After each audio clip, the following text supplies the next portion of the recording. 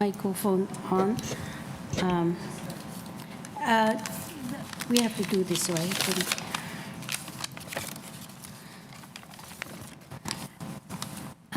Good afternoon. Welcome, everyone.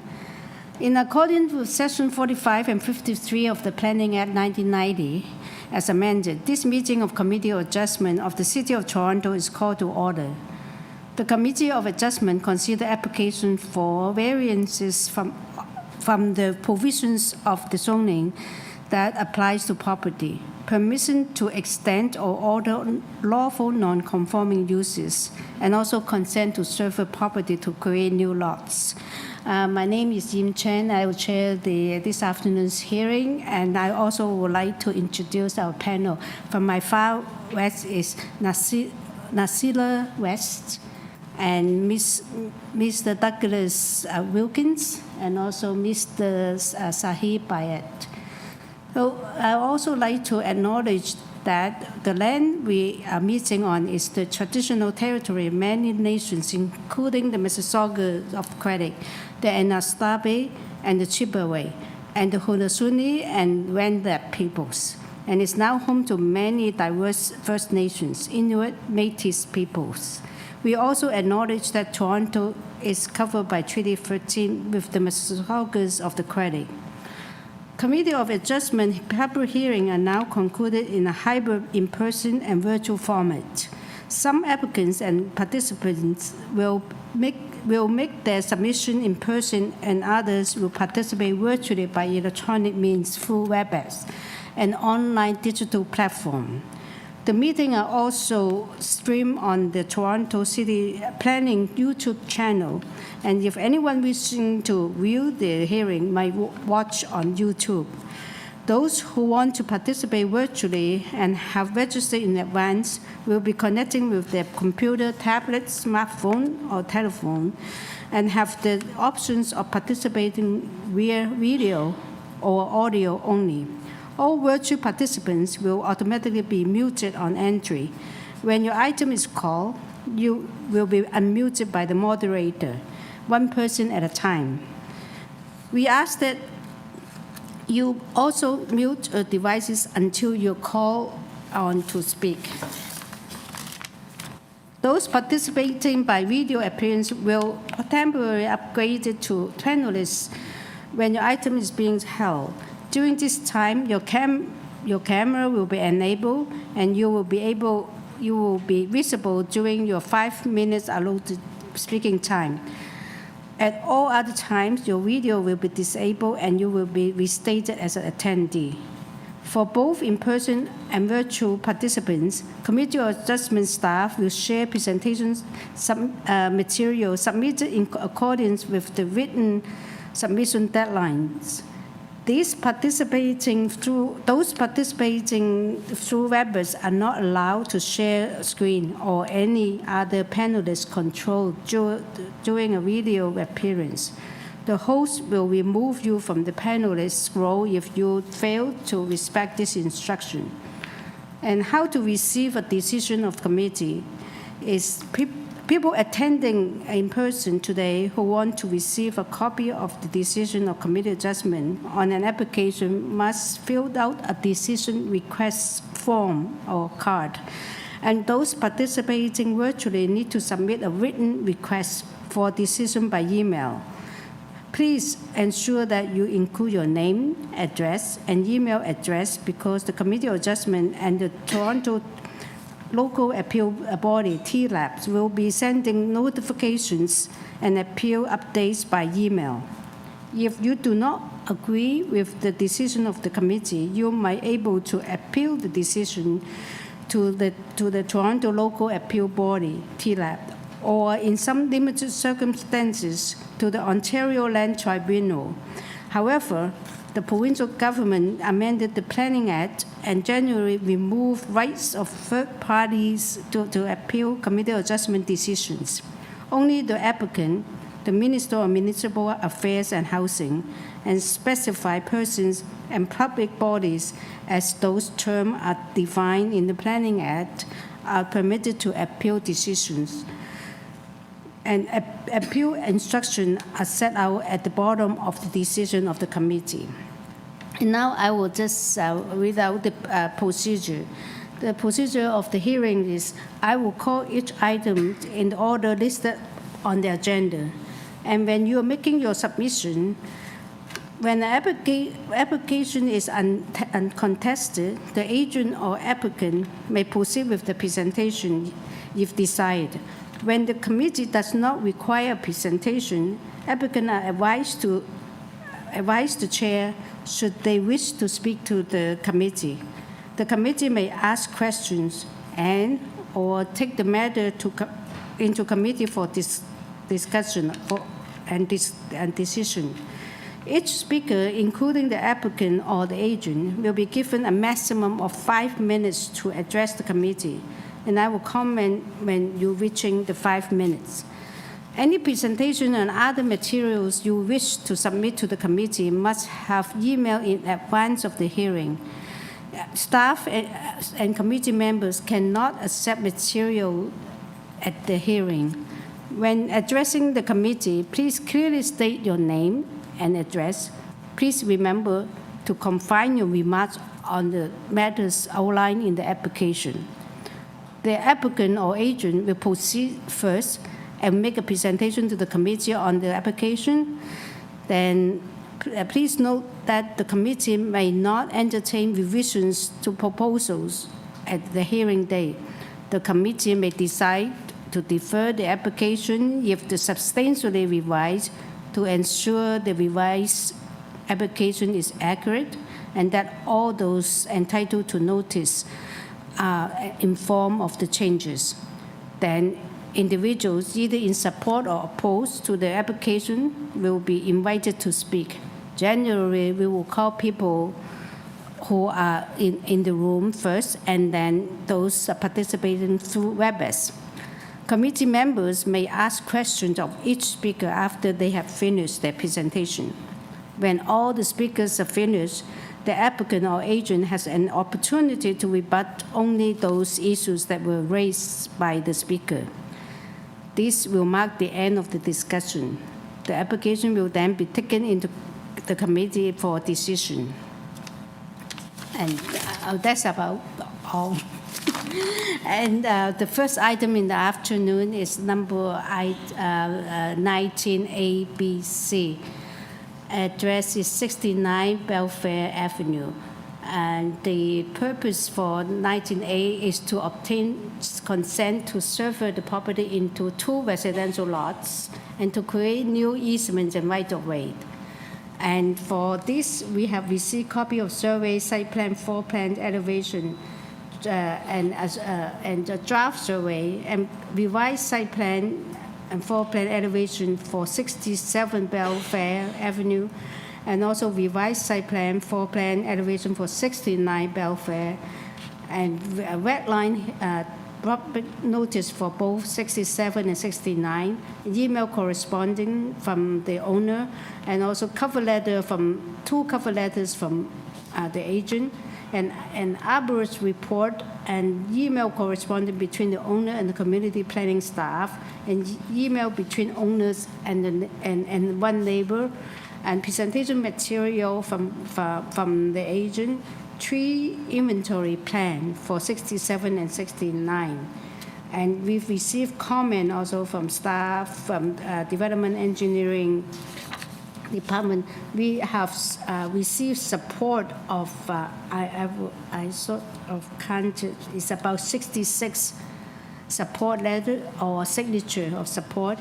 And the opposition, they mainly on BELLEFAIR Avenue and WAVERLEY Avenue and also Wheeler Avenue. Opposition, I sort of counted if I'm wrong, is about 29 oppositions. They're also from BELLEFAIR and Wheeler and also the WAVERLEY Street. And this component is the A, and then B and C. They want to construct a new 3-story detached duplex with an integral garage and partially covered front porch with stairs. A rear ground floor covered deck with stairs, rear second floor balcony, rear third floor rooftop deck, and a rear basement walkout with a patio. And there will be 2 residential dwellings within this dwelling. And for B and C, they both seeking 5 variances. Through you, Madam Chair, we have the agent online as well as 7 registered speakers. Oh, Some in concern, most in opposition. So at this time, we'll unmute Franco Romano. Well, good afternoon, Madam Chair, members of the panel. Franco Romano, 321 Lakeshore. yes. I can show the revisions on my presentation slide. I think it might be E4. Perfect. Slide number 1. So there are revisions, and the revisions remove the rear covering for the ground floor deck. They remove the rear second story balcony. Okay. So variances number 3 and 4 for both items are removed. 3 and Those are 4. longer being Okay. requested. Yes. So delete 3 and 4. Okay. And Yes, for thank you. both 60s, is it for both 67 or 69?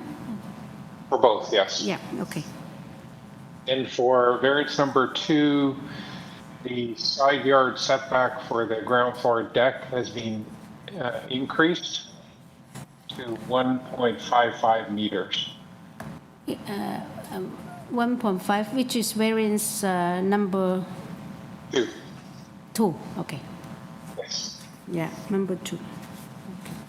These revisions, as well as the design features that are included in the proposal, are a product of extensive dialogue with both city planning, other city departments, as well as the community. Many residents, as you've indicated and seen, are okay with the proposal. Some continue to have concerns. The owner continues to have dialogue with several owners and will continue to do so. The first part of this application is the severance, and on slide 2, you'll see that the proposed lot frontages are very much in keeping. Oops, lost the slide. Yes, thank you. Slide number 2 shows the lot frontages that are smaller than 7.62 meters in blue, and that represents about 72% of the study area and about 71% on BELLEFAIR. So you see that the lot sizes, both in terms of frontage and lot area, in terms of lot configuration or rectangular configuration, they respect and reinforce the existing physical character. What I'm also showing here, even though it's not a variance, is integral garages. Integral garages are permitted on lots that have a minimum 7.6 meter frontage. So we don't see them everywhere, because if you're smaller than 7.6 meters, you're not permitted as of right. Although there are lots and houses that have garages on 7.62 meter. Nice. On slide number 3, we'll see side yard setbacks that are smaller than 0.9 meters. Now, the zoning bylaw does permit 45 centimeter side yard setbacks. A 90 centimeter side yard setback is required when there are windows. So the only side yard setback that is being proposed as a variance is because there are windows. Many of those windows have a side yard setback that is larger than 0.45 meters. So for example, the third floor, the side yard setback for the windows are anywhere from 1.669 meters. On the second floor in the middle, it's about 1.6 meters. If we go to slide number 4, we'll see that the dwellings in this area, this low-rise built form, is 2-3 stories.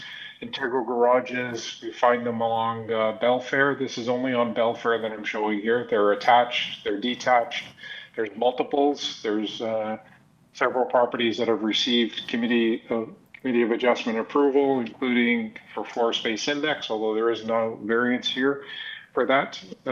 Floor space indices in excess of 1.0 on BELLEFAIR are quite common, as well as in the neighborhood. On slide number 5, you'll see in magenta on the site plan that the proposal, the buildings fit within the as of right permissions. And there's, so in terms of side yard setback, length, setbacks along the back and the front. Again, the side yards are only because of the windows, and you'll see that on slide number 6. See that it's a sculpted building. Again, in magenta on the right-hand side, you're going to see that the buildings fall under the permitted building height. Building setbacks are all within where one would be able to be constructing a building. And we'll see on the lower left-hand side, this side elevation, we'll see a basement window, a dining room window towards the front. Doesn't match up with any other window.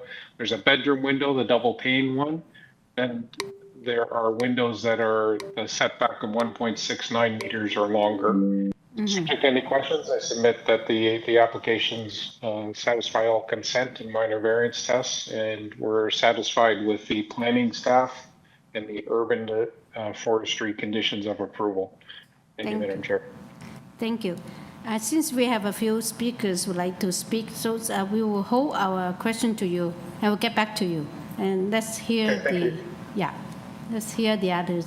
Through you, Madam Chair, we'll hear from those that are in person first. Yeah. So let's start with Derek McNulty. If you can just come up to the podium. He's online? Okay. Brian Clary. Okay, just come up to the podium there.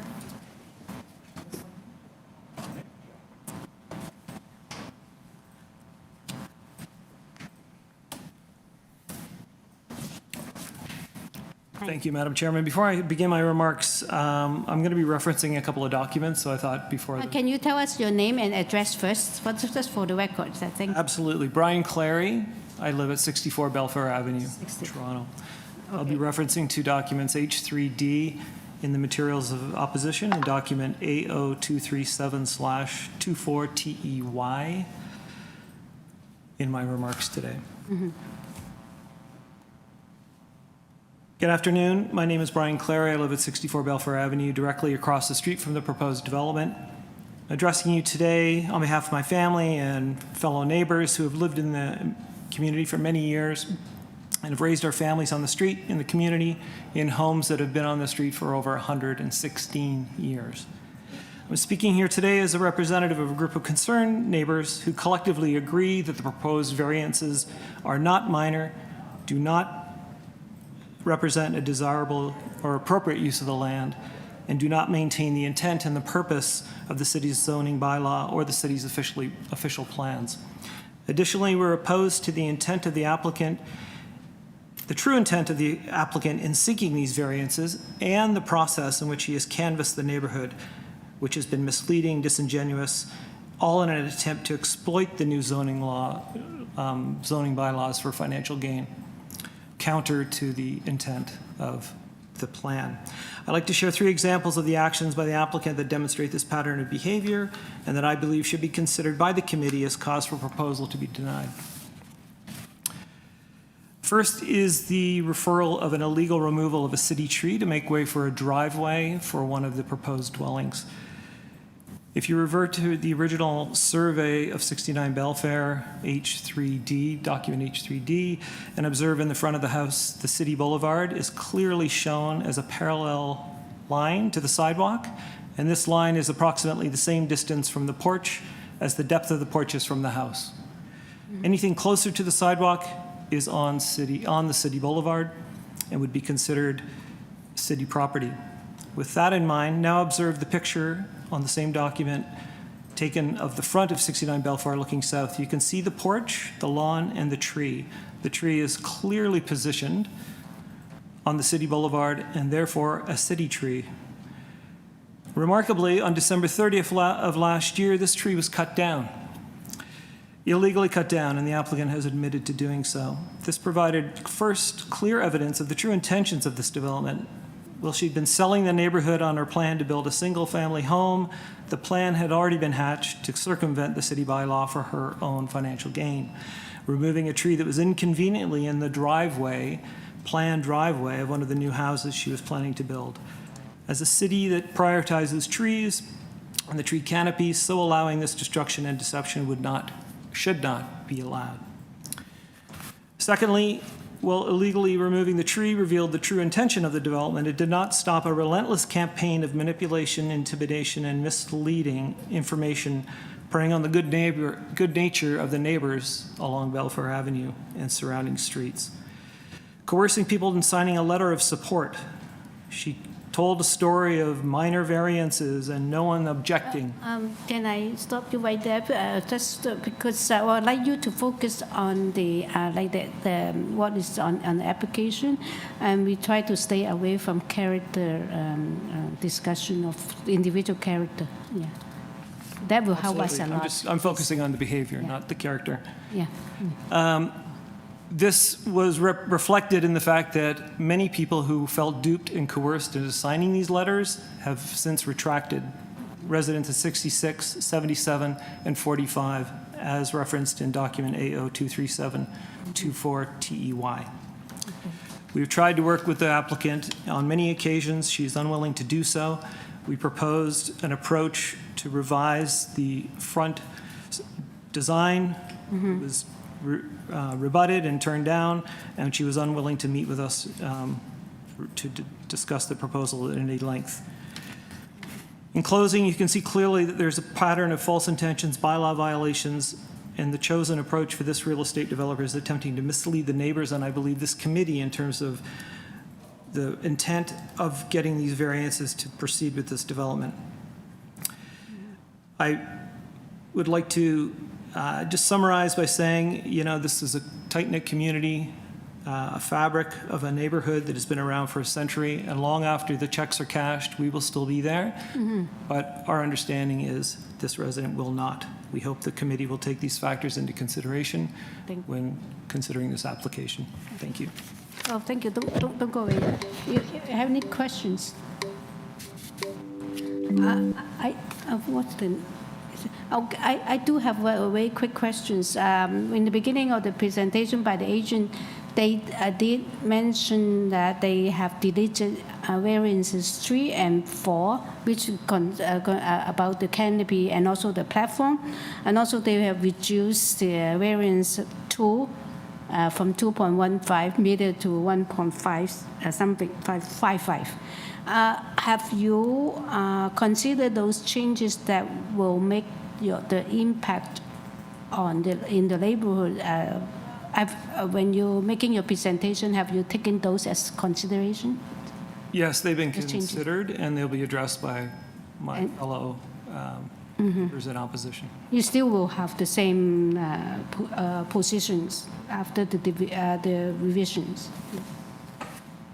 They help, and they definitely appreciate the effort, but I think there's still some outstanding concerns we have. Okay. Thank you. Thank you.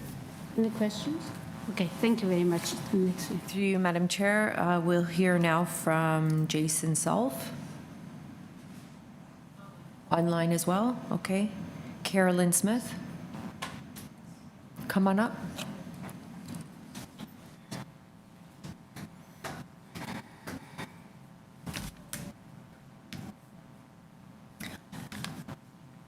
My name is Carolyn Smith. I live at 60 BELLEFAIR. 60, okay. Thank you for this opportunity to address my concerns regarding the future development plans for 69 BELLEFAIR. While I appreciate the developer's desire to build what she described to me as 2 multiplex homes on the site, I have deep concerns about the designs of these homes and their massive size. I will briefly list some of my relevant reservations. There has been complete contempt shown for the current streetscape.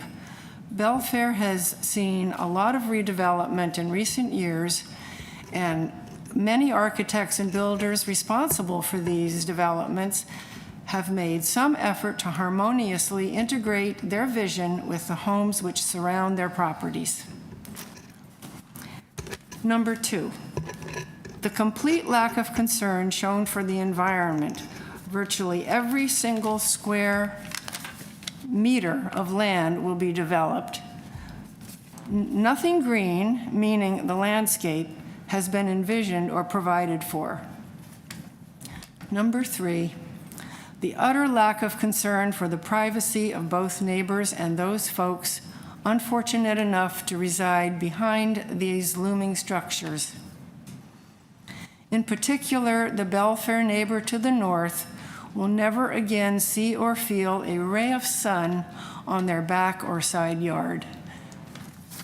There's going to be a very high, long wall going from the front of the house to the end of the house, which is almost to the end of the backyard.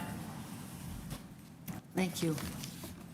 Oh, thank you. Just raise it. Any questions? No. Thank you. Yes. Through you, Madam Chair, I'll call up the owner at 89 Bellefair Avenue.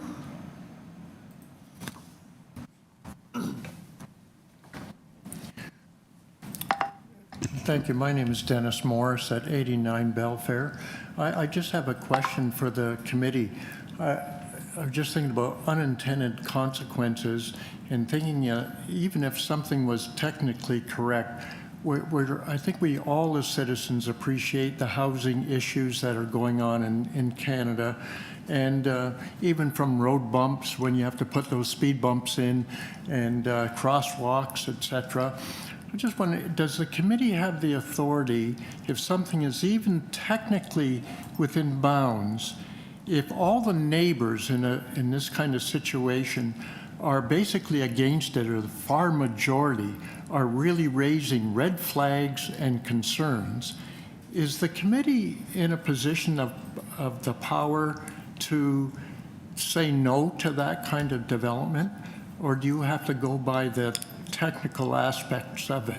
Would you actually listen to all the neighbors who have raised the red? We do, yeah. We do listen to neighbors, and also I can defer to our Deputy Secretary Treasurer to answer. In the beginning of the hearing, I did outline our mandate as committee adjustment.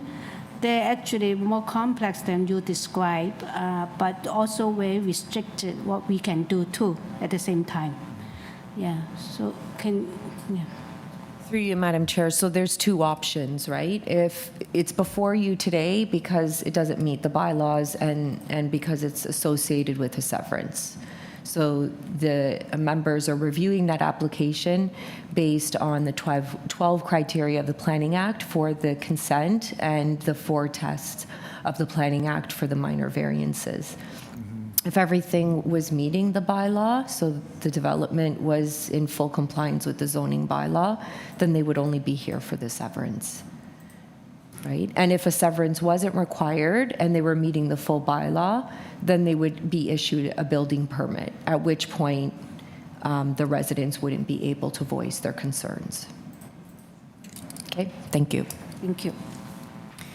Through you, Madam Chair, I don't believe there's anyone else here in person that wants to speak on this item. See none, so we will turn to our online folks. So 76 Bellefair Avenue, you've been unmuted. James Maycott. Yeah, hi, can you hear me? Speak a little louder or into the microphone a little bit. Yeah. Can you hear me there now, or? Yes, we do. Okay, yeah, it's James Mango. I'm at 76 Bellefair. Far enough away from the property that I can't really see it, but I did sign a letter of support. It was a, what do you call it, a form letter presented to me by the, I guess, the owner. So I did preface my support on the point that the neighbors closer to the property, you know, their opinion should more directly be of a concern to the committee in my eyes rather than my support. So although I did support the project, I am some distance away from it. So I would like the committee to hear the opinions of those neighbors who are much closer to the property than I am. Specifically, the one variance of 0.9 meters. I guess that's a side setback. They're looking for to have a side yard setback of 0.45 meters, so that's less than half of the required. They're small numbers, but the variance, the bylaw itself is small. It's only 0.9 meters, but they're asking to cut that in half. So really, that's my point is, are the neighbors closest to the property okay with having that bylaw cut in half? So again, it's a small distance of 0.9 meters, but the variance, I'm not sure if we can call it minor when they're asking to have that side yard setback cut in half. So 2 points. One is the side yard setback. Cutting it in half seems like a big ask, so it's half of the required setback. And secondly, that the neighbors who are closer, I believe their opinions matter more than mine. And that's all I have. Oh, okay. Thank you. Any question to this speaker? Oh, no. So thank you very much. Yeah. Through you, Madam Chair, we will now unmute the owners of 74 Wheeler Avenue.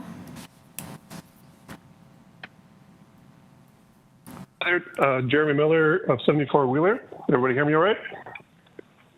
Yes. Okay. You have 5 Sorry, minutes. yes? Yes, we can hear you. Yeah. Okay, fantastic. Sorry. So again, I would be supportive of anything that came from Kim and Derek of 71 Bellefair. I've discussed the matter with them in terms of how they are going to be impacted by this development. So I also oppose it regarding the same points that they would. In addition, we'll be staring at the back of the house, and from my understanding, a lot of balconies are proposed for that back of that house, and we're already dealing with a lot of exposure from a privacy perspective in our yard, and to have a 3-story house go up, we'll be looking straight into our master bedroom, or down at this point, I guess. So privacy, a big concern for us, just due to the fact of the size and the plan of the design of the house. And then some additional points that I called out in the letter that I sent in. Just from a historical perspective, our house here is over 100 years old, a wood-framed house. And a lot of the houses that are even going up on our street typically fall in line with the design and the look of houses that you would see historically in the beaches. And certainly something like this will be much going against that look and appeal for our neighborhood. So historical preservation, important to us. A large footprint of the size that's been planned to put in there from an environmental impact perspective, even just beyond the water runoff. The reduced green space should be taken into consideration as well. It'd be hard to put any green space on that space once that building's put up. Traffic congestion, huge concern again. Already a lot of traffic on these streets. So building something this large with potential for multifamily will even increase the congestion in this area. Lastly, just from a community cohesion perspective, establishing these large sort of out-of-place developments can disrupt the social fabric of a neighborhood like this, and it can lead to tensions among residents and sort of reduce that overall community cohesion, ultimately reducing the value of other homes in the neighborhood. So primarily those are my concerns, and I certainly agree with those that would have been already spoken to from 71 Bellefair. Nothing else. Thanks. Okay. Thank you. Any question to this speaker?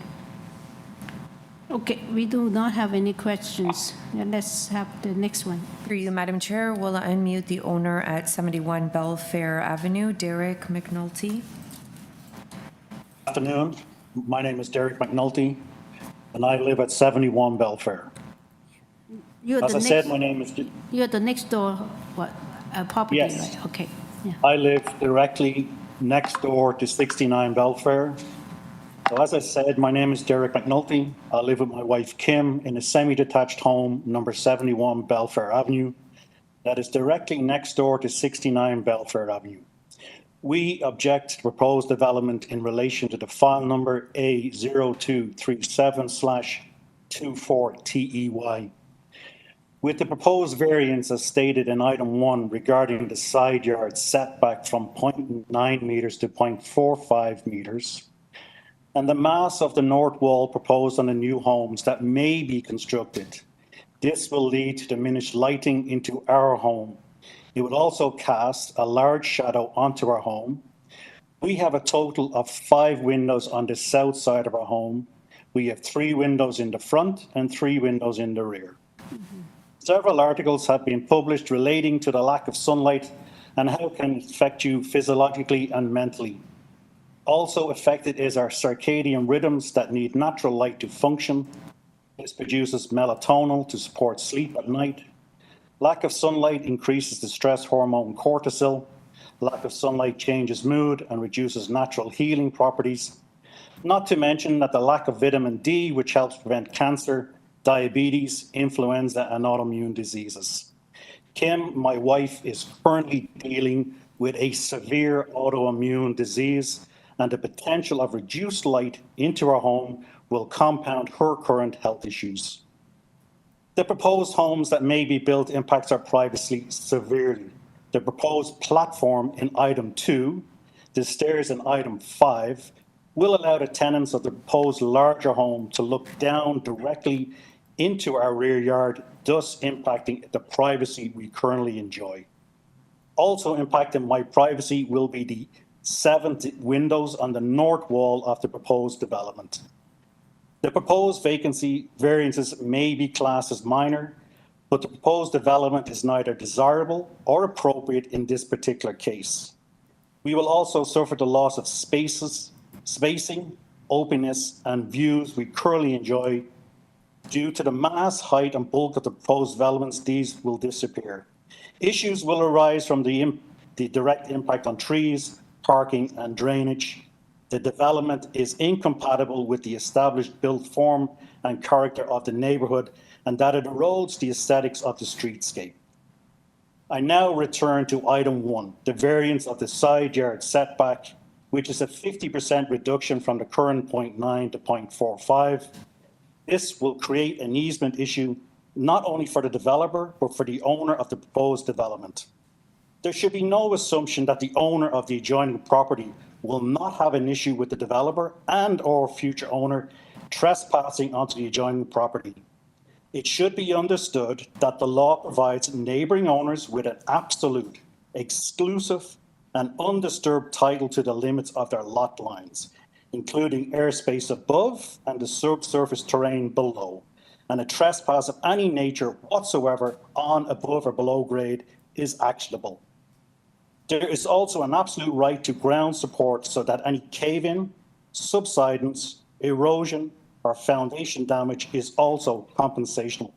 Careful consideration needs to be adhered to regarding this variance. And that's what I have to say. Thank you. Thank you. Any questions? No. Yeah. We bring the next one. Yeah. Through you, Madam Chair, we will unmute Jason Self from 68 Bellefair Avenue. If you can hear me, that's great. That's very clearly. Very good. Great. Thank you. Thank you, Madam Chairman. My name is Jason Self. I live at 68 Bellefair, directly across the street from the applicant, and have tried since the minute the sold sign was posted to welcome and engage with them and to ensure an amicable end result. My business is focused on creating fourplexes plus ADU housing solutions across the city. And I have worked extensively with the EHON team, specifically the Garden Suite, Multiplex, and Major Street initiatives.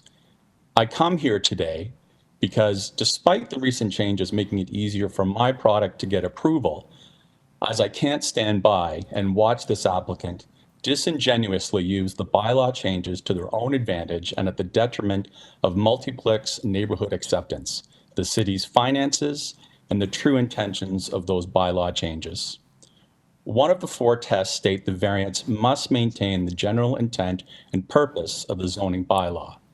This applicant has shown a small bachelor apartment in the basement, and as such has avoided FSI requirements as well as paying applicable development charges. I know, given my direct experience and work with the EHON team, that the purpose of the zoning change is not to promote new development like this application, as it's not a true long-term duplex. If the intent of the applicant was to have a true duplex, why would they design the plan such that the bachelor unit has to walk through the owner's backyard, taking away all of the backyard privacy? If one of the homes and the associated bachelor units is for the applicant and her parents, why are they doing the same thing on their spec build? Who would pay over $3 million for a home with no backyard privacy?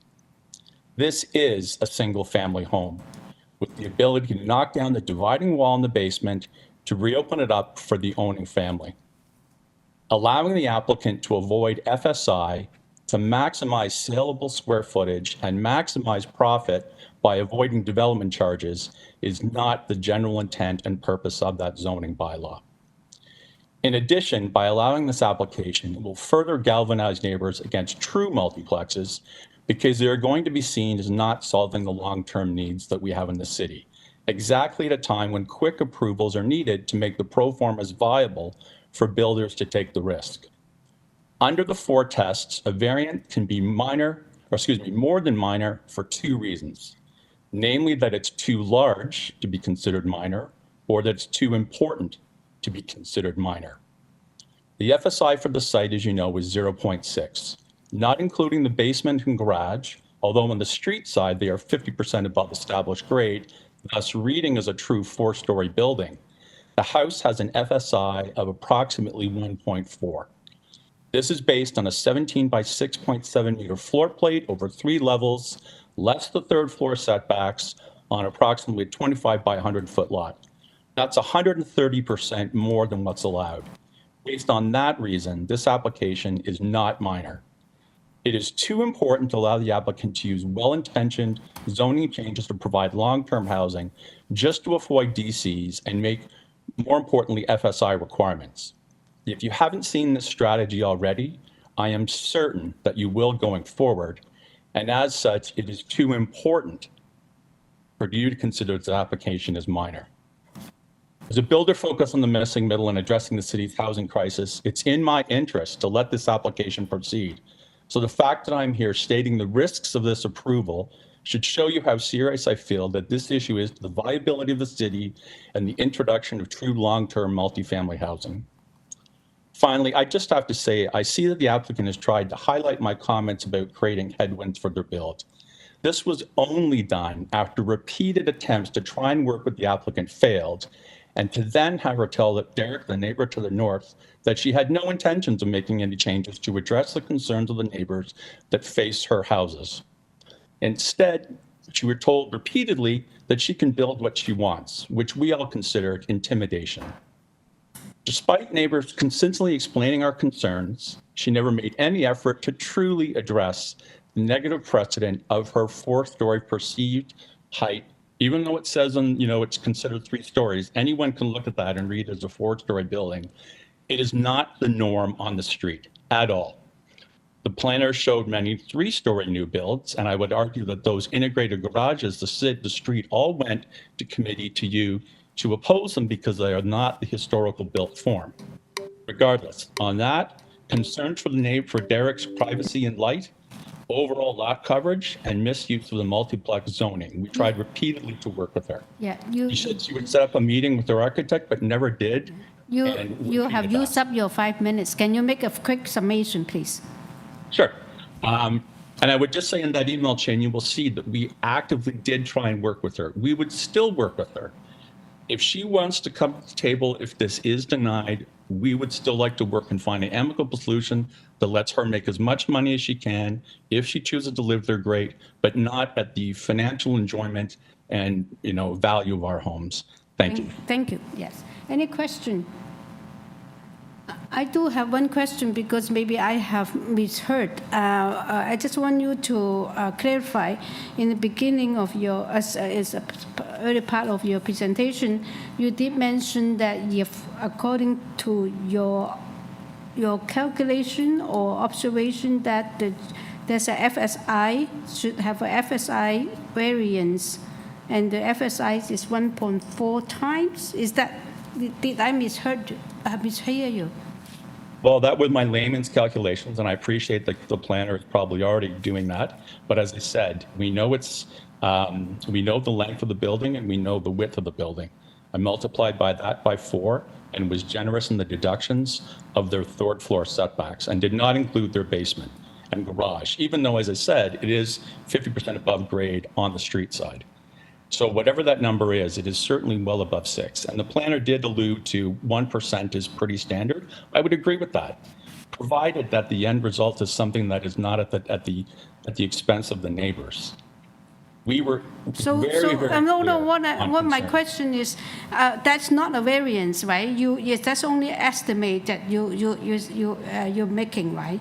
That's I what appreciate that. Yeah, But my okay, thank argument, you. the connection of my argument is by the disingenuous use of the real intentions of the multiplex bylaws, they have circumvented FSI. And again, for the reasons that I stated, that is not a true unit. That city should at least be putting something on there to ensure that cannot be absorbed back into the home, because this will happen. I've talked to many builder friends, and they're all like, hey, this is a great circumvent. All you got to do is slap up a little unit in the building, and then you don't have to worry about FSI.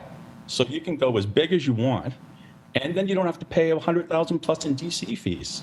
So I'm saying to you, you will see this daily going forward.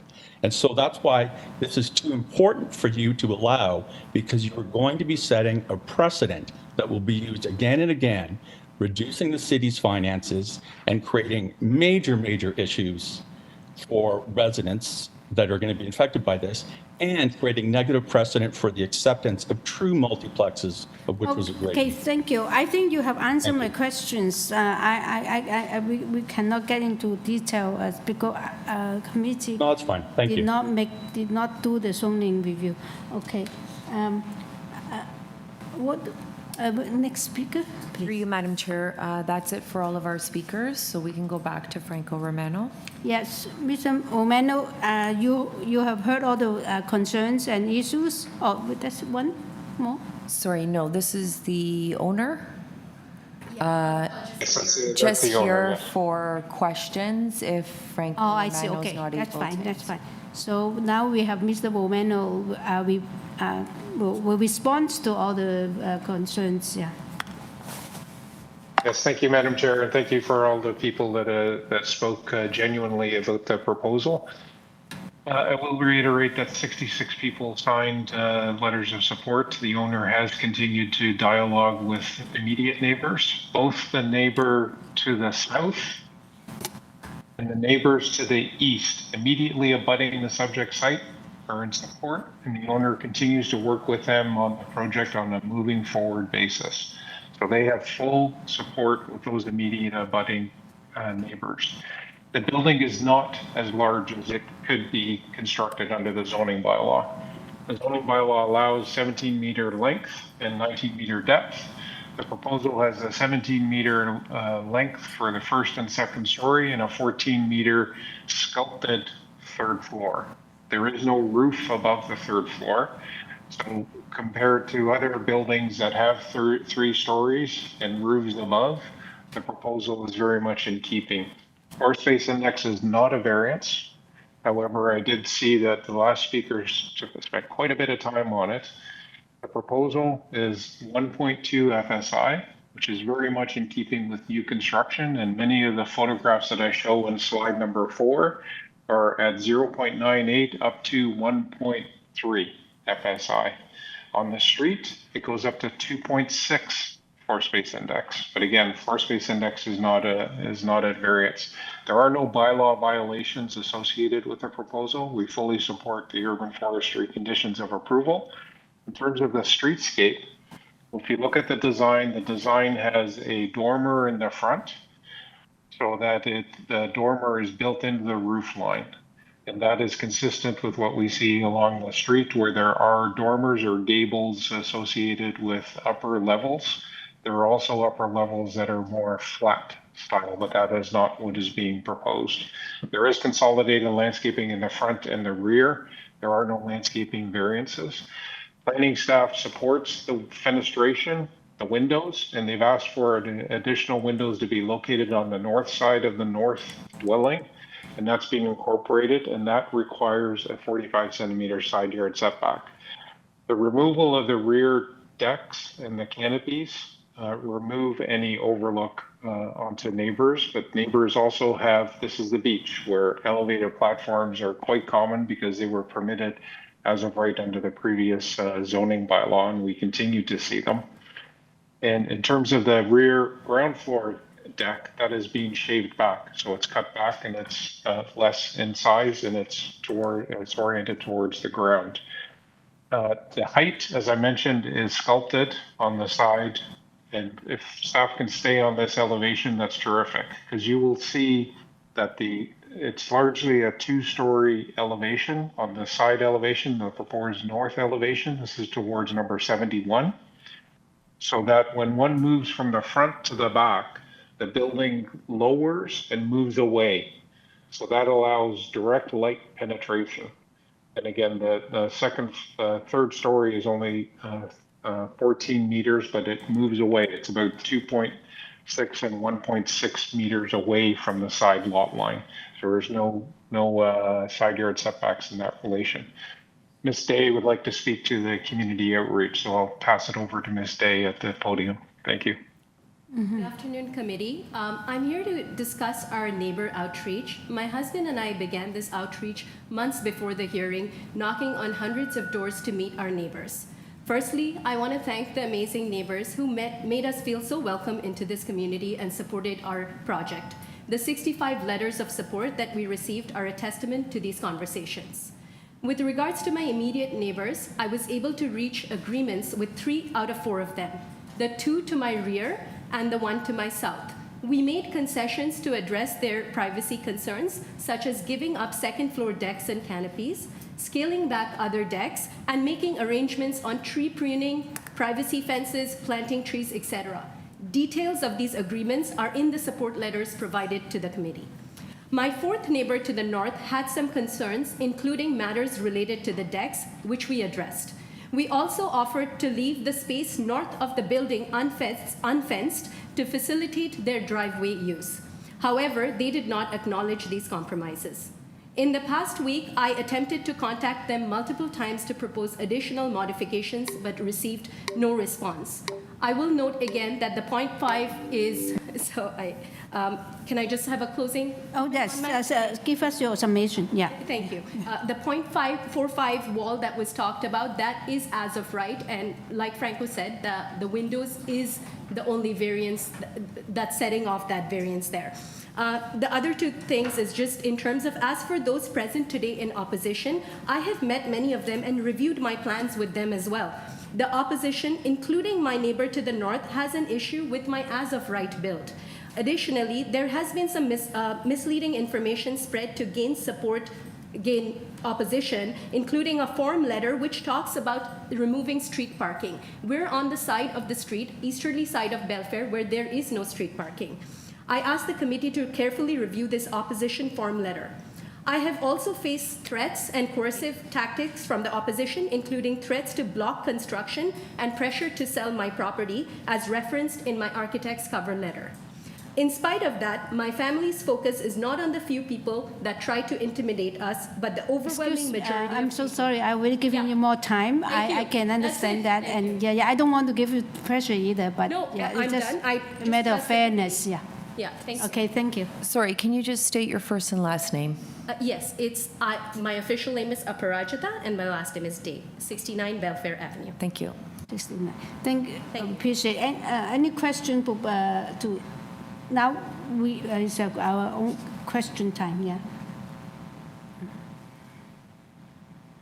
Any questions of Franco Romano? Thank you. No. Okay, it seems that we do not have any more questions. Mr. Romano, we are in committee now. Thank you. Okay.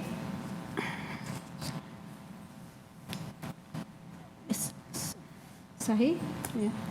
Yeah, I'll just maybe, perhaps I'll just start off. Once again, I think, thank everybody for their comments and input. I also want to note that apart from all those in opposition, I was looking through all the folks that are in support, and there's a substantial number of people who have signed support for this project that are in the immediate vicinity. So they're not, 5 streets away, 10 streets away, so they're immediate neighbors. Let me speak to the previous speaker's attempts to reach out. We have before us 3 variances, noting that 2 variances have already been deleted, and one of the 3 variances has been revised. So we have an amended application. The variances that we see before us, and I'd just like to note that I believe it's the owner who just spoke to variance number 1, that, if I'm not mistaken, if I haven't misheard, that the 0.45 side yard setback is as of right, if that is correct. No, it is as right if there are no windows. There are no windows. If I think there- there's one window that triggers. There are quite a few windows, they put, yeah. So if there are windows, the setback is a little larger, I think 0.9. Yeah. So that may be the only contentious one that I can see at this point. Apart from that single variance number 1, the 2 other variances to me seem quite reasonable. So I don't see any real issues with this particular application. So it's a supportable from what I see at the moment, unless my colleagues point out something that I've missed. I think it's a supportable application. And I'd also like to note that I believe the purpose would have to be amended as well, because the second floor balcony, the rear second floor balcony, from what I understand, has been deleted. I'm not sure if Oh, can you speak to the mic? Yeah, they So cannot I'm not hear. sure if I misheard that the rear second floor balcony has also been deleted now, so there's only a rear third rooftop deck. I don't remember, we can. Through you, Madam Chair, Umeno. variances number 3 and 4 were removed, So that means that there will be, it's about the deck too, I but don't, you may want to go back out of committee and Yes. just confirm with the agent yes. Yeah, that that's, it's removing the balcony altogether, or that the balcony will be in compliance with the zoning bylaw. yes. Let's do that. Mr. Omeno, can you confirm or clarify and confirm that the balconies, whether they're going to stay or they will be removed? Second floor. Yeah, Yes, thank you for coming back to me. If you go to slide number 1 of my presentation, I have it redlined there. Yeah. And just zoom in on one side of 69 or 60 under the purpose of the application. I have strikeouts in a couple of different places. So the rear ground floor covered deck, the word covered would be removed. Yeah, remove the second story And- balcony, yeah. And the rear second floor balcony would be removed. Yes, because by deleting those 2 variances, yeah, they have to remove. Okay, Those would thank, be 2 changes to the purpose of the application that should be made for both minor variances. Thank you. thank you very much, yes, you're right. Yeah, so as I said, I think this is, from what we have in front of us, I think it's a supportable application. I'd like to add that the setback from the north, although we say that if there are no windows, they're allowed as right, 0.45, but the fact is they have windows, so the setback, it is like a variance. But when I also look at the site plan, especially on the north side, what it mitigated is that the distance, the actual distance between the houses is quite large. There's a driveway in between. Okay. So I think that that will make the things less honest. Yeah. So comment, discussion?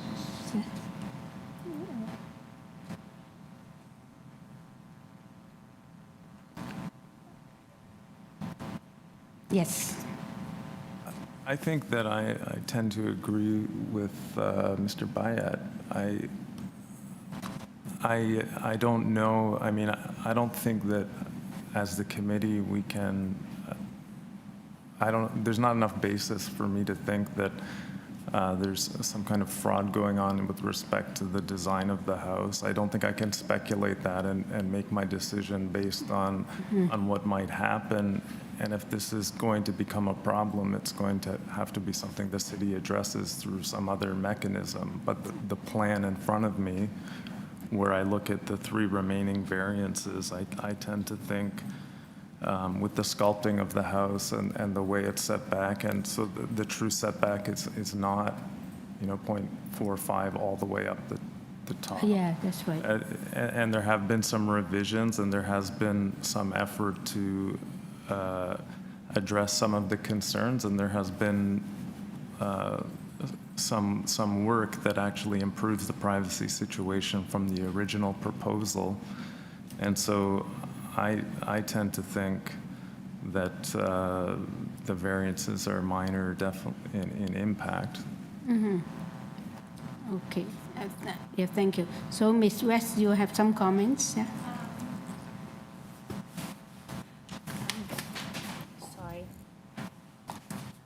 Sorry, through you, Madam Chair. Just want to confirm one more time. So the neighbors on the north and south are both supporting the applicant? No, the south. The south is not. The south and the 2 east side, which is abutting the property too, So the south is in support. is in support. That means 65. Yes, and 71 is not. Is that one separated by the driveway? Okay. It's not. Yeah. All right. And then I was looking at the 4 variances that were before 3. us. 3. So that, yes, now it's only 3. Yeah. And one of them have been modified.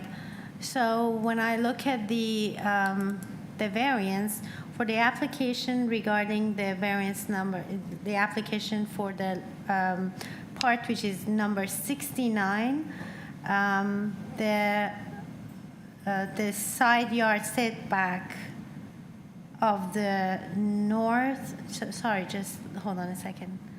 This is number 69, which is on the north. The south side line.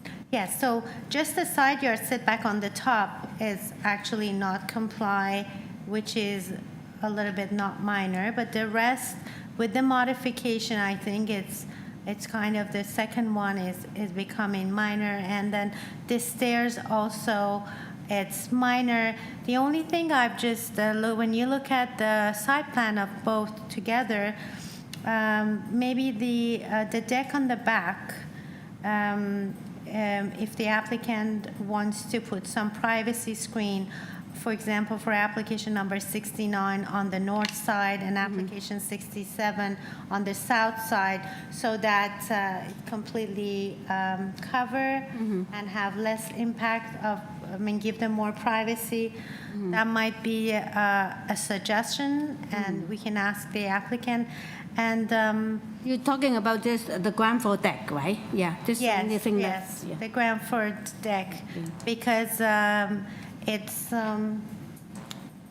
it have a big deck, and then on the north side of 69, Yes. if we can get a privacy screen, we can give the neighbor on the north 71 more privacy.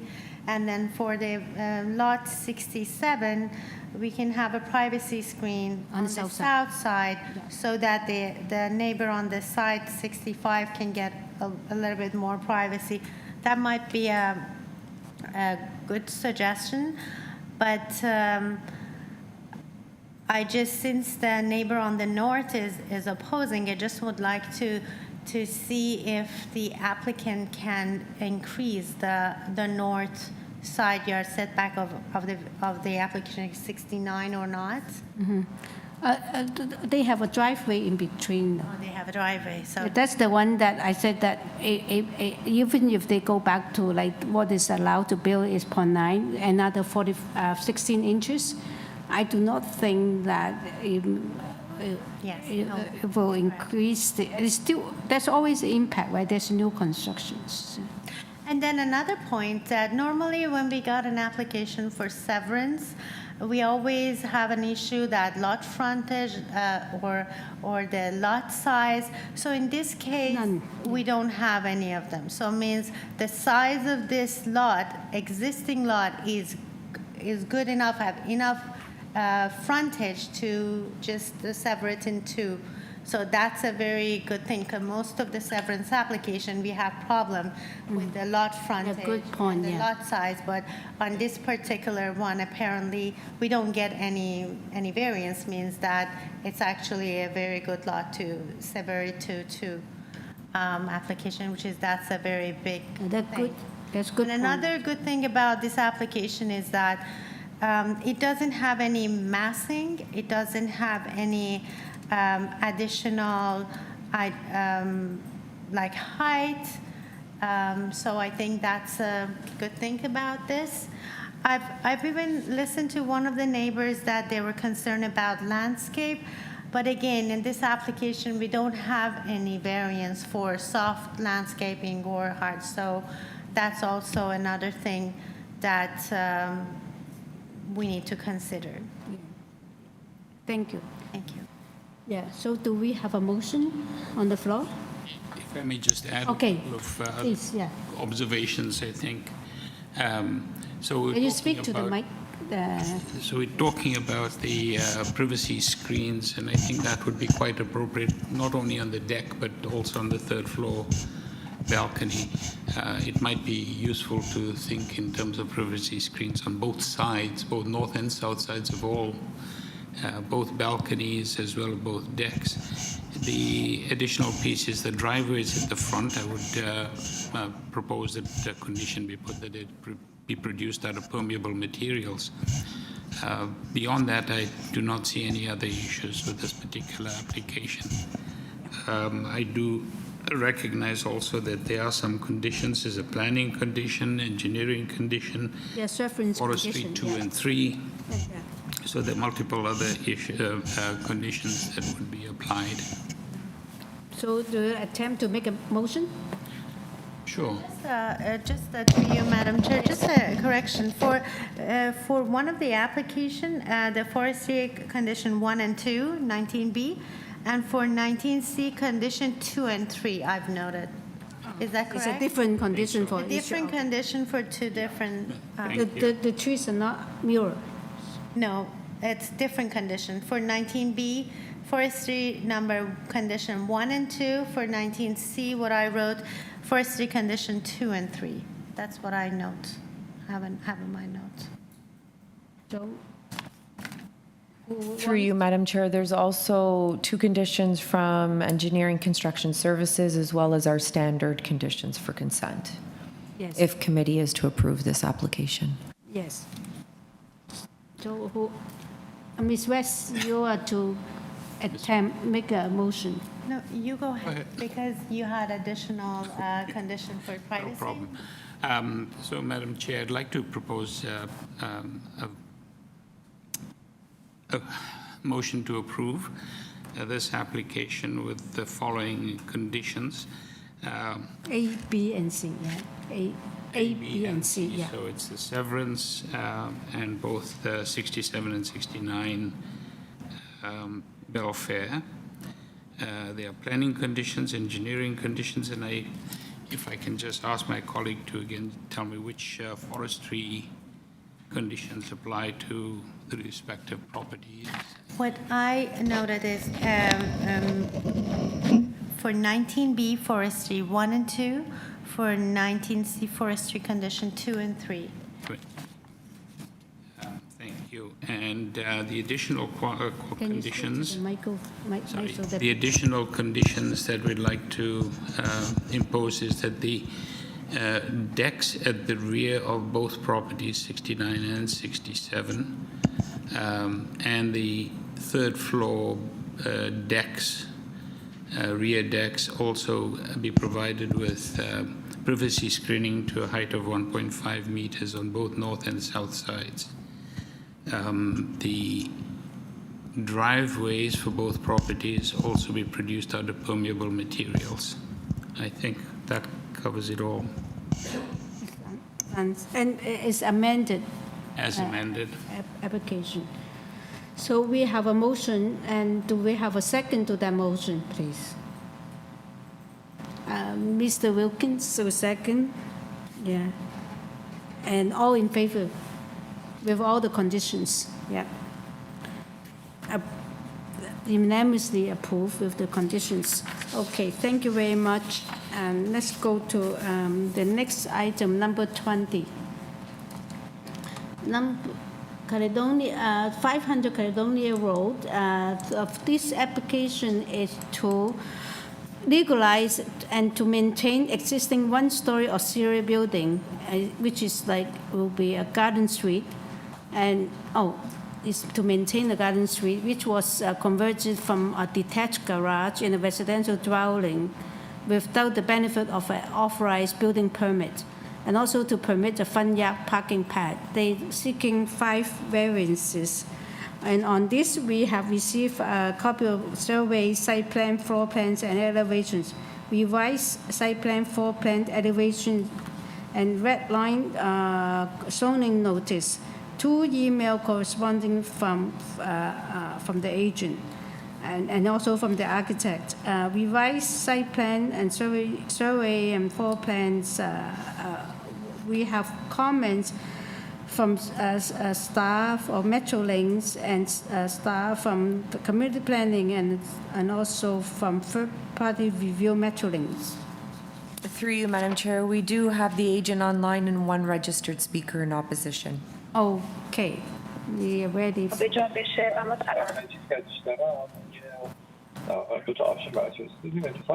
Hello? Hello. Hi. Hello. Yeah, hi. I am Arshad Meshkar, and my address is 180 West Beaver Creek Road, Richmond Hill. And I'm here to explain the changes made to the existing garage and to present the final proposal for the garden suite. This subject property is located in an RM zone, which permits garden suite. The owner decided to convert the existing garage into a garden suite. However, due to the changes in some parts of the walls and roof, this garden suite is considered as a new garden suite. I need to tell you that one of our variances is removed. I think the third variance is regarding the distance between the garden suite and the main building. It was removed. And for the first and second variances related to the side yard setback and the encroachment of the eave, and just pertain to the existing part of the garage that we are retaining. For the other parts, the proposal complies with the required setback of 0.88 meters and the eave encroachment. It is important to note that for the fire safety, there are no opening on this side, and the wall is 45 minutes fire protected with non-combustible cladding. And the other variants concern the parking space. We need 1 meter undisturbed width for 5-party access to the garden suite. And to address this issue, the proposed parking space is partially on the city property to have enough width for parking space and 1 meter 5-party access. We are applying for a front yard parking license to obtain a required permit for this space as well. Additionally, if you check Google Maps, you'll see that most neighbors park in the front yard, area under similar conditions. So the proposed development respects the characteristics of the neighborhood while aligning with the general intent of the related zoning bylaw. We also submitted late revised drawing to address the planner's comments regarding the more than 5 meter distance between the main building and the garden suite to ensure that no walls are in proximity to the neighbor's building. To achieve this, I made a reference to increase the distance from the neighbor's buildings. I also discussed the revised drawing with Mr. John Humsey, the planner, and he expressed his satisfaction with the changes. Thank you for considering our application, and I would be happy to answer your questions. Actually, I have a question before you even hear the opposition, because you have submitted as a revised zoning notice, and on there are 5 variances, and then there was some revisions on the number 3 there. And I just want to know, on the agenda, we only have 4 variances. I'd like to know whether this has been reflected on the agenda or this is more updated. For you, Madam Chair, there's 5 variances for this one. Oh, maybe I... Scroll down on, it goes on to the next page. I didn't see the next page. I was too fast. Okay. 5 variances there. Okay, so the only change is what then? Is a variance, the 5 meter, right? The only change is variance number 2 instead of the 1.7. That's a question to the applicant? Yes. Yes, we provided a 5-meter distance from the main building to the garden suite. That was before 1.75 meter, and now this variance is removed. So you're deleting variance number 2 altogether? Yes, we delete this variance altogether. Okay, that's my question too. Yeah, deleting that. Is it because you actually removing part of the garden suite to obtain the 5-meter distance, right? Yeah, we removed the front part of the garden suite to obtain the 5-meter distance. Okay. Okay, now we're ready for the opposition. Actually, may I ask a question first? Okay. There's the staff report from May 29, 2024, and the staff report includes a comment that community planning still has concerns that variances have been missed in the submitted red line public notice and still have issue with the proximity of the proposed garden suite to the neighboring dwelling to the north, given the variance regarding the north side setbacks. Do you have comments on that? Yes, I told you about it, that I revised the drawing and sent the late revised drawing. If you check the drawing, you can see that I made a request to increase the distance more than 5 meters. That was the concern of the planner. And right now we don't have any, no walls are in proximity to the neighbor's building, and we have enough space. Around 77 centimeters, 0.77 meter, if you check the drawing from the neighbor's building. So we have enough space, distance between neighbors and the garden suite. And I checked this revised drawing with the planner, John, who did that, who had that concern. And he told me that he's satisfied by these 3 changes. And he told me if the committee members would like to call him, and he can say that he's satisfied right now by this change. I'm totally lost actually.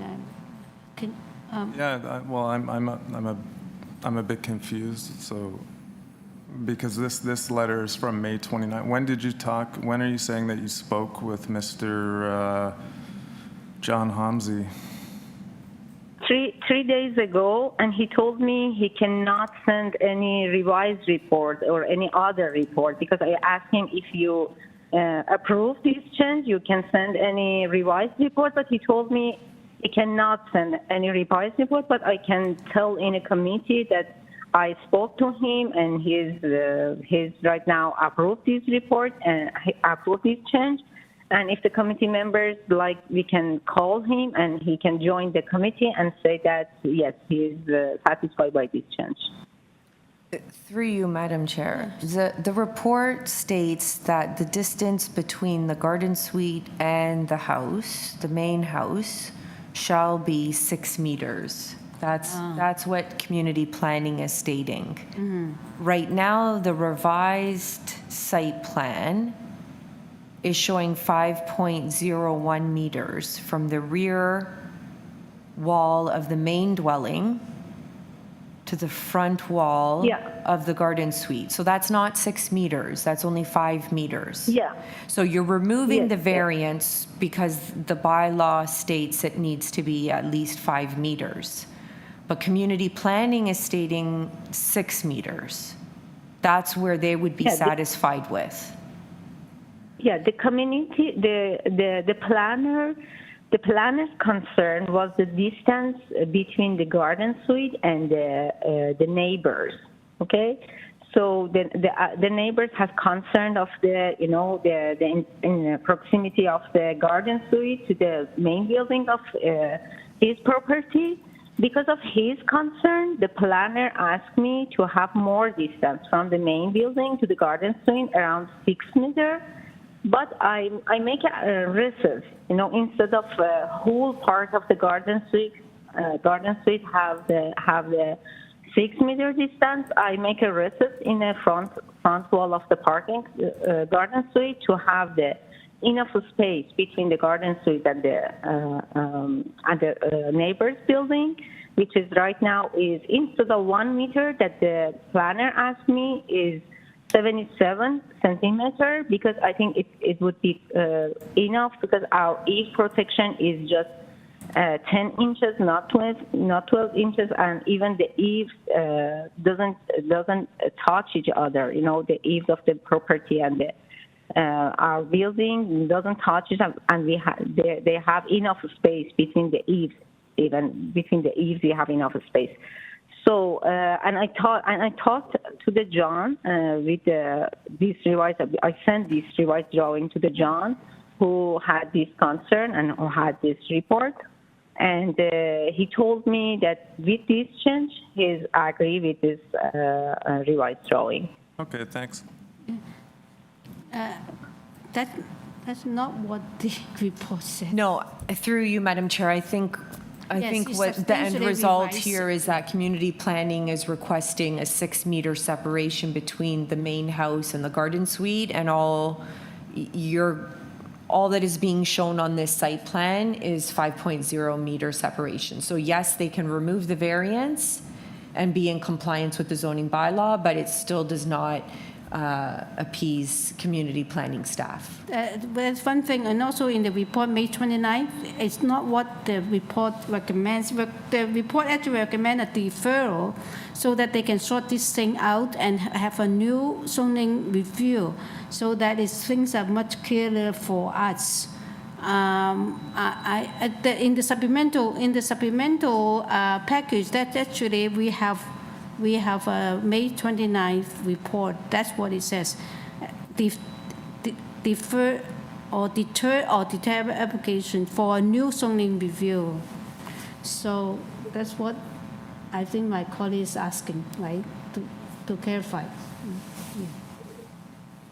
Actually, I should have asked that. I was actually just trying to understand what exactly was the concern, because I wasn't quite sure. It's been such a complicated route for this file. I became a bit confused trying to figure out exactly where we were with it. Yeah, and also the purpose clause will be inappropriate anyway, because if it's to legalize and maintain means that as it is. But it seems that they are going to change it. They're going to tear down part of it. It's not an existing building anymore, right? Again, that's the question to the applicant to confirm. If you see the date of the planner report is May 29, and after his report, I talked to him and I asked about why he wants the more than required distance between the main building and the garden suite, and the zoning said 5 meters is enough, and why he asked us to have 6 meters. He told me my concern is the neighbor's property, and he mentioned it at the end of his report. If you see in his report in a comment, at the end he said that you can check it. The new plan and the red line zoning notice were submitted to the committee. He said that Yes, community planning had previously identified issue with the proposal regarding the failure to meet the intent of the garden suite zoning bylaw policy, especially referencing the proximity to the neighbor's property. Okay, so his main concern was the proximity to the neighbor's property. That's why he asked us to have 6 meter distance.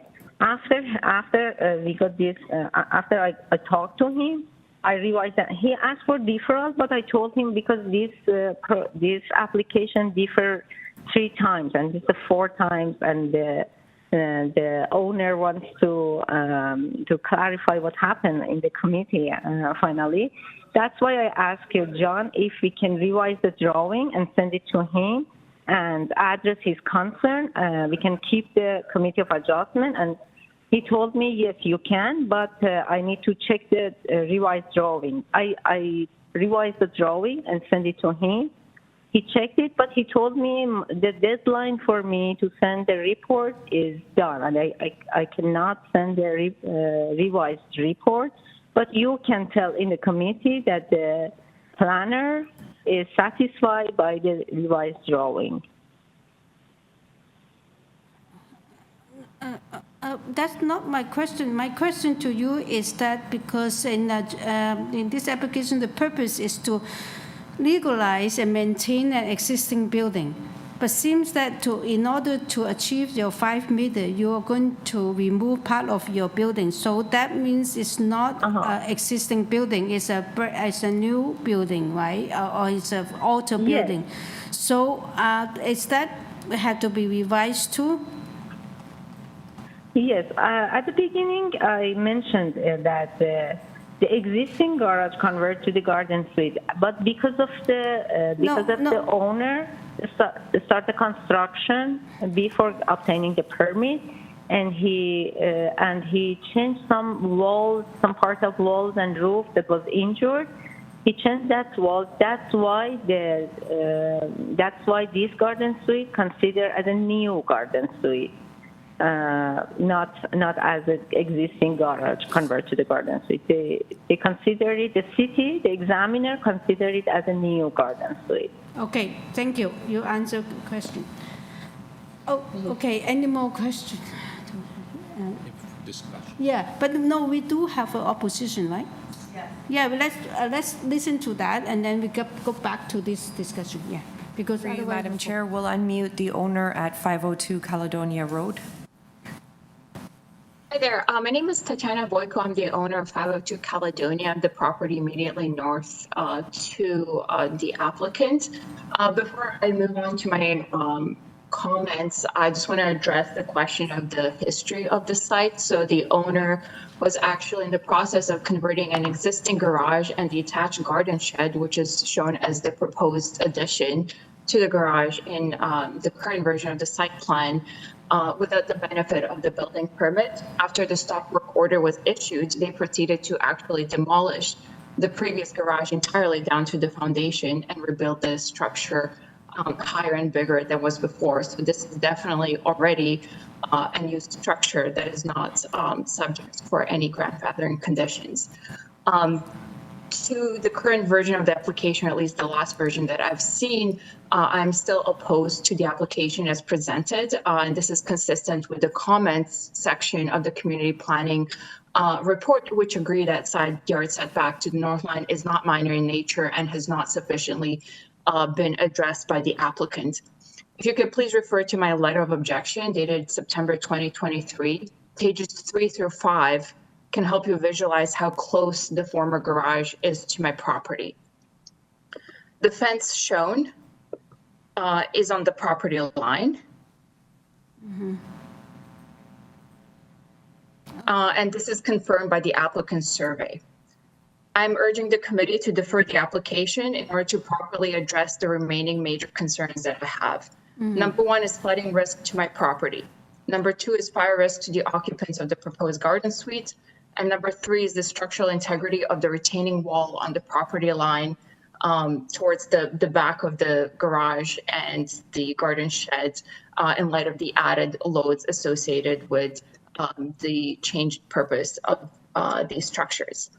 Number one, flooding risk to 502 Caledonia. We're in an area that is a well-known basement flooding risk. This is well recognized by the city, which is currently constructing a new major stormwater trunk just one street over to the west on Gilbert Avenue as part of the Fairbanks Silverton Storm Trunk Sewer System.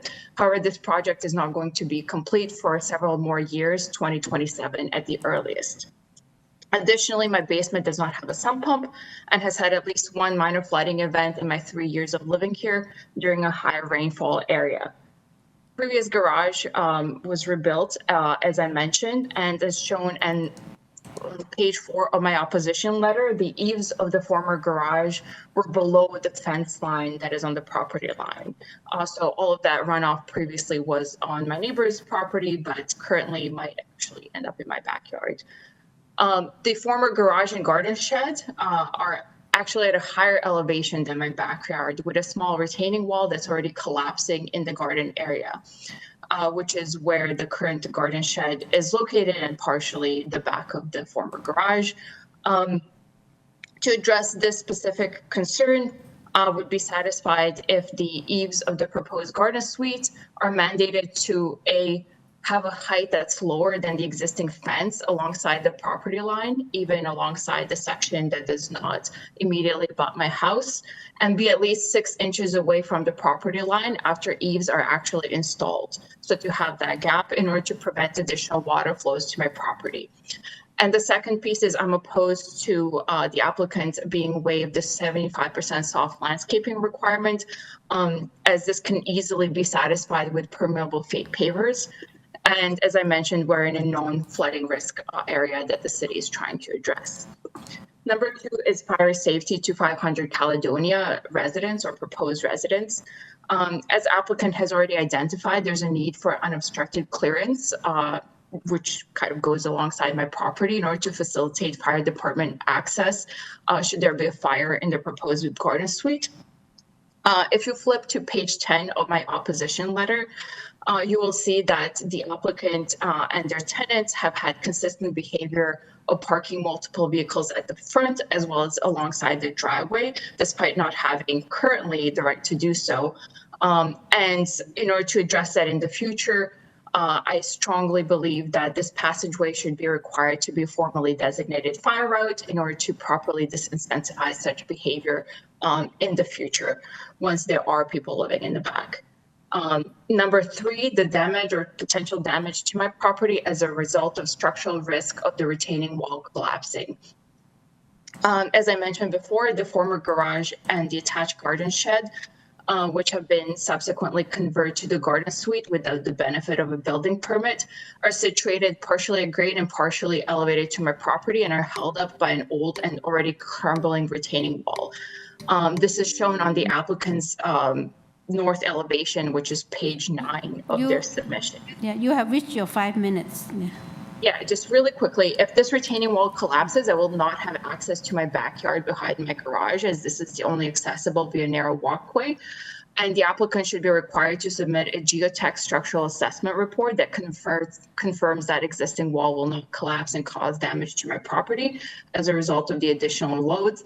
And if such report shows a need for this to be reinforced or rebuilt, the applicant should be required to include a proposed solution that does not require access to my property in order to obtain their building permit. Thank you. Yeah. Any question to this speaker? No. Let's bring back the applicant. Yes, exactly because of the neighbor's concern. He provided 77 centimeter distance between the existing garden suite and the neighbor's property, and even eaves doesn't touch each other with the neighbor's property and the garden suite, and we have enough space between these two buildings. And we removed the front part of the garden suite, and we for sure we comply with our safety matter to remove these parts and convert it to the soft landscaping. And I think it doesn't have any, any concern. It doesn't have any issue if we have the garden suite comply with the bylaw. And, I think we address all neighbors' concern in our revised drawing to satisfy them.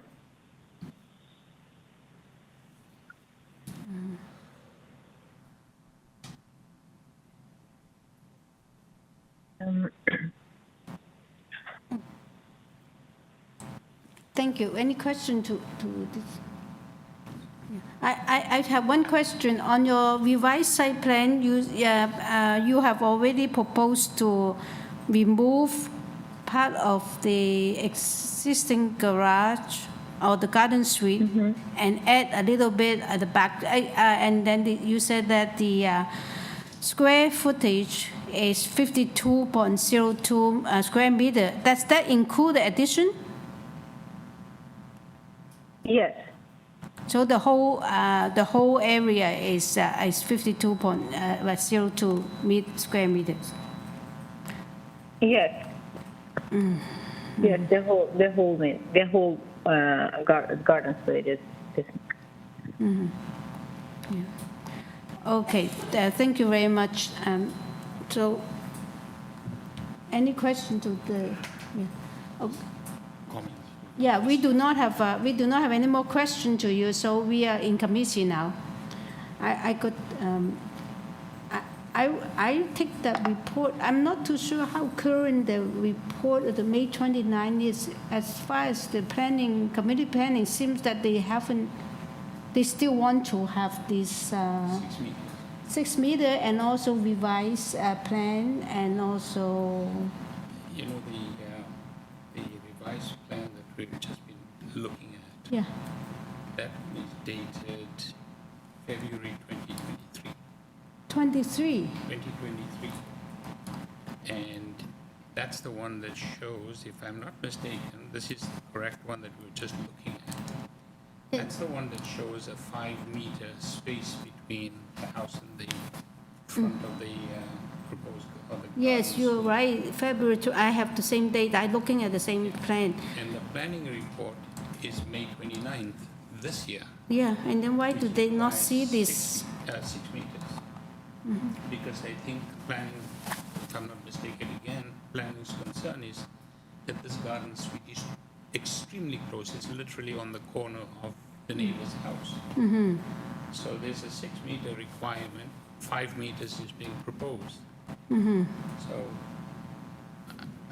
either the applicant from this particular issue, either the applicant accepts a deferral and revises, or we might end up having to refuse I said they might consider a refusal of this application. I'm not sure. Through you, Mr. Chair. Yes. Or Madam Chair, we've had this deferred a number of times, so I think at this point there should be a decision. Yeah, I see. Yeah, and also I have questions in terms because of course I don't have the bylaw in front of me. The whole length of what's been proposed is 13.24 meter. It seems like there's a length limit for garden suite too.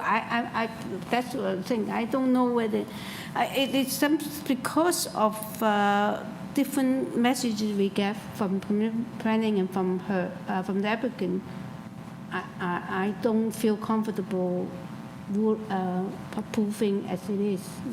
And if I may just add to that, we just had an application that wanted 14 meters for a garden suite or laneway suite. Yes. Which was excessive. Yeah. And this is 13 point something or the other.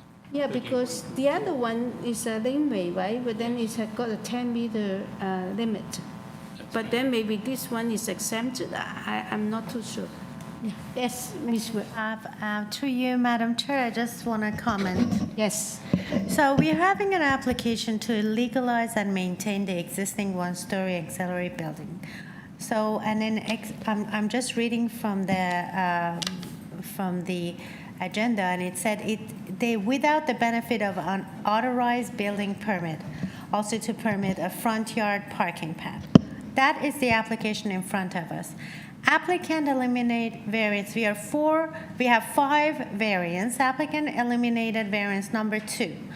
But still, some of the variances are not minor. And also the variance that triggered the transportation staff, and they also comment on it. We got a letter on 24th of May from transportation, and they're kind of against the variance number 4, and therefore they said they have no objection, but they have condition because they want the applicant to relocate the proposed parking space to be located fully within the property line and restore the driver curb cut to a full curb and replace the pavement of the existing drive in front of you. So that's also the condition. So now we are going to the staff report, which issued on 29th of May, but we received it on 30th of May from planner John Humsey, which the applicant referring that I talked with John. John mentioned this, that. I'm just reading from the comment. This application had been deferred 3 times. So it means from October 4, 2023 to today, which is 5th of June, 2024, the applicant have 8 months to address the issue. The first deferral, which was on October 4th, was to address and consult with the neighbors. Today, we had the neighbors come and still was not satisfied. So during these 8 months, the applicant have time to talk, still couldn't accomplish anything in terms of the satisfying the neighbor. That's why we had a neighbor right here. So therefore, although the staff, kindly recommend that we defer the application so that give them another chance to submit more documents or update, I think it's not fair to staff, and because it's 3 times and they had 9 months, and still we have an issue, and we have. Understood, yeah. So therefore, I think it's at this stage, I'm more inclined to refuse this application, and then because it's very confusing. We go back, we all try to understand, and there's information missing. There are things that most of my colleagues keep asking, you ask, because it's not a clear application for us to approve.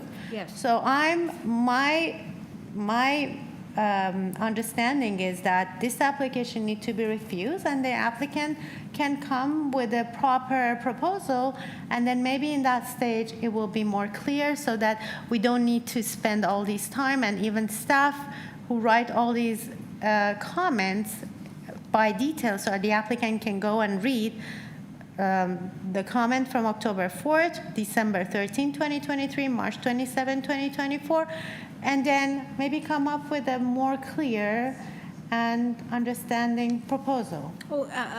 Your points are well taken. That's what I'm thinking. Also, the key thing also is the parking pad is still outside city property.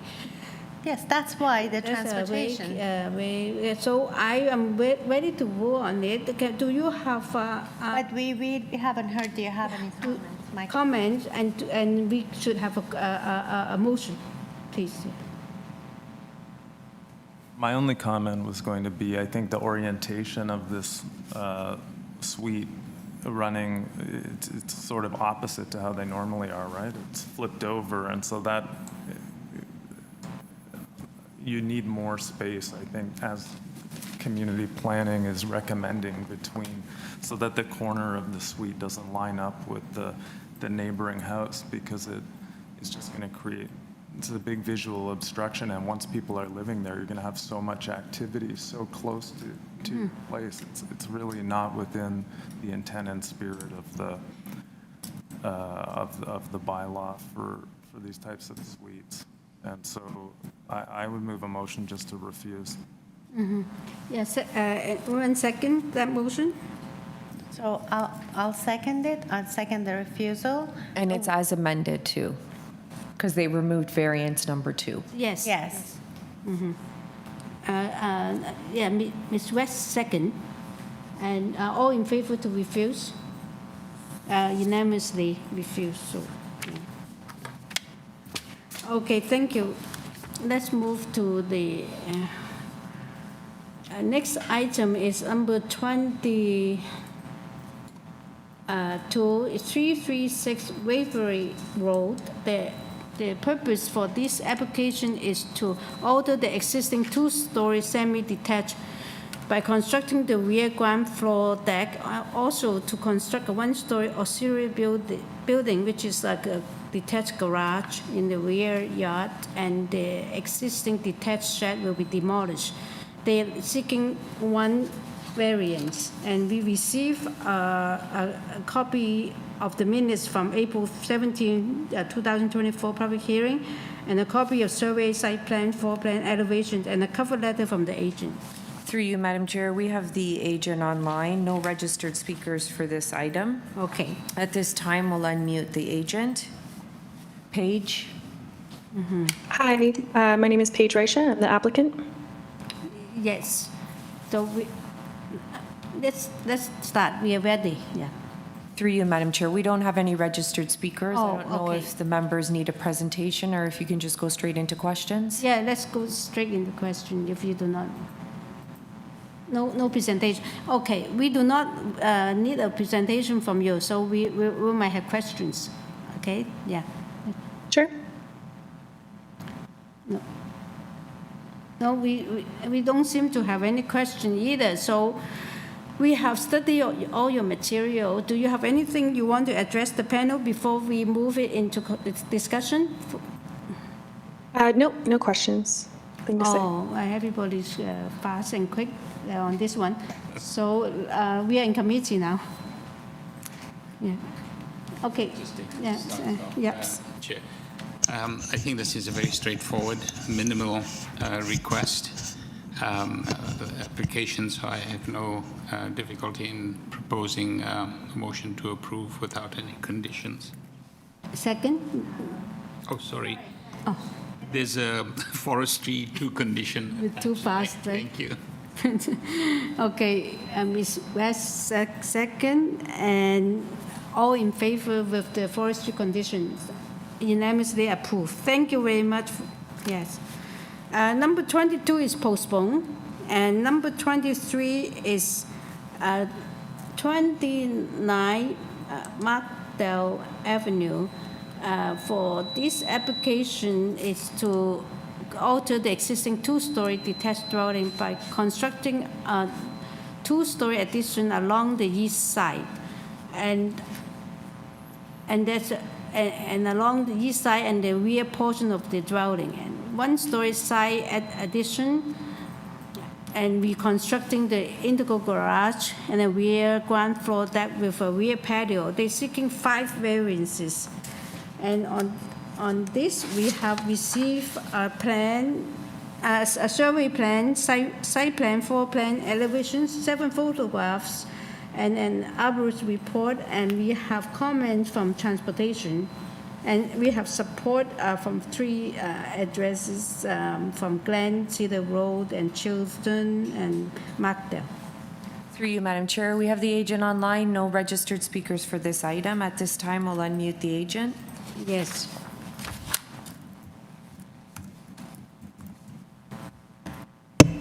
Any for me to speak? A little bit louder, please. We can't hear you.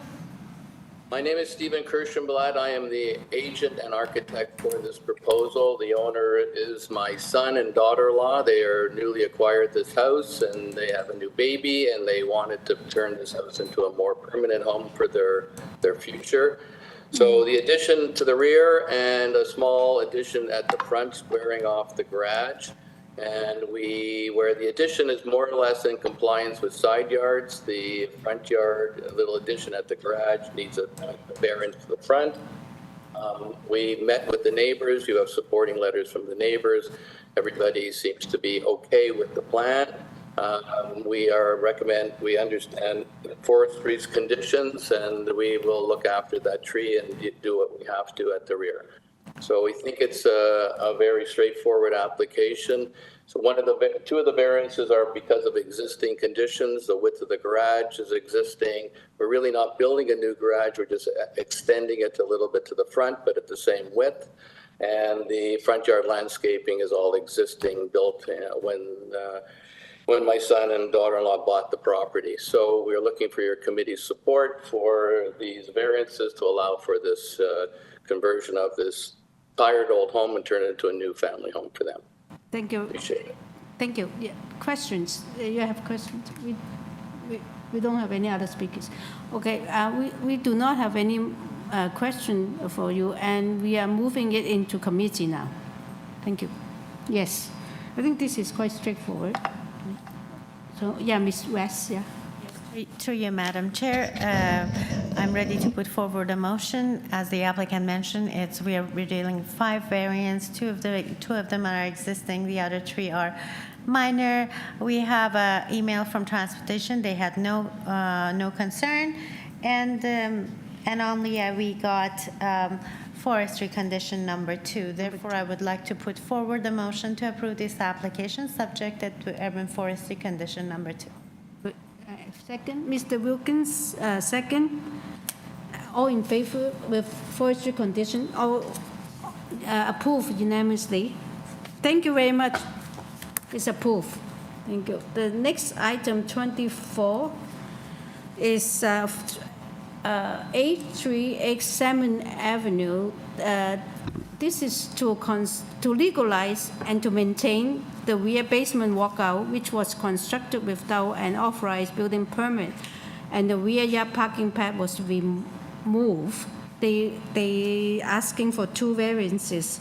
Here we receive a plan, a survey site plan, floor plan, elevations, revised site plan, 2 photographs, and an order to comply, and presentation material from the agent, and also comments we receive from transportation engineers, staff, community staff, the community planning staff, and opposition. We have 2, one in Frater and one in Salmon Avenue. Through you, Madam Chair, we have the agent here in person and no registered speakers for this item. Okay, just we do. Yeah, can you tell us your name and address first? Yeah. Good afternoon, Madam Chair. My name is Sahar Arfa, and I am representing the owner of 838. Push the button. Yeah. Oh. And I am representing the owner of 838 Salmon Avenue. Okay. Since you do not have any speakers on this item, I'm going to check with the panel whether they require a presentation from you. Anyone want to? Just. We can go straight into questions. Sure. Okay. We have questions. Yes. Just a quick one. It's variance number 2. Is that an existing condition? I'm looking at Google map and the view of the house. It looks like there's a certain amount of soft landscaping. I take it that's what you've got. That's an existing, yes. Thank you. Since this is you receive an order to comply, can you tell us why you need to do this or legalize it? To legalize the walkout? Yes. Why did you build? Okay, so the owner has built a walkout without the permit, and since it's at the end of right-of-ways, there's like the car cannot be passed to the end of the right-of-ways to go park in the rear side of the house. Yes. Therefore, we have to remove the parking mandate in order to close that permit and legalize the walkout.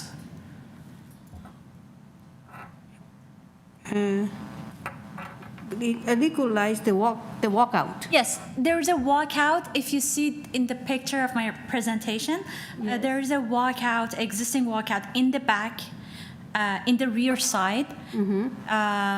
It's still under construction. It's not 100% finished. We need to add the railing. That's the front side. If you can show the picture in the rear side. Well, that's not my presentation. Yeah. So we enclosed it so no one can fall off because there's no railing, but we need to legalize it, so in the future we can have a secondary unit, maybe, as per the owner's request. But for now, the location of the stairs, it's by the end of the right-of-way, so there's no car, like the car cannot pass to go park in the back. And because we don't have a front parking, then the only way to close that permit is to, remove the parking mandate.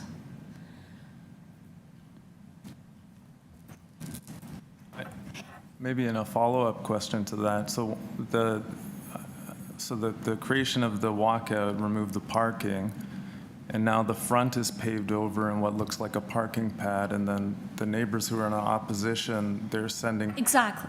That's existing. So what we're going to do is we're going to remove more than half of the paving in the front of the house, and we're going to create as a softscape.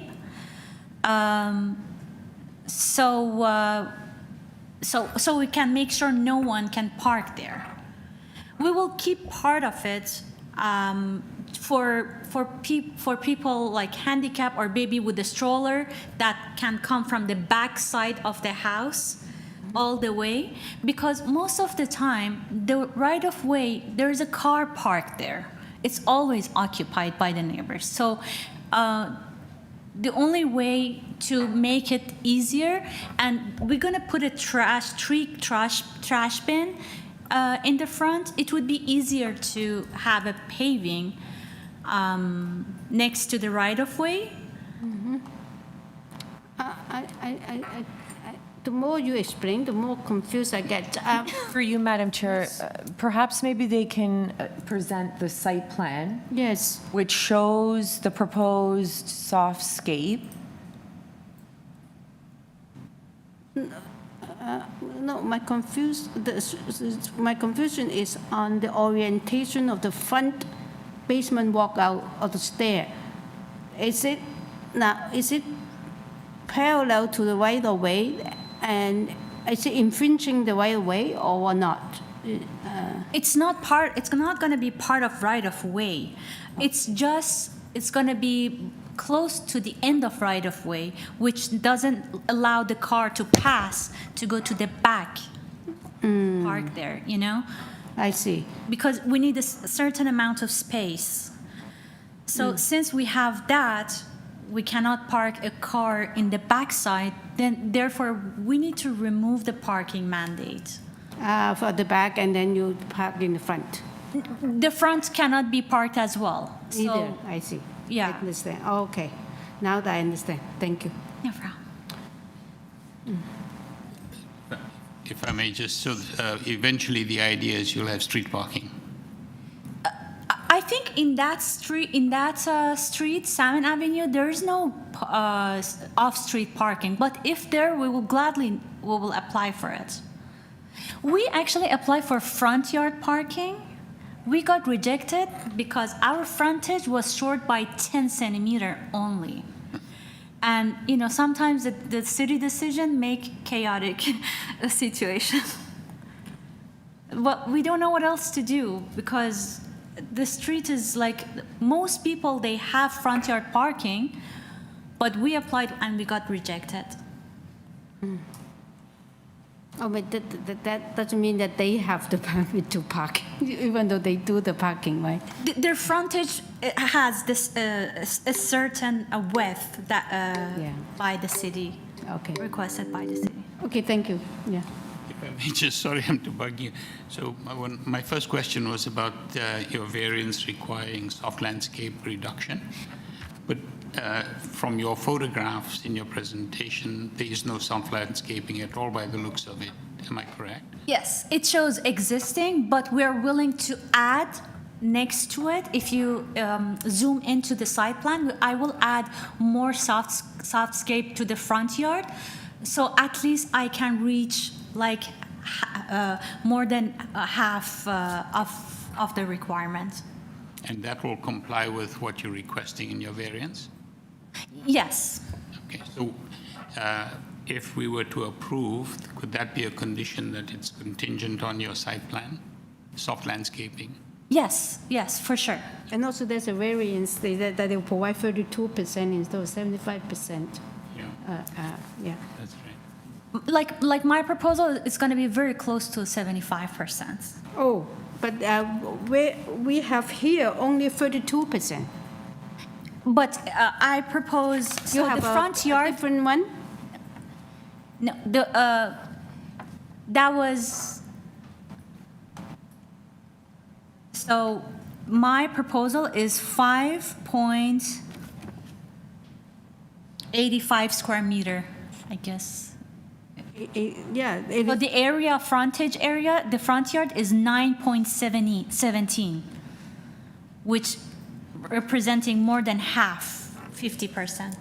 Oh, it's in the supplemental. It's been revised, so you will have a revised variance then? That's correct. Oh, okay, that clears everything.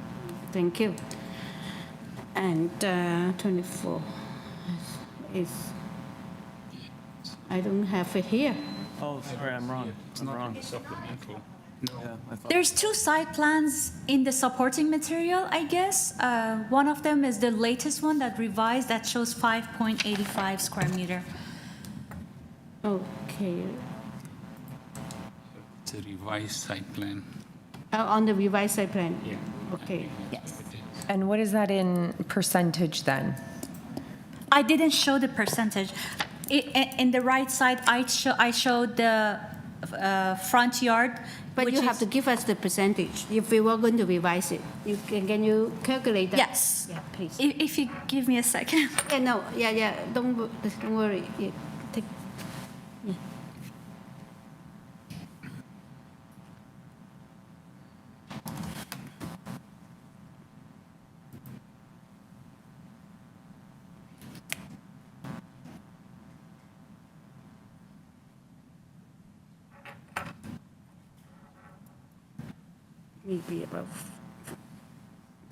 Maybe about 57, 50.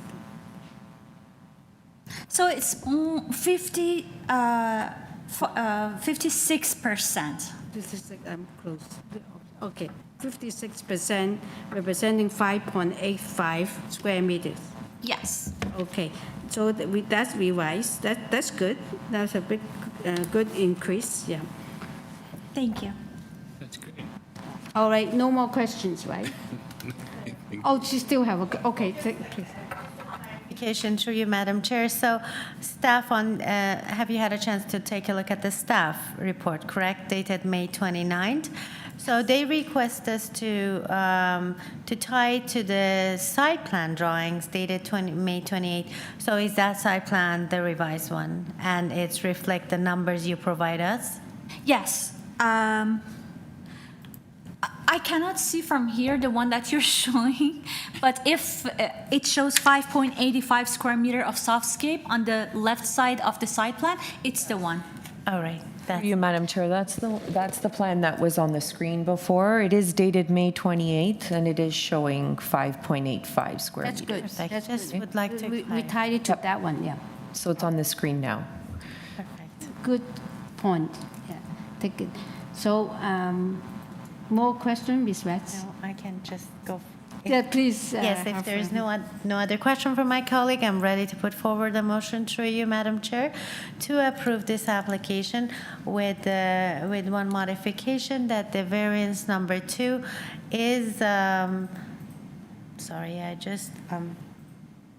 I write the numbers, but it. I think the staff got it. You don't have to repeat it, right? Yes, so it's 56% at 5.85 square meters. Perfect. I just write a note, but I don't know where is my note. But, but I also would like to add to the condition of the staff on the report dated May 29, 2024, that the building shall be constructed substantial in accordance with the drawing number A01 site plan in the plan prepared by Arfa Design dated May 28, 2024. And that is 24, and also, that's it. And transportation have no concern. Okay. That's my motion. Thank you so much. Mr. Wilkins, second. all in favor with the amended agenda and the planning conditions? Approved unanimously. Thank you. Thank you for coming. And number 25 is postponed. Do you need a break? Anyone needs a Through you, Madam Chair, perhaps maybe let's deal with item number 26, and then we can break at that point. Oh, yes. 5 or 10 minutes. Yeah. Okay, because that's a logical break, right? So number 26 is 2267 Dundas Street West. And for this is, they want to convert the existing 3-story mixed-use semi-detached building into a total of 5 residential dwelling units. Also, the existing auxiliary building, which is a detached garage in the rear yard, will be maintained and unaltered. They are asking for 7 variances. We also receive a copy of survey, site plan, floor plans, and elevations, 2 photographs, and cover letter from the agent, and decision affecting the property, presentation material from the agent. We have received comment from development and transportation services, and staff report from Metrolinx, and corresponding in support from 4 addresses on Dundas Street, and also another one on received later on Dundas Street West too. Yeah. Through you, Madam Chair, Community Planning has also submitted a report, and it came in very late, and it's requesting refusal. So the applicant may want to speak to this. Oh, I think so. We do have the applicant online, as well as 1 registered speaker in opposition. So at this time, we'll unmute Jeffrey Mute. Yes. Hello? Yeah. Hi there, Jeffrey Moot. Yes. Principal, Moot Architect, 139 Carlaw Avenue, agent representing the owner of 2267 Dundas Street West. Okay. Because we received a staff report very late and they recommend us to refuse, can you address that one first, and then we can just move on from there? Yeah. Sure. So this is an existing building. There are no physical changes to the building being proposed. All of those variances before you today refer to existing conditions. Mm-hmm. What we are looking to do with this file only is to change the existing main floor front unit from what is currently a commercial unit into residential. This unit will be a rental unit, much the same as the rest of the building. Currently, there are 4 residential rental units in the building, and we are hoping to add a 5th. Yeah. Okay, can I interrupt you? Excuse me, sorry. Maybe the staff can bring up that staff report, because I do not have it on my in my file. So maybe we can take a look at what the report is about. Yeah. Thank you. I just want you to address why the reason for their recommendations. Would you like me to address that? Yes, that's the question. Yeah. Please. Okay. Yeah. I didn't necessarily want to take the conversation here, but I suppose since you've asked. So there was opposition. We're in dire straits. We need rental stock. This is an existing unit. Physically, all we're asking for is basically to install a shower and relocate an existing kitchenette. It seems like a simple way of adding to the rental stock. Now, I received an email from the planner requesting refusal of the file. I attempted to engage with the planner to discuss the mixed-use nature of the stretch along Dundas, the fact that there's single-family homes already, there's apartment buildings already, mixed-use commercial residential buildings already. Unfortunately, my emails, multiple emails and phone calls went unanswered. Given the circumstances here, I was looking to establish a dialogue try to understand why there would be resistance to introducing such an easy, straightforward opportunity to add to the rental stock. Unfortunately, I was not able to receive response or engage in conversation. So to be honest with you, it's disheartening given the climate. This proposal at least is a tiny step in the right direction as we try to dig ourselves out of this rental housing crisis. I didn't answer your question necessarily. I don't have that information. I haven't been able to engage in conversation. But from our standpoint, these are all existing conditions. And physically, we are asking to change the use of that one single unit and to install a shower and relocate a kitchenette, and it will be ready for rental occupancy. Okay, yeah, thank you. Actually, in the report, then now I see the reason why they say that is because it's they don't want to see a retail space converted to residential. That I think that's the it's not say that it's not in keeping with the intent of the official plan. That's the reason. Okay. I'd like to also clarify for our panel too. Okay, thank you. Thank you. So you can go ahead with your presentation because you do have opposition, yeah. Okay, so currently there are 4 residential rental units in the building. We are hoping to add a 5th, as mentioned.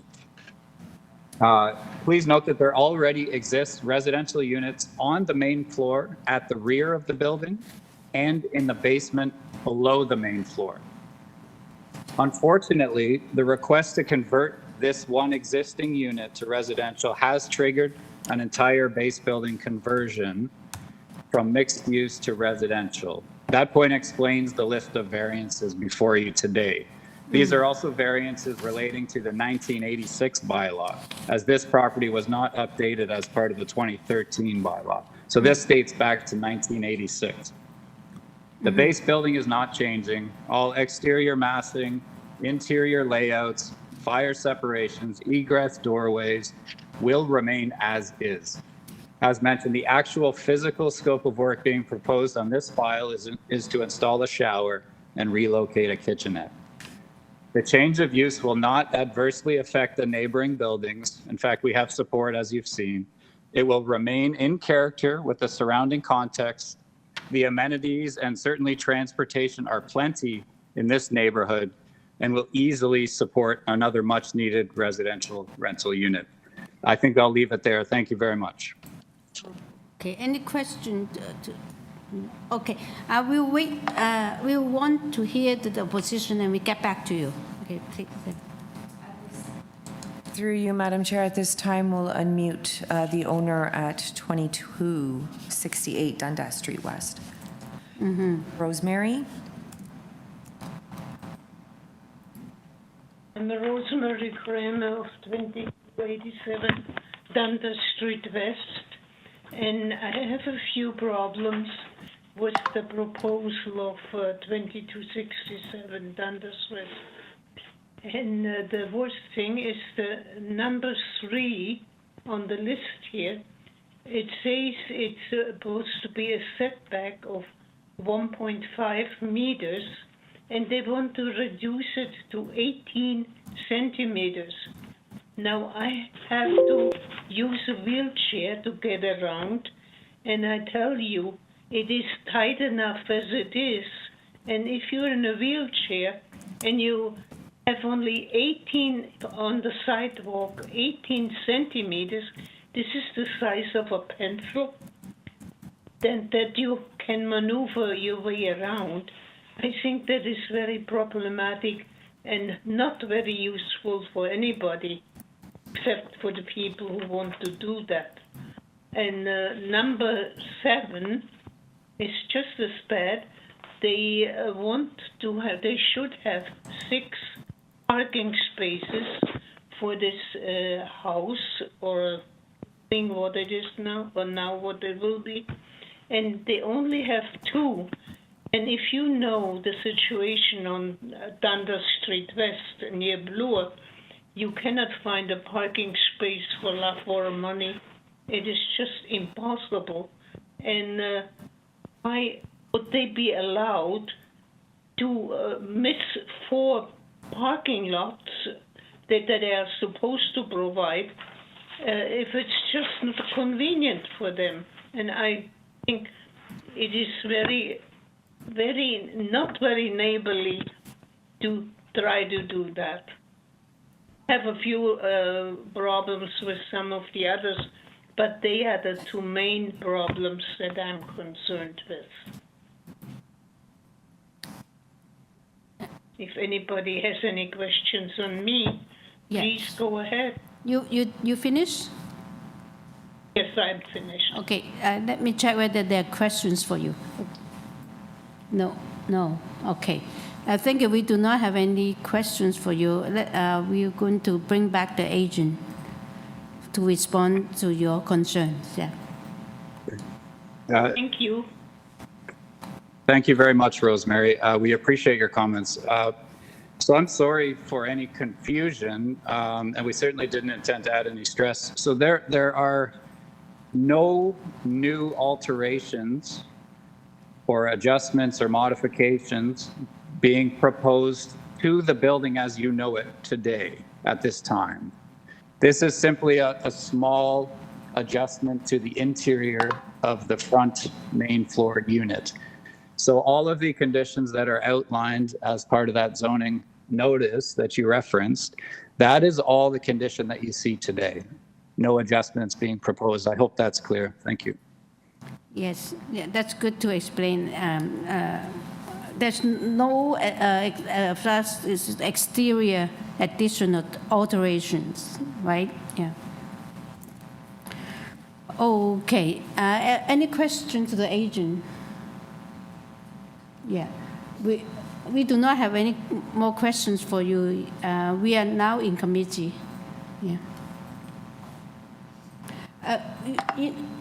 I can start. I mean, I can see the planning staff comment, but usually a lot of times that it is in order to maintain the ground floor retail in some major streets.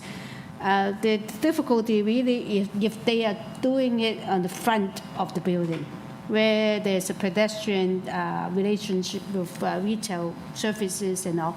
But this happened at the back, and I have seen, right? I think so. The addition is this, and on the floor plan you can see the front remain retail commercial suite drawing A60. Existing commercial to be converted in residential use. Sorry, yeah, I'm so sorry. Yeah, and there's a studio apartment. Okay, I thought that is going to remain like that. Yeah. So I'm wrong. Yeah, we check my comment. No, I just want to comment. Yes, please. Yes, go ahead. So, through you, Madam Chair, I listened carefully to the applicant, and also we noticed that the staff report that we received it on 4th of June. So, and then, and the applicant also mentioned a lot of these things are the condition if we are not doing any alteration or modification at the exterior. It's the same thing. They just want to convert the interior to the residential. So I feel at this stage, if we just give the applicant a little bit more time and we defer the application, so it's fair that they can go and talk with city staff and have more time since the report we received on 4th of June. So obviously the applicant didn't have enough time. That's my comment. I think if we defer it, then the applicant have enough time to go and talk with the city staff and yes, work on this. But it seems that it's really. I agree with you that receiving a report on June 4th before it's not fair for the applicant. But it seems that the report is that the applicant has been trying to reach out to the planning. For multiple attempts, so that's why now maybe another if the applicant maybe now they're back tried a couple times to reach to the city staff, and at the end, the day before hearing, got the refusal letter. I think it's more fair if the applicant have more time to go and talk with the city staff so that we can just have a fair hearing for this. Through you, Madam Chair, just err on the side of caution that it's because of the use of the space. Yes. Yeah. Right? It's not because Other of the variances. alteration, Yeah. whether it's interior or exterior. So my only concern is that the application is going to get deferred for the same response from community planning. Like they're pretty strong in their response of saying refusal because of that change in use. Just it seems that be it is mindful more about that. black and white thing. Yes. There are not too many options for either side. Either you support the change or supporting change. Thank you. And like now that you I kind of I've have heard. halfway. I guess you can live work retail. No, it helps when I hear the comment from Madam Secretary Treasurer. Yes, yes. So okay, what do you guys think? Shall we rule on this now? Yeah. If I may, Chair, I think this is another one of the situations. It's a bit tricky. But I think planning staff have very specific reasons for wanting to have this application refused. And I think if we approve it, we may be setting a precedent that will come back and haunt not only us, but the planning staff in the longer term. So my tendency is to defer to the recommendations that come from city staff, who obviously have looked into it and come up with a recommendation. So that's where I'm leaning at the moment. I make too quick assumption that I thought that you're going to convert it back and leaving the front as retail. And in my street, that works. There's a lot of little, tuck away apartment in the back. The front is to remain like a street. So I do understand why the staff is so strongly opposed that. If they can just convert half of it, I will support it. But if they convert, because the whole setup is different. If it's residential, you have full glass, and either you always have it done as a privacy for residential use, and then that unit or that judge will be being cut off from the street in a way. Okay, do we have Yes. Mr. Wilkins have comment, I think. Yeah. Oh, my only comment is that I understand the purpose of that bylaw, I believe, is to ensure that streetscapes have sort of that vibrancy of the retail and the residential mix. And I think once it gets converted to residential, it's hard to go back. And when you're living in a neighborhood and you I don't know, it seems to me the more commercial there is at the front of shops and the more continuous it is, the more vibrant the neighborhood becomes. And that's what they're trying to achieve by encouraging that mix. And I think that's what city planning is getting at. And I think when it's checkered and it's pockmarked, it sort of irrevocably, it just makes it more difficult for that to happen. So I think it frustrates the purpose. So I understand where the planning is coming from, and I agree with that. Yes. So would you like to make a motion? Or Ms. Byatt like to make a motion? Thank you, Chair. I'll move forward with this one. I'd like to move a motion to refuse the application. Okay. The refuse, no, we don't have to talk about the conditions, right? So Mr. Wilkins, second. Yeah. And all in favor to refuse? We refuse unanimously. Okay, let's move. Let's have a break for how long? How long are we? For you, Madam Chair, 10 minutes? 10 minutes? Yes. Okay. Yes, 10 minutes. So we.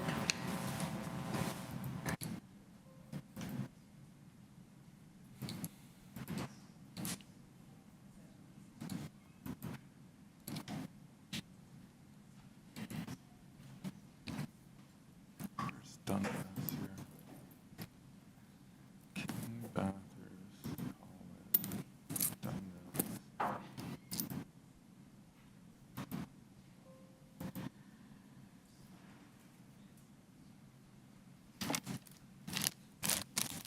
What's that?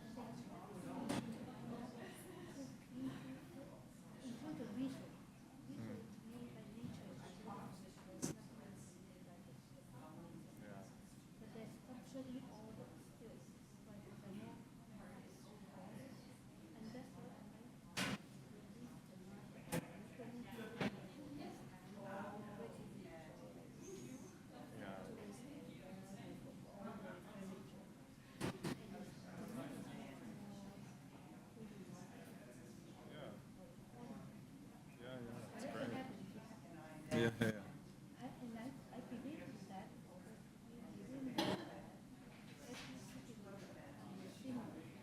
Yeah, no difference in the world.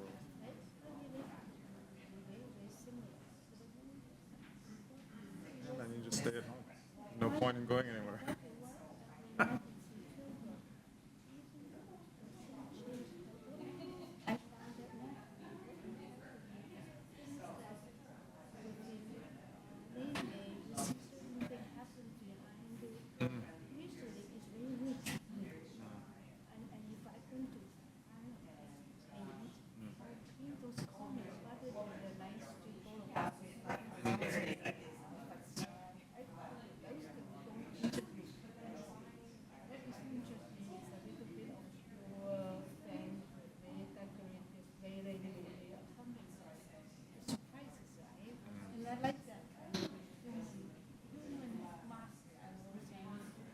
That's why our street is like so ugly. Out in the East End, it's called Knox. It just has weird buildings. But when we moved there, we liked it because it had like the auto body on the corner, but then a printing shop here and a truck engine repair shop. It was so mixed. But now. Everybody there that built, one of the square box, the multiple modern house. Yeah. Flat roof. That's what's happening. Because no one wants to design. Everyone. I have no problem with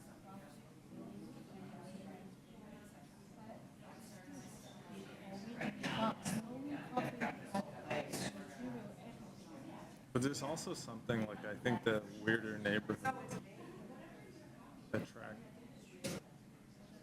relaxed people. Not relaxed, but like more flexible. Because I noticed the more our neighborhood becomes boxy, the more like weird street fight. People like, hey, you gotta clean that up. You know what I mean? And it's like, yeah, measuring. It's like, oh, they've changed this. I've been. Yeah. Yeah, me too.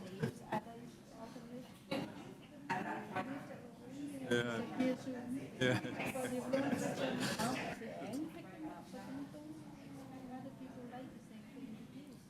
It's different brain types, I think. But it's funny because I think that way, but then if I try and like set up a room or something, I always end up making it symmetrical. It's like one side of my brain is like,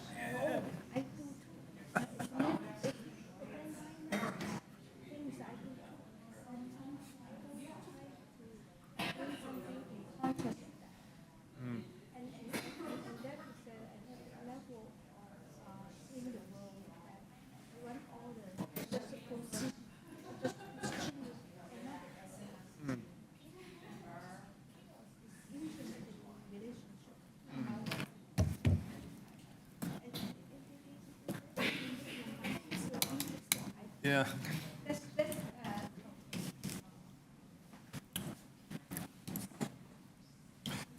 Okay, we can resume.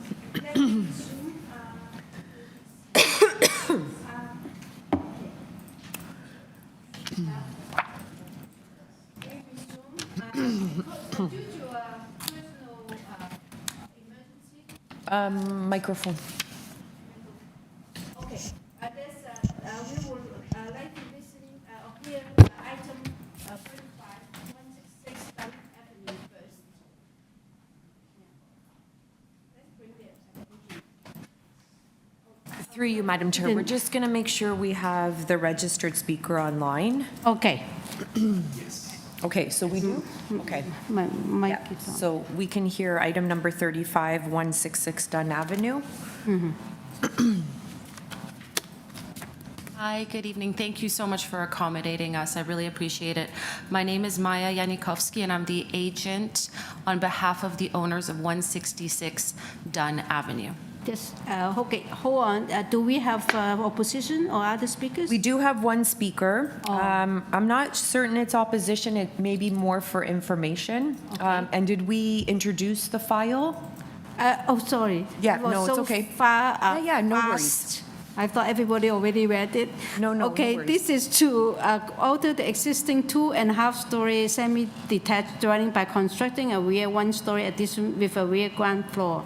And we receive a copy of plan, a survey, site plan, floor plan, elevations, and 4 photographs of the property. And we also have the agent with us in person. Okay, so we'll hear from the agent, then we'll hear from the one registered speaker at 168 Dunn Avenue. Yes. You have to give us a brief presentation. We do not know whether that person is in opposition or in support. Yeah. No problem. So we are seeking the relief for one variance, and this is for building depth. There's an existing derelict rear addition, and this houses a staircase going down to the basement. The clients are removing this small addition that's approximately 2.2 meters off of the main rear wall of the building, and requesting to add a 5-meter addition to house a staircase down to the basement that will now comply with the building code, and a small mudroom. We also received a letter of support from our neighbor that backs onto our lot from 111 Close Avenue. Unfortunately, that was just added to the file yesterday, but we have that support. And Thank you. All right, we will hold our question to you, and let's listen to the other speaker. Yes, so at this time, we will unmute the owner at 168 Dunn Avenue. Alex? Hi. Hello. Hi there. Yeah, Alex Ciancio, 168 Dunn. Not dialing in with objections, but just a couple of points requiring clarification, if I may. Sure. So I'm looking at the drawings, and the notice here references an 18.17 meter depth, and I can't quite calculate how they arrived there. So you can help me understand that. Okay. Is that your only questions, or do you want to, there are other things you want to address? I have one other question related to the height. I've been unable to determine the exact height as well. Looking at the drawings, it appears that the new roof height will be slightly below what the existing, where the existing roof comes off the main structure. I'm just hoping to get clarification on that as well. Okay. And that's it, the two clarification you want to have? That's all. That's all? Okay, thank you very much. We bring back the agent, and she will respond to those, yes. Thank you. I believe the first question was regarding the size of the rear deck. No, it's the length that you're asking for, at the depth, extra, and then extra 1 meter, right, 18.17. Correct. We're asking for an additional 1.1 meters from He allowable. does not know where you got it from. He just wants to know how you derive it from. I think that's the question. Through you, Madam Chair, on the screen is the site plan. Yeah. And if we can just ask the presenter to zoom in to where it says 18.17 meters. It's the top, way top. Is that zoomed it's where in the completely? hatch area, you know, the head. No, can we just zoom in? It shows can we just zoom in a little bit more? I know it takes some time because of the, so it's from the proposed 1-story addition. Yes, to the existing. To the existing front wall. So everyone can see that.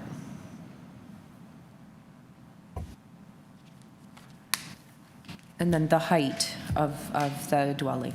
The height of the addition is based on allowing for just enough flashing underneath the existing window on the second floor, and for the minimum amount of slope for a flat roof away from the building. So it is going to be starting at exactly the same location as the existing addition, but obviously sloping at a lesser angle and away from the building. So that it's approximately at the height of the second floor, which is approximately 3.09 meters as per our elevations. And through you, Madam Chair, I'm just going to ask the presenter to show A411 elevation so that it can be seen. Yeah.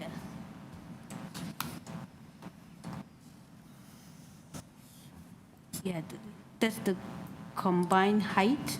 Yeah. Yeah, it's not stated here, but yeah.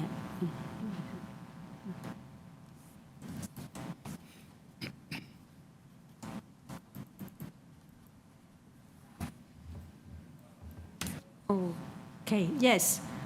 Can, this is the drawing that will show the height. So can we bring back the previous speaker, see whether he understands? Yes, if we can unmute Alex again. Hi, yeah, thank you. Okay, you see where they come from, right? The figures. Okay, thank you. Any other questions, please? Because you do have a little bit more time. You have two. I've got a number of questions, but they mostly relate to like the construction project and process itself, not necessarily the variance. Oh, okay. Thank you very much. Yeah. You have any question to anyone? Okay, thank you. Yeah, now we go back to the agent.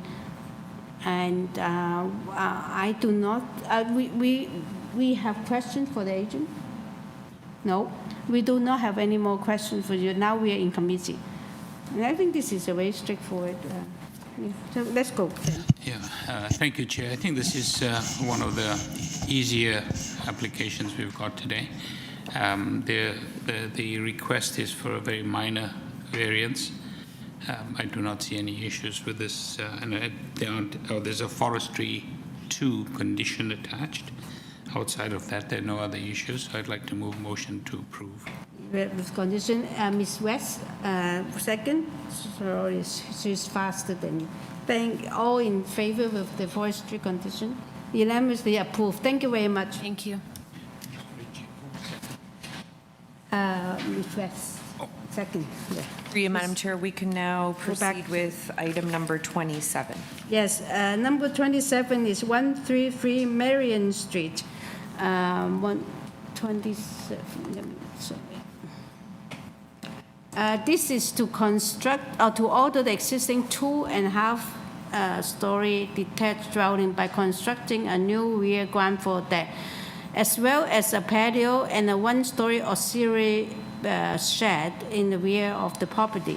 The existing rear detached garage will be demolished and a new parking pad will be constructed.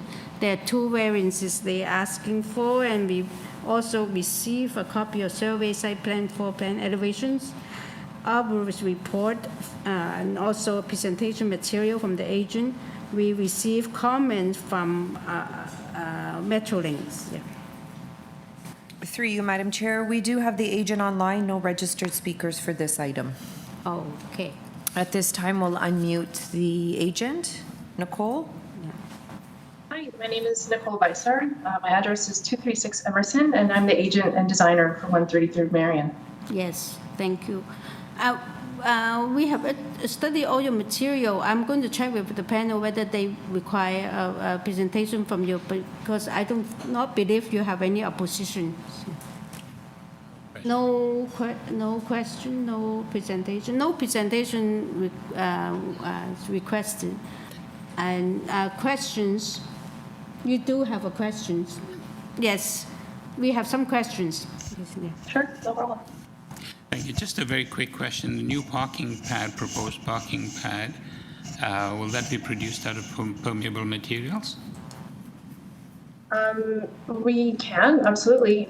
We comply with the 50% soft landscaping, but if that would satisfy the committee, then we can do that with permeable pavers. Yeah. I would appreciate that, certainly, because it makes it more permeable. Mm-hmm. Yes, thank you. Mm-hmm. Yeah, it seems they have a large landscaping area. So, any more questions?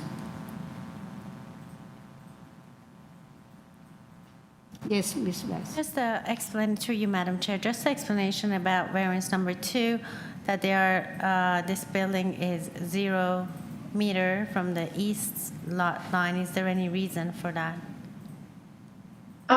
Just to maintain as much backyard space as possible, really, and to avoid as much as possible any areas for animals to create homes.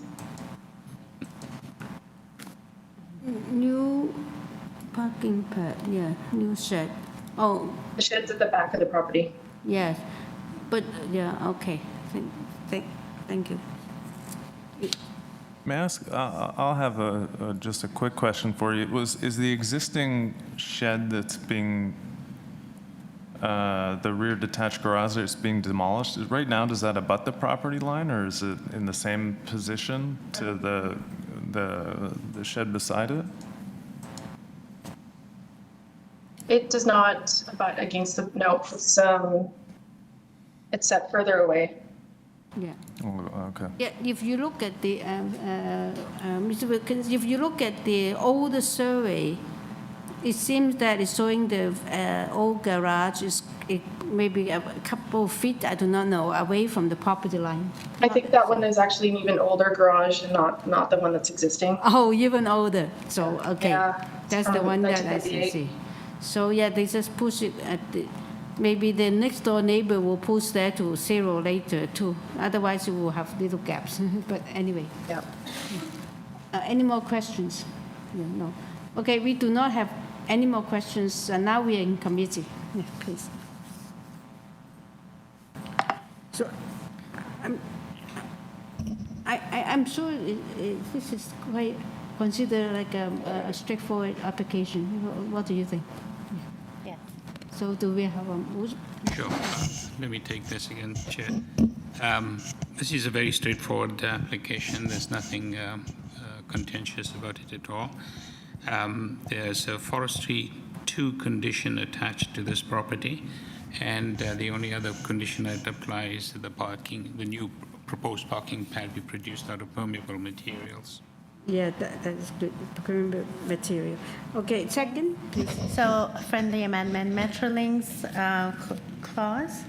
Yes, advisory. Advisory one? Yeah.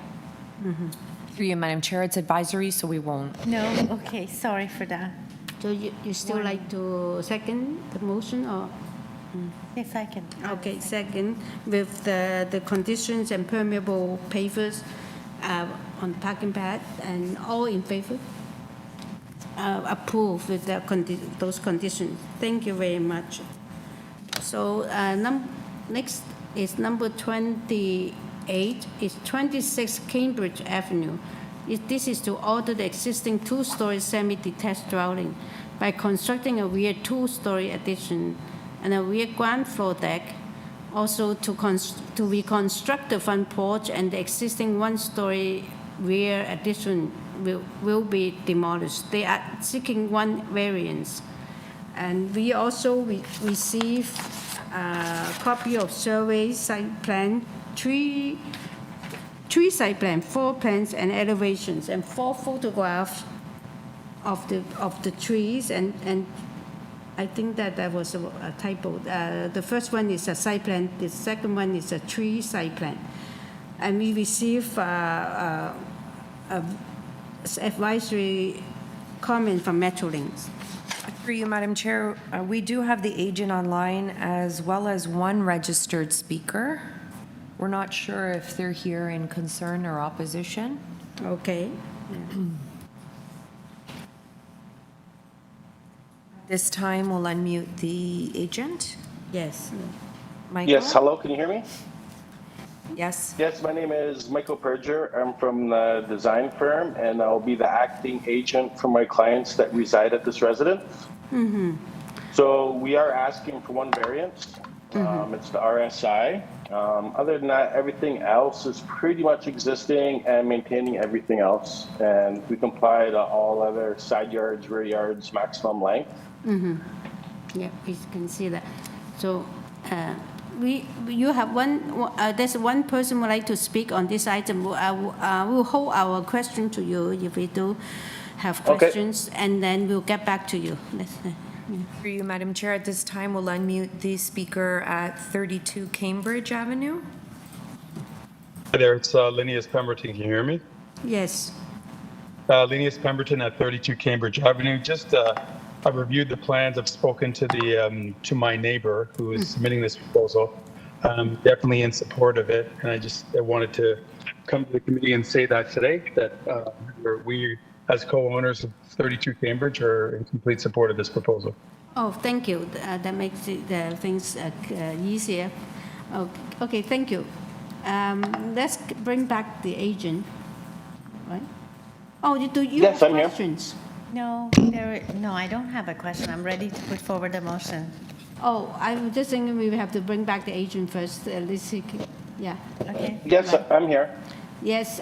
Do you have anything you want to address the panel before we move it into this decision? No, I don't think so. Okay. Now, Ms. West. Yes, to you, Madam Chair. This is a very straightforward application with one variance. I would like to put forward a motion to approve this application with no condition. Yeah. Second, please. Mr. Wilkins, second. All in favor with no conditions. Approved unanimously. Thank you. It's approved. Thank you. Yeah. And number 29 is 12 Wilfrid Avenue. Is to alter the existing 2.5-story detached dwelling by constructing a rear 3rd-story addition. They are asking for 2 variances. And here we also received a survey site plan, floor plan elevations, 4 photographs of the tree, and also a tree plan from the agent, from the applicant. For you, Madam Chair, we do have the agent online, no registered speakers for this item. At this time, we'll unmute the agent. Yes. Yeah, good evening, Madam Chair and committee members. This is Abhishek Rathore from MEM Engineering representing the file 12 Wilfrid Avenue, and as you can see, we're asking for the 2 variances. Basically, it's sort of an addition because the 3rd floor had a sloping roof in the rear, just in the rear portion of it, and the owners are now proposing to remove that sloping roof and raise the walls so that they can get more space. Thank you. And because of that, the height and the FSI variances are triggered. Yes, thank you. This is just a minor to our Deputy Secretary Treasurer. I think the spelling of the street is wrong. It's Wilfrid. It's F-R-I-D. I looked it up. I'm not too sure whether. Yes, because in the other document it says W-I-L-F-R-I-D, Wilfrid. Can you confirm that, please? We just want to have the notice look correct. Yes, Madam Chair, that's right. So it's W-I-L-F-R-I-D. Okay. Wilfrid Avenue. Thank you. Let's correct that. That's a typo. We do not need to have say is amended there. Okay. I don't think we have any questions. Now we are in committee. Yeah.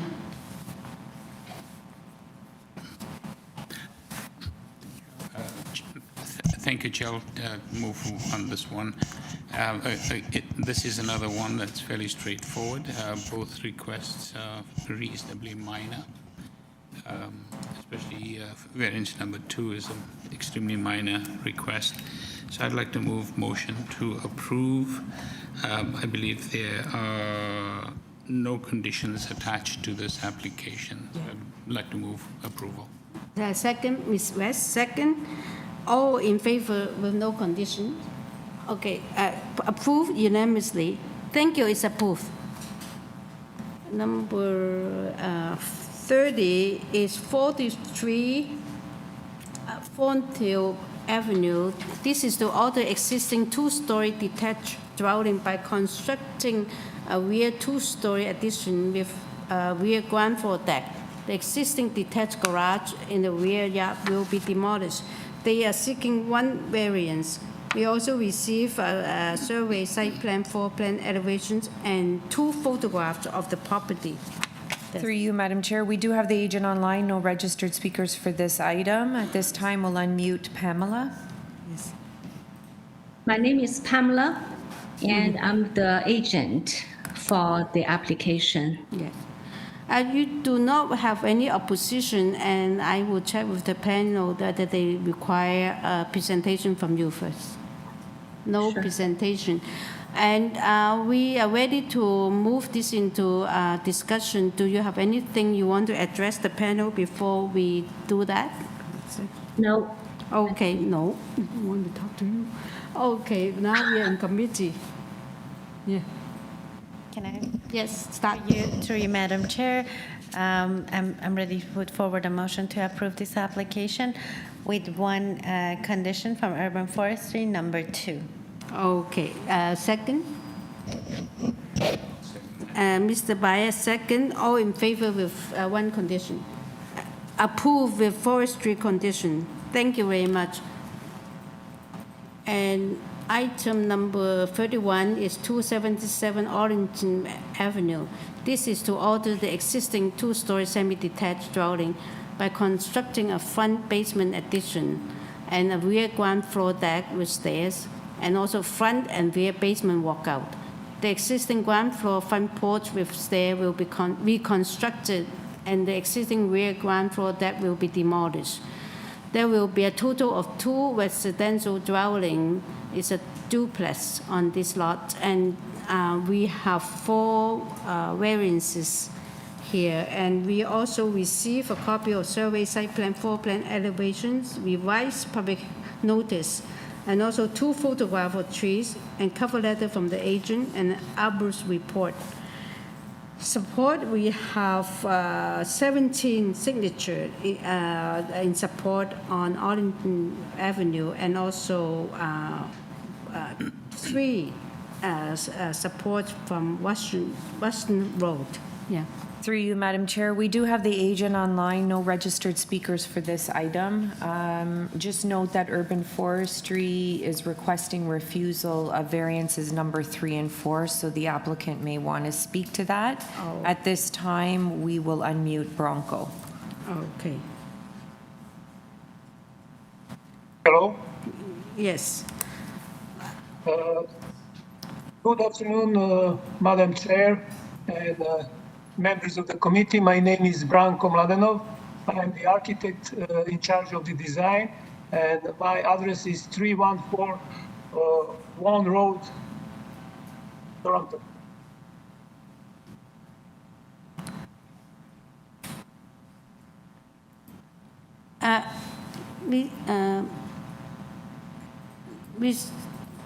Mr. I forgot his name. Bronco, are you there? I see. Bronco. Yes. Okay. Yes. It seems that the issues of more concern is item 3 and 4, because Urban Forestry recommend us to refuse those 2 items. So can you speak to those, please? Yeah. Well, I didn't receive this refusal so far. We sent an application to the Urban Forestry and also the arborist report, explaining why these 3 needs to be removed. And if this tree is not removed, it will the other 3 will be in jeopardy because of these 3 here. And I also received email from Urban Forestry. When I sent them application, they told me that they will require a committee of adjustment approval. So, and we submitted this correspondence from them. I didn't receive anything else. Oh, can we put up, he didn't seem to have received that refusal recommendation. Through you, Madam Chair, we can present the letter from Urban Forestry. Yes. They're requesting refusal of variances 3 and 4. If committee is to approve, then it would be condition number 1.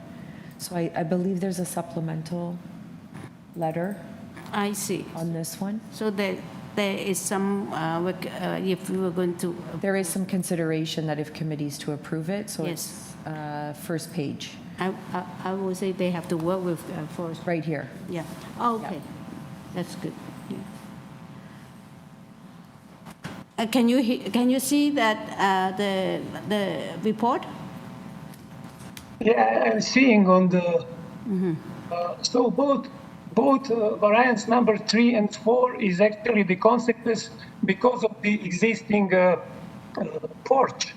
This is 96-year-old building, and we are just asking to extend the basement below the limit of existing porch. And because of the existing side backs, for example, front yard area, this porch is not considered as a landscape, so we cannot provide more than 40% of the landscape because this is existing condition with the porch. And also the soft landscape area, we ask just for minimum walkway, in order to have the access to the units.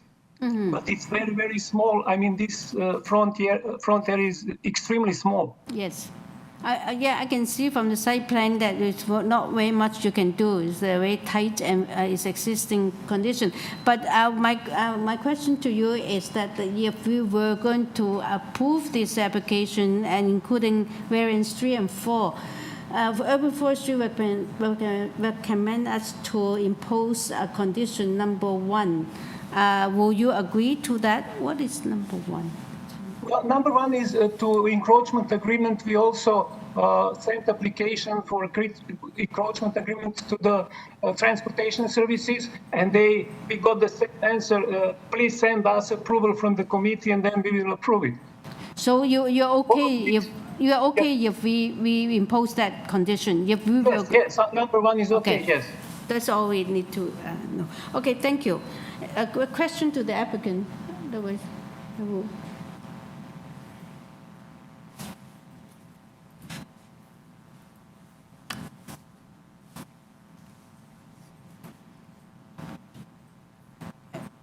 Actually, I do have a very quick question. Can you confirm to me that you have a revised public notice? Is it identical with the agenda? What's on the agenda in front of us, or different? Oh, it is different. Yeah, it's. I think the variance 4 is different. Do you increase the percentage? No, I didn't change anything. Oh, okay. Number 4 in the revised one is you're proposing 25%.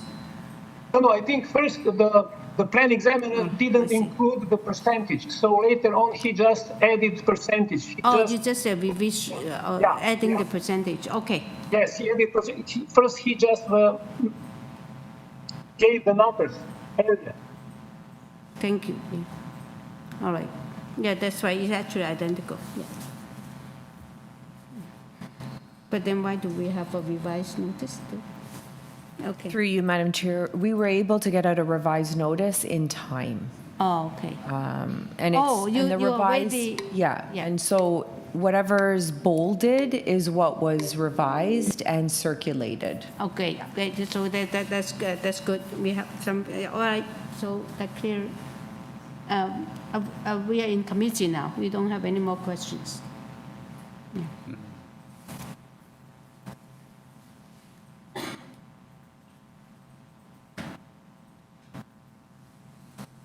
Okay. That's a bit of a dilemma. Tell us your dilemma.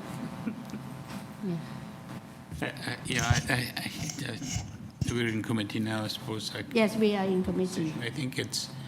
I can understand the dilemma that the agent and owners of the house face because they want to produce a walkway that will require the removal of the tree, but then forestry has also said that's a city tree and it's a healthy one. So there's a bit of a dilemma there for what to do. I'm just looking to see if there's anything in there, in the plans, to see if there's a way around it.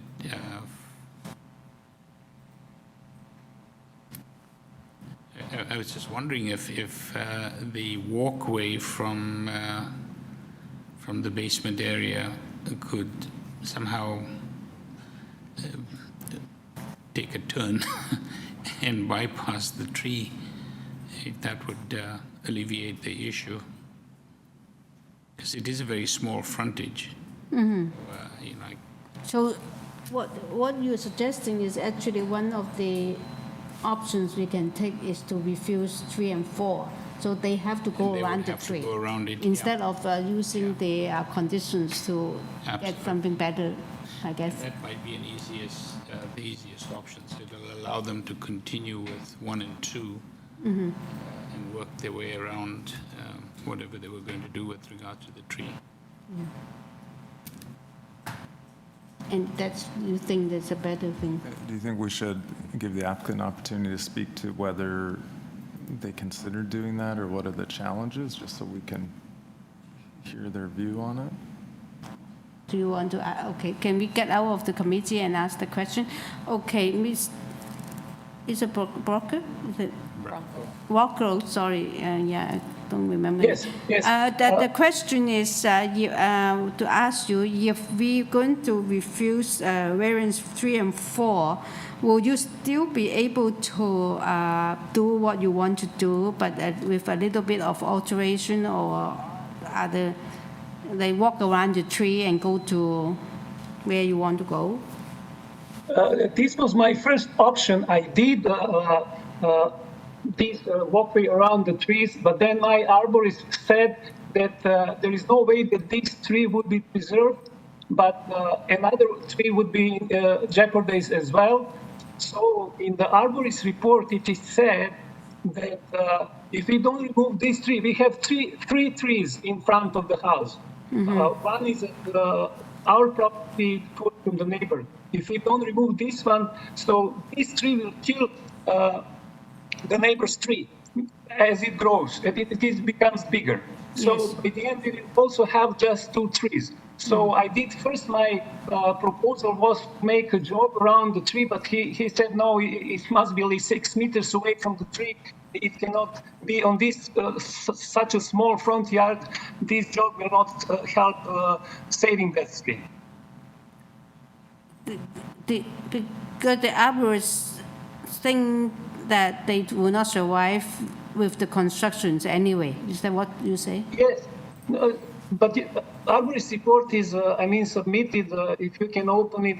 So it says that if we don't remove tree number 1, it will kill tree number 2. So by the end of the day, city would have 2 trees.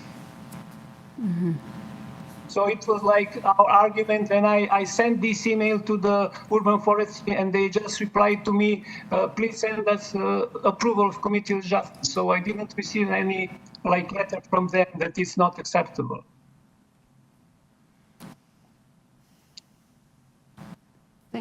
That's the situation he's in. There is even more, should we just give him more time to work this out? Because it seems that I think so. we should talk to urban forestry more with his proposal. Keep 1 tree or keep 2 trees, then let 1 go. That kind of option rather than for us to refuse variant 3 and 4 and There must be a solution that I can't quite see. I'm just thinking, for example, the yeah, can you speak? Sorry, I'm just looking at the what's it, site plan here, and the basement walkout is a proposed one. So I'm just wondering if it can be moved. I'm not sure what direction this is. Move closer to the stairs that are going up to the porch. Can the walkout be moved further up, so that, and then a walkway connect to the walkway that's leading into the house, and literally circumvent the tree altogether? Then they will have to resubmit the plans. So either way, he probably needs time to revise the approach, right? What do you, yeah. Through you, Madam Chair, I think it will be easier if we just follow the recommendation of urban forestry, deny variance 3 and 4, and then condition 1. That would be, yes. Oh, it's either, not both. You either, if you refuse 3 and 4, and then you refuse it. The urban forest report, if we approve 3 and 4, then we'll impose condition number 1.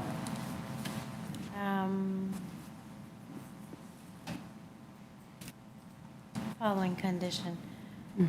First, that the committee of approve the request variance. Approve the request variance. We're not approving request variance. We are refusing 2 of them. That's what I mean. If you refuse, there's no condition. That's just refusal. But 3, then, 4. on the other side, we have condition number 4 earlier, and this in the city's in the urban forestry report, we had a condition number 4. Oh yeah, we do. In front of me it says, is it? It's 5. 5. It's 5. Yeah. Oh, 5 is refusal. Yeah. It's a refusal. Oh, it's 5. It's 5. Yeah. Okay. It's not 4. Yeah. Through you, Madam Chair, when urban forestry submits a report checking off number 5, Yes, it condition is 5, flagging, then yeah. they follow it up with a letter explaining which variances they require to be refused or recommend to be refused. Yeah. Not sure if the committee wants to defer the application to give the applicant some time to work out issues. I think it seems that they already been in contact, but they're not quite come up with agreement. Right. Yeah, solution. I think that if just a little bit, another meeting, you will probably have this resolved. Because I don't know. I'm just wondering if it may be an opportunity to offer Yeah. the applicant a choice. Yeah. We're kind of stuck. Yeah.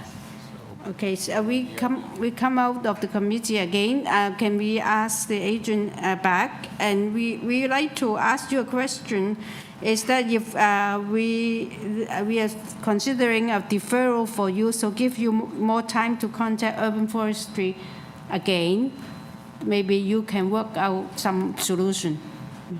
Yes, I would like that. And just, I have in front of me Arborist report, and it says for 3 that we are asking to be removed, this is a fast-growing tree that is beginning to suppress the canopies of the neighbors' trees 1 and 2. Yes. If the maple is not removed, the 2 coniferous trees will be declined due to the ground and airspace competition, and you need to be removed in the future. So if we do not remove 3 that we are asking now to be removed, neighbors' 2 trees in the future will be dead. So this was our argument, and Yes. that's why we actually Yeah. It sounds to me that urban forest is willing to sort of compromise a bit here. Yes. So I think that is a good idea to go back to them, and then instead, because it seems there is a little bit more Yes, complicated. I agree. Yeah. Yeah. Okay. Let's have a motion then. Yes, so through you, Madam Chair, I would like to put forward a motion to defer the application so that the applicant have enough time to go back to urban forestry and resolve the issue. Yes. Anyone second that motion? Mr. Wilkins second, and also let's vote. All in favor? Yes, for the deferral, because they have to work it out with urban forestry. Okay, it's deferred. Okay, take the opportunity to work it out, so maybe we can save the tree and also your basement walkout. Thank you. And item number 32 is LINSMORE CRESCENT. This is to alter the existing 2-story semi-detached dwelling by constructing a rear 1-story addition and with basement below, and a rear basement walkout and a rear ground floor deck. The existing 1-story rear parcel addition will be demolished. They're seeking 2 variances, and we also received a survey, site plan, floor plan, elevation, and 4 photographs of the subject property, and that's all we have. Through you, Madam Chair, we do have the agent online, no registered speakers for this item. At this time, we'll unmute Lou. Yes, good evening, Madam Chair and committee members. My name is Lou Parente, 47 Rosewater Avenue, and I'm representing 168 Linsmore. Okay, thank you. Since you do not have any opposition, I'm going to ask the panel whether they want to have a presentation from you or whether we just go straight to questions. Presentation or questions? Okay. All right. We do not have any questions. Yeah. Actually, I do have a bit of just some clarification from the photos that you show us. I do not see. I can hardly find where the soft landscaping it is, or you're proposing to create that soft landscaping. It seems that it doesn't have any in the rear yard, right? The photos. No, there is rear yard adjacent to the existing garage. Okay. From that fence that you see in that photo, all the way to the back of the garage. Oh, that there's some landscaping there? Oh, yeah, absolutely. Okay. I'm just trying to find it, that's all. All right. She's a proud Italian lady with a vegetable garden. I believe you. Okay, thank you. That is not a question, it's only just I couldn't find it. All right, thank you. Madam Chair, if I may ask one, Yeah, we do have a question here for you, though. Just one quick question. In the rear yard, you've got a new concrete walkway, proposed new concrete walkway. I would like to add a condition that that walkway be produced out of permeable materials. It'll certainly help with water percolation, given that looking at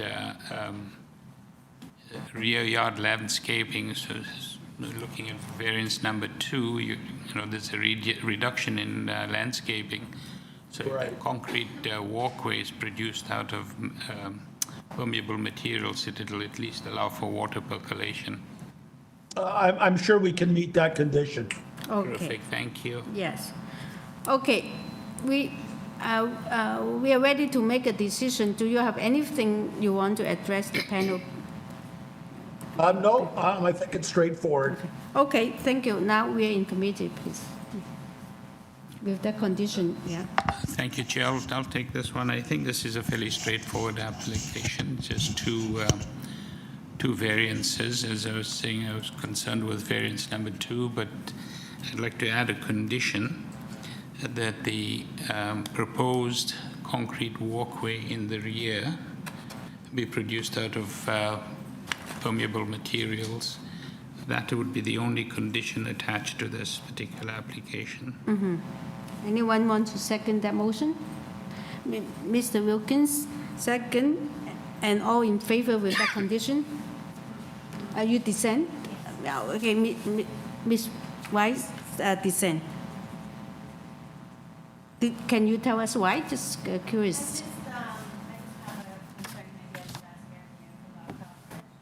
Oh, okay. I see. Yeah, I see. All right. That's fair. It's 3-1 approved with condition. Thank you.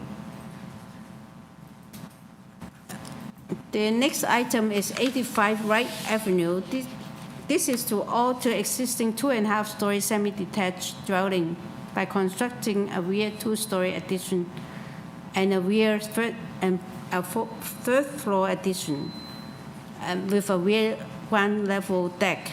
There will be a total of 2 residential dwelling units. It's a duplex, and also to reconstruct the front porch and stair, and the rear 1-story auxiliary building, detached garage with a bathroom. They're asking for 3 variances. We receive a copy of survey site plan, floor plan and elevations, revised site plan and floor plan and elevations, cover letter from the agent, and also 3 site plan from the agent. Support we have from 83 Wright Avenue, and opposition we have 3 oppositions from Wright Avenue. Through you, Madam Chair, we do have the agent here in person as well as 4 registered speakers. Okay, so welcome, and yep, we are ready. Okay.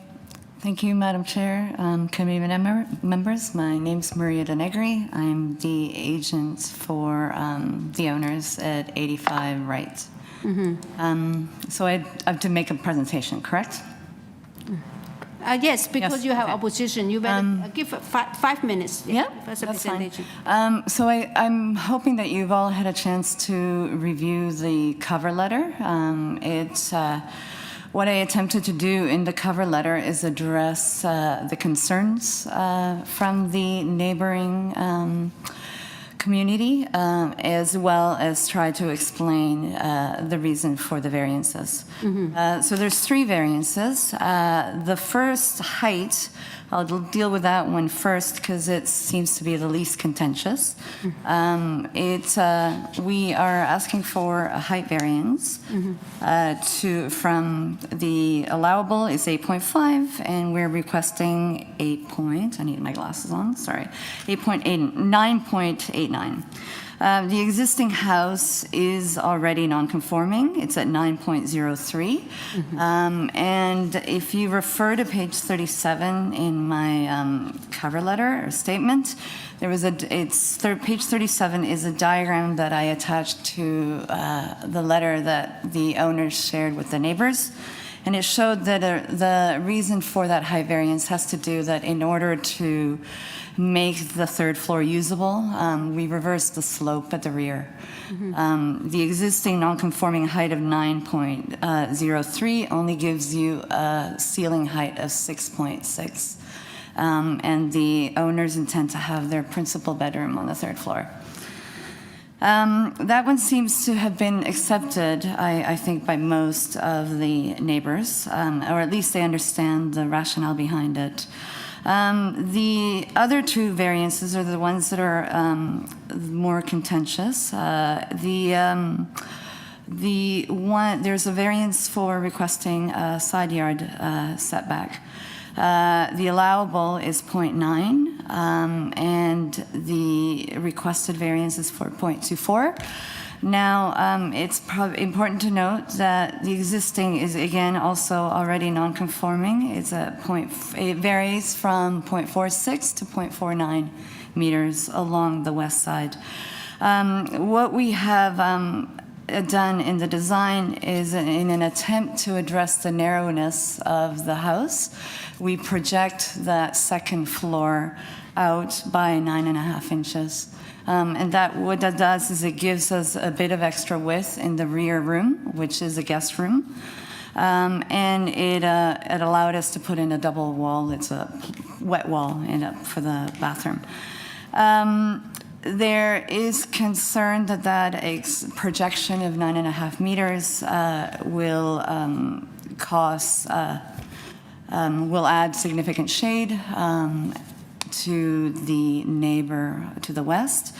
There's an unusually large side yard or distance between the 2 houses, and our projection of 9.5 meter basically reduces that distance between the 2 houses to from 3.66 meters to 3.42. So the houses are basically almost 12 feet apart. It's also important to note that it's just that 2nd floor pop-out that extends in width. Similarly, the request for depth is also the 2nd floor projection. And the concerns are, again, due to the overlook and shade.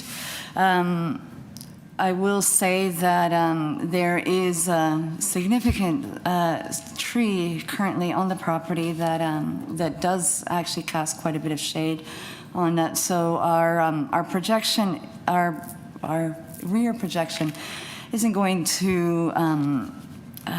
add significant shade. It does extend a bit farther than the neighboring properties, but there is a variety along the rear yards, and that is, I guess, part of the character of the, the kind of Toronto neighborhoods.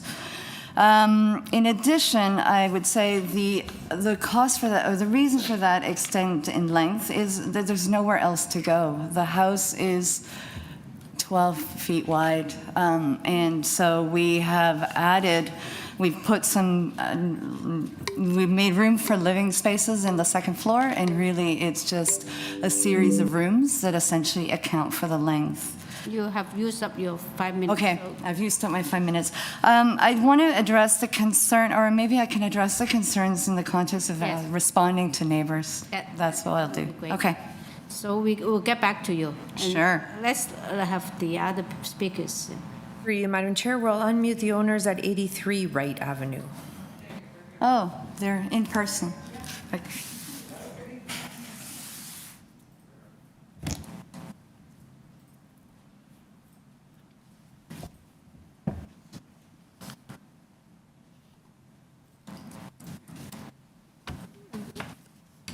Good evening, Madam Chair. Yes. Chair people.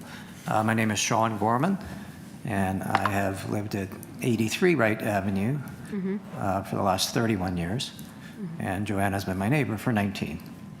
And we are in a semi-detached house, as I realize you're all aware. And as you know, in a semi-detached house, it's absolutely crucial that you have a meaningful and workable relationship with your direct neighbor, and that's exactly what we've had for 19 years with Joanna. We've been very fortunate. We've been able to do things together when it comes to projects that involve streamlining, upgrades or decking or roofing or siding. And if you actually look at the pictures of the backyard, you'll even notice that we really don't even have a fence between the two properties.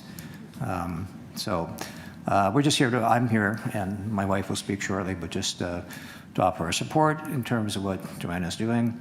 We realize that it affects our house more directly than anybody else's in the neighborhood because we are the semi. And we've discussed and talked and looked out the window where the second floor will be slightly visible from one of our windows, but it's not a concern on our part. And as I say, we're here to offer our support.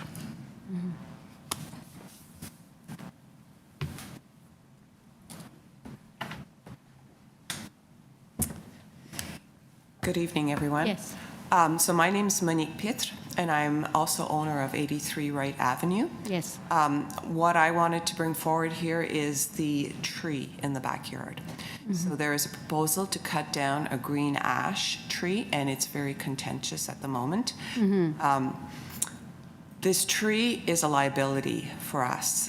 The tree has emerald borer beetle. It is infested. It is a diseased tree. And from my second floor window, when I look at the branches of this tree that completely cross my backyard, this tree crosses 4 backyards. It is a massive tree, and it extends about 10 feet higher than our house. The tree is 26 years old, and it has grown as a weed. It has grown very fast. The bark is all broken on the tree, and you can see where the bark is falling off into our backyard, and we've had branches fall off in the backyard, and there are several dead branches in the canopy of the tree. I know that a number of our neighbors, and I understand, love the look of the tree. It is a beautiful canopy, especially from a distance, but when you are under the tree, it isn't as pretty. For us, it is a liability, and our insurances have said that if this tree were to fall on our house, we would have to serve Joanna with a letter stating that she is responsible for any damage on our house should this tree fall on our house. We have not done that, but we are certainly in favor of the tree coming down. The remove. Yes. Yes. Thank you. Thank you. Okay. Is there other speakers? No questions for them? Actually, I do. I thought I was going to ask the agent, but maybe she will. Maybe later on, then she will respond because there's an arborist report about that tree, right? We're going to discuss after we hear the rest of the speakers. Yeah. So at this time, we'll unmute the owner at 89 Wright Avenue. Tom? Hi, my name is Tom Knezich. I'm the owner and resident of 89 Wright Avenue, which is 2 doors south of 85. I live there with my family. We learned about this process through the mail, and we reached out to the owners ourselves, and with the other neighbors, we had a meeting, and we expressed our concerns, and those concerns haven't been responded to, but so that's why I'm here. I'd like to say that we don't have an objection to the main wall height variance. We totally understand why that's required. Originally in our letters, we had spoken about the tree at length. That was before we had seen an arborist report. We now see that. We understand the rationale. It'll be missed, the tree, but we understand that there's a reason for it. What we do object to, though, firstly, is the building depth variance. The second floor extends 1.2 meters beyond the maximum building depth, which is 17 meters, which is already significant. And we just think that that's excessive and will loom over our backyards and really detract from the feelings of privacy we have in our backyards. I don't think that 1.2 meter projection is required for the success of the project. And I think it could work without it. But I also point out that it is elevated. It's actually, I think I would have less concern with it if it was at grade rather than up one story. So there is a very consistent street wall, so to speak, or backyard wall, if you look at those back walls, and which is even less than 17 meters, granted. But it will project quite a bit past the back walls and look over our backyards. The other objection we have is to the side yard setback variance. I think a variance there is very reasonable. 0.49 meters would be totally supportable because that would be the existing side yard setback of the existing walls. But I think to be even closer to the property line doesn't seem reasonable to me. You'll note that the side of the building is actually quite close to the property line, as it is. Even though the gap between properties, between the houses, is quite large, the property line does not run down the center. And then lastly, I'd just like to comment that I do think this is being. I see that as being reviewed as a duplex, and I think that's a misreview.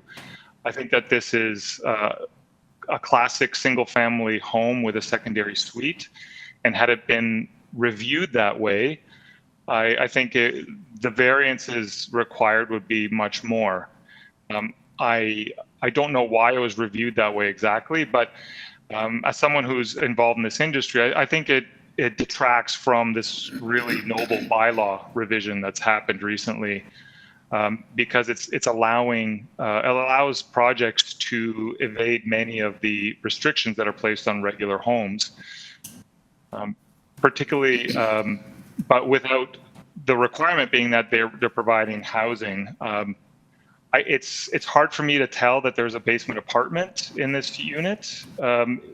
In fact, it's even in the drawings, they're connected with a stair. So the house proper is actually connected to the basement apartment. So I think that's just something I'd like to speak about. I think it's something that changes the way this project is reviewed. So thank you for your time. Okay, thank you. Any question to this speaker? No, okay. For you, Madam Chair, we'll unmute the owner at 91 Wright Avenue.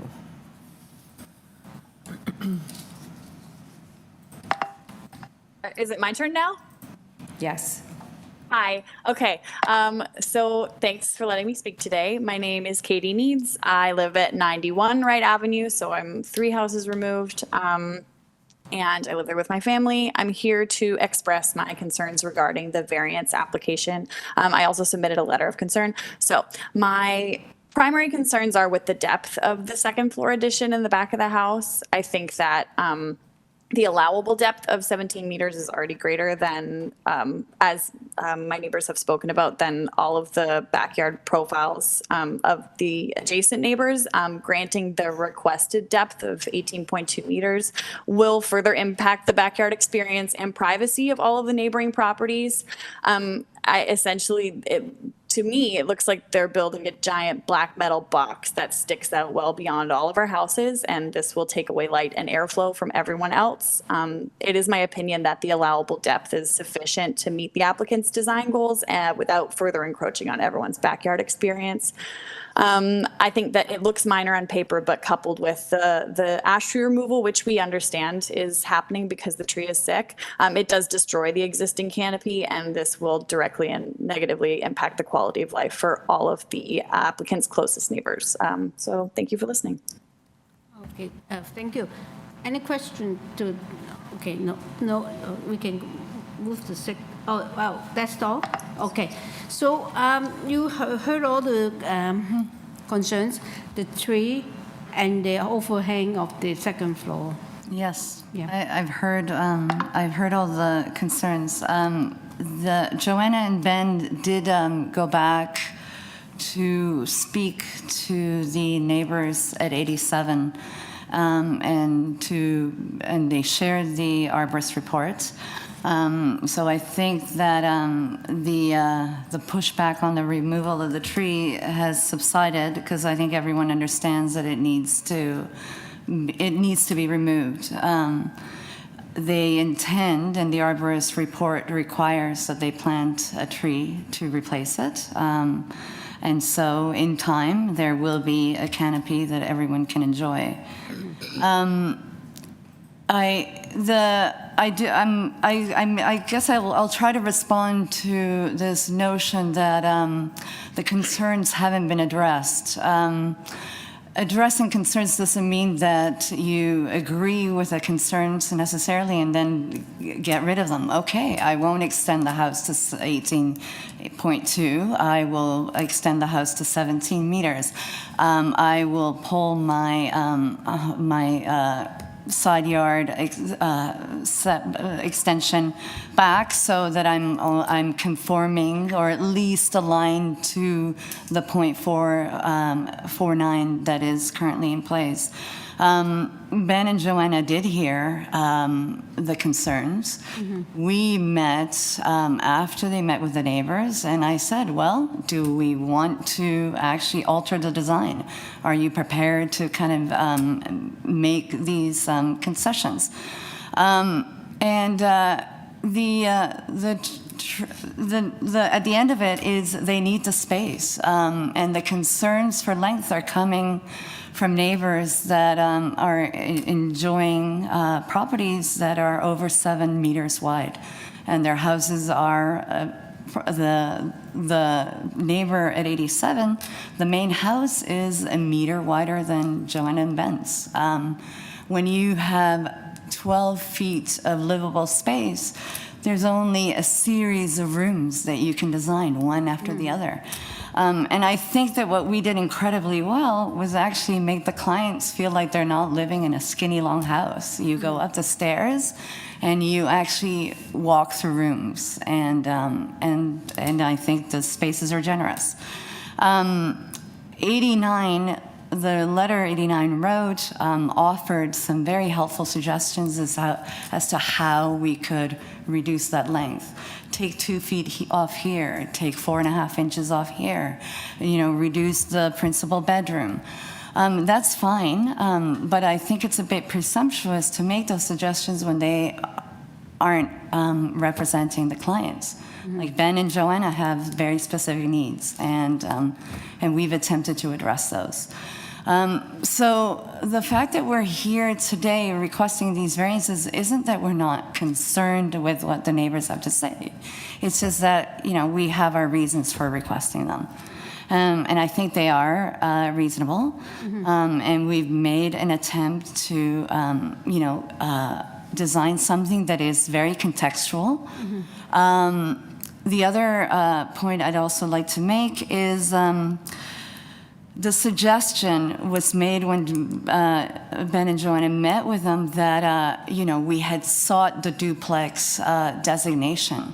And this is just outright wrong and untrue. And in my cover letter, I provided the correspondence with the planner and the zoning examiner back and forth saying, are you sure FSI isn't applicable here?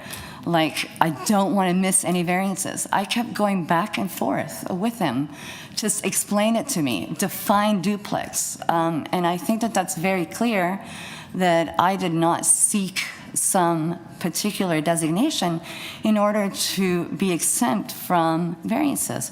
I'm also been working in the industry for quite some time, and had this project been designated single family with a secondary unit, I think the only additional variance we would have gotten was FSI. And it's still in my site plan. If you look at the matrix, zoning matrix, I still had it in there as we were 1.01 FSI. The existing house is 0.93. The house in its completion is just over 2,100 square feet for a family of 5. I don't think it's unreasonable. Thank you. Yes, well, you just make it 5 minutes. Okay, any question to the applicant? I do have a couple. It's not a question really, just to direct people how to read the plans and your elevations. It seems that the concern about the privacy for number 89 and 87, your proposed deck is actually does not extend as far as the No, so the ground floor deck is actually a very, very small deck. No, the ground you're floor, talking about the third floor. Yeah, no, that is something that after talking to the neighbors, Ben and Joanna decided to pull it right back. Yeah, that's what I'm trying to. So that was why I resubmitted the drawings. Yeah, exactly. We actually pulled it back. So I'm trying to explain that it doesn't seem to me the privacy issue. It is just for improvement. That's what I'm trying to by pulling it back. And also you have a little bit of bump out, means that your sight line, when you're standing back, you will not be overlooking directly even in the backyard. And secondly, that's the question I'd like to ask, is that on your proposed floor plan on that same deck, you have glass railing in the front, let's say, of the deck. And we can do some more privacy screens on the sides. On the side, I just want to know how high you're proposing those two.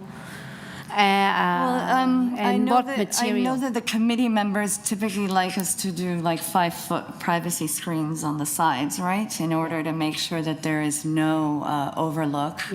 We can keep those to 42 inches, which would be the required height, so 1.07 meters. If there is a concern that by going 5 feet, I may be introducing more mass. No, I'm just asking. It seems that I agree with you. Actually, only because it's the position of it. It's already pulled back. Means that you're actually in line with the other houses. So by putting your higher, I do not know whether it will improve the privacy. But I think what you propose is just adequate for me. What is your take? Sorry, I'm just looking at your west elevation drawing and talking about the same privacy. It's the rear, the third floor deck. You've described it as a 5-foot privacy guard. I'm not sure what the privacy guard would look like. It could be wooden slats. It could be a kind of tight mesh. I haven't designed. We can say it's opaque, right? I think it's just in some fashion, as long as it's opaque. Yes. I think that will help. And I agree with with the chair that even though it's in line with the ground floor, because of the bump out, the cantilevered piece, it looks like it's set back. And I think that might certainly assist. But I think in the long term, the current owners may decide to sell next year for all we know, might win the lottery and take off. So I think the privacy screening might be an appropriate thing, something that's opaque. It'll alleviate any concerns from the neighbor. Presumably both sides in the longer term. So I think that might be something as a condition that we could just add in, that the privacy screen be opaque. Okay. Okay. Yeah, I think that's the only one that I can think of. The only other question I had was, in your purpose, you've also got a garage with a bathroom. It always is a bit of a flag when there's a bathroom. Oh, I know. I had a long discussion with the zoning examiner, Brandon, about that. Yes. So I'd like to just add a condition that the garage not be used for habitation. Yes. That should just cancel that. You can add that, yes. Terrific, thank you. I think that I actually thought about it, but escaped from my head while I'm talking about the screen. Yeah, it's a long day. I did observe that. Yeah. Any other questions? Yes, Ms. West. Yes, through you, Madam Chair. Just want to get a clarification for the privacy screen that my colleague proposed. Are you proposing on the back of the property? No, on the sides. On the sides. On the sides. I mean, on the sides of the back deck. Yeah, it's a weird deck. It's a weird deck. Yes. But the third floor deck. Just third floor? Yes. Okay. Although the third floor is set back, so... Well...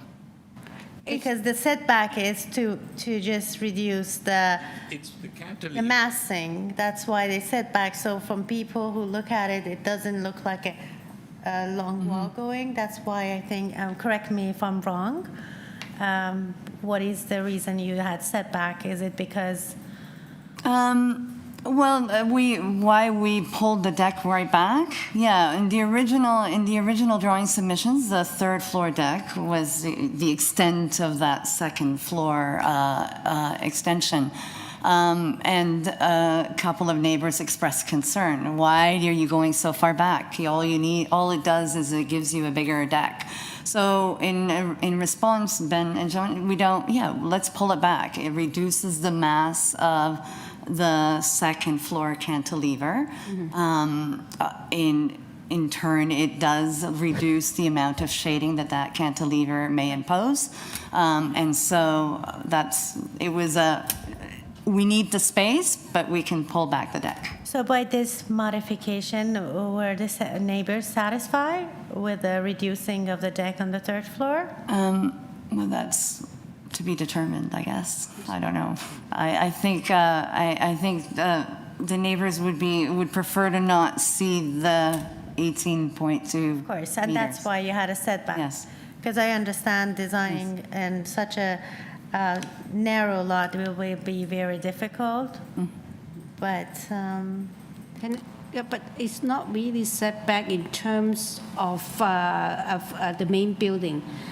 It's setback in relations to... In relationship to the extension. The extension. Yes. Yeah. That's all. And actually, it will improve the overlook a lot because of the extension is also blocking some of it. And then you're in line with the houses like this way.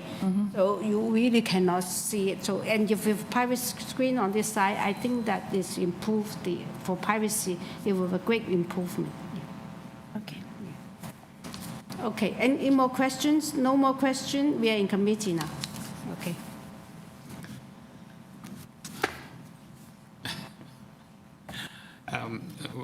Perhaps I'll go with this one again, the Chair. I think it's a very reasonable request, despite all the discussions we've had. I think this is an acceptable application and a supportable one. I'd like to propose a motion to approve this application with a few conditions. First one would be forestry number 1 and 2. The other one would be that the garage not be used for habitation. And the third one would be that the third floor deck be provided with privacy screening, opaque privacy screening, and we'll leave it at that. I think you've already got the dimensions of 5-foot height, so that's fine. And I would like to also tie it with the, tied to the proposed first floor plan because it shows that the deck is pulled back. And even the side elevations. Yep. Yeah. I think that they will secure with how big the deck is. Oh, yes. Do we get all that condition? Yeah. Oh, okay. To first floor plan. Who wants to second that? So you provide a friendly condition. amendment, right? So you will second it? That was your friendly amendment to add additional. Oh, you like condition. me? I will second it. I second that motion. Because it Okay. was All your in favor friendly with all the conditions? Approve with all the conditions. Thank you. Okay. All right, this is, yeah, thinking. Item 34 is 44 Malvern Avenue. This is to alter existing two-story detached dwelling by constructing a rear third four-story addition and the existing auxiliary building, which is a garage in the rear yard, will be maintained and unaltered. They're seeking one variance. And we received a survey site plan, floor plan elevation, 2 photographs of the trees, and cover letter from the agent. They have support from one from Nile Avenue, 3 from Malvern Avenue, and also 3 form of support from Laura Avenue and also Pickering Street. And we have also interest of concern from 54 Malvern Avenue, and opposition we have 46 Malvern Street. Through you, Madam Chair, we do have the agent online, as well as 3 registered speakers. So at this time, we will unmute Jonathan Hatch. Yes. Hello, my name is Jonathan Hatch, representing 44 Malvern Avenue. Mm-hmm. Can you speak a little bit louder or into the microphone a little bit? You're a little bit weak. Is that a little bit better? Oh, yes, a lot better. And you do Perfect. have some opposition. Please give us a presentation for 5 minutes, yes. Of course, thank you. So we're seeking a single variance. The proposal is a third floor addition. The proposal was designed to minimize impacts to the street by maintaining the existing front gable, setting the addition back 14 feet from the front wall. Mm-hmm. You'll see that we are maintaining the height bylaw. 3 stories are allowed in this district. The maximum height is 13 meters, main pair wall 10.5 meters, and we're proposing 9.38, well under the allowable. It's designed on the existing footprint of the building. There are no side yard setback variances. If you will pull up the site plan, and I want to just point out, So you'll see the existing rear addition is actually set back, and while I don't have a dimension there, it's 1.42 meters of that rear addition to the property line. And that third floor is on that existing footprint. So it follows the existing built form. And so that setback increases for that full 14 feet of the third floor addition. We felt that this helped minimize impacts to the backyards of the neighboring houses. This R zone permits 60% FSI, but has a 9% bonus for additions to the rear. So 69% is the common built form density allowance. We're requesting 73%, which is a modest 4% over the common allowable built form standard. Research in the area has found decisions ranging from 1.34 with an average of 0.84. So there's a lot of development in the area. And again, we're only proposing 0.73. For now, I'll say that this is, I think, a fairly minor application, and we believe it meets the 4 tests.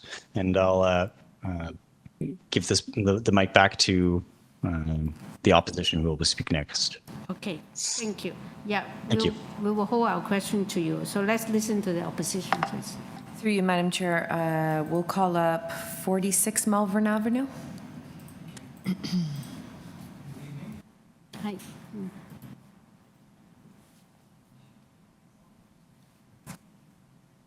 Good evening. You're hearing me? Good.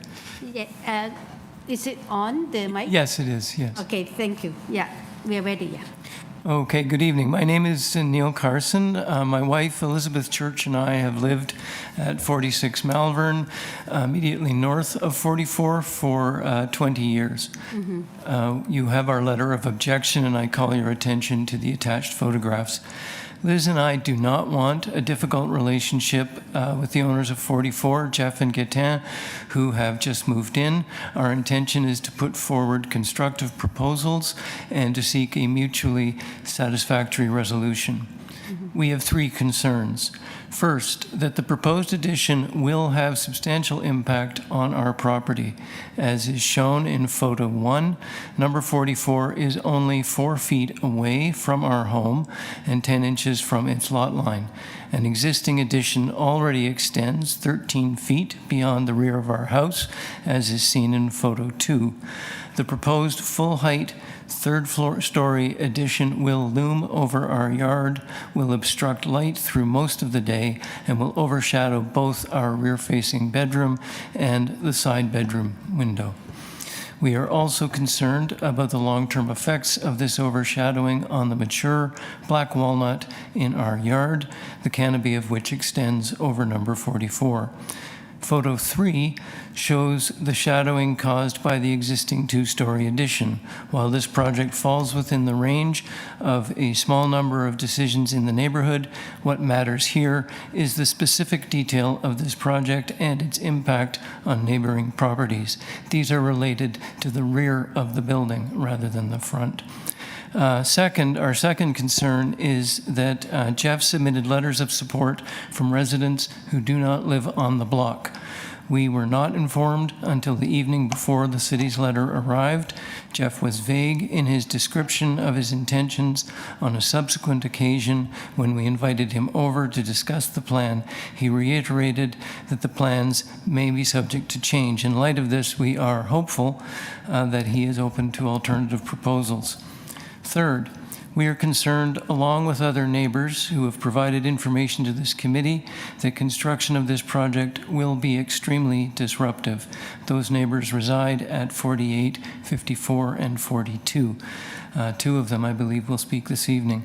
The only access between our back and front yards is via the narrow passage between 44 and our home.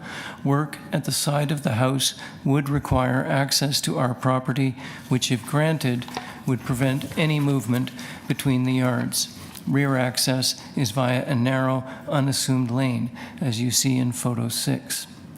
Recent basement digging at 44 involved heavy machinery and trucks that were parked on the sidewalk for extended periods near a mature city maple in our front yard. During the movement of these trucks, there was no use of flag people or other safety measures in an area where several schools and there are lots of pedestrians. We witnessed at least one dangerous incident. There also was no effort to mitigate the high amount of dust during this operation in spite of our many requests. Jeff indicated to us that he has no control over the behavior of contractors.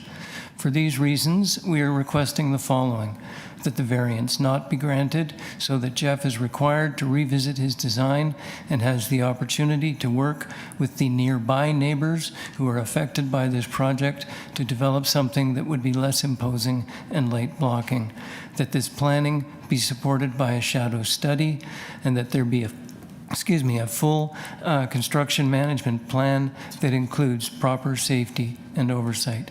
I thank the committee for this opportunity to submit our concerns. So, any question to do this, yeah. So, okay, thank you. Then no question. The next one then. Through you, Madam Chair, we'll unmute the owners at 48 Malvern Avenue. Neil and Diane.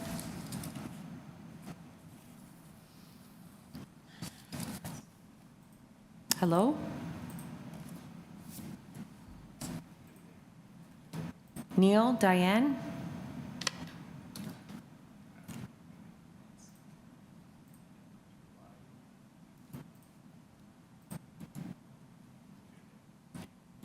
Hello, Neil, Diane?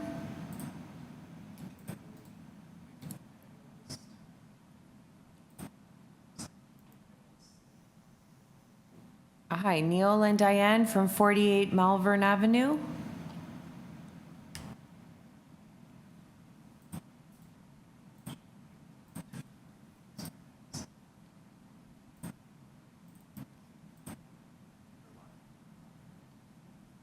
Neil, Diane?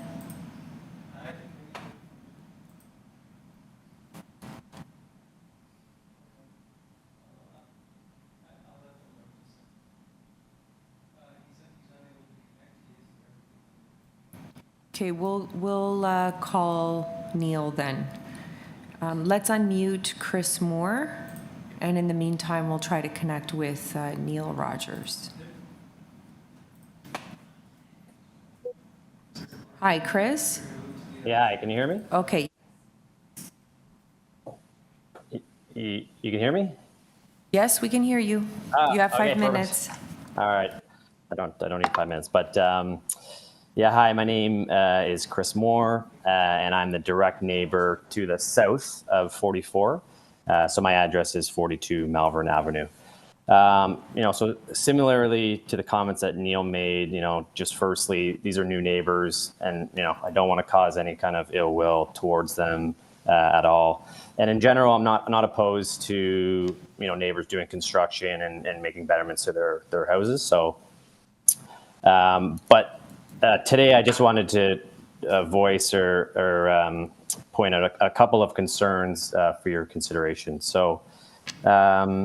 Just the first one, just with regards to the height of the third floor addition. So we have two north-facing windows. So one is a bathroom, one's a hallway. And the concern point is really just obstruction of view. Currently, we would look out onto 44. Sight line would be a sky and tree. With the addition, that sight line becomes kind of an addition, and so we sort of lose that view. So there is just a concern point with respect to obstruction of view. The second one is just the placement, and I'm not sure if this is the form for it, but the placement of the window. So in the drawing, there is a window that would essentially be looking directly into our hallway window. So the concern point there is obviously just looking into our hallway, so privacy as well as a potential fire code concern on that side. So really, my ask here today is really just as it relates to height. So is the option of reassessing. So there is not a complete obstruction of our view or obstruction of our view from our hallway window. And then the other one would just be placement of window as well. So there's not a direct line of sight into our home. Yeah, that's what I had for today. Thank you. Any questions for him? Yep. Okay. So we will try again with Neil Rogers from 48 Malvern Avenue.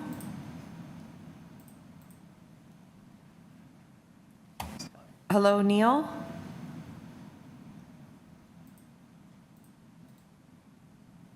We're unmuting you, Neil, so just say hello.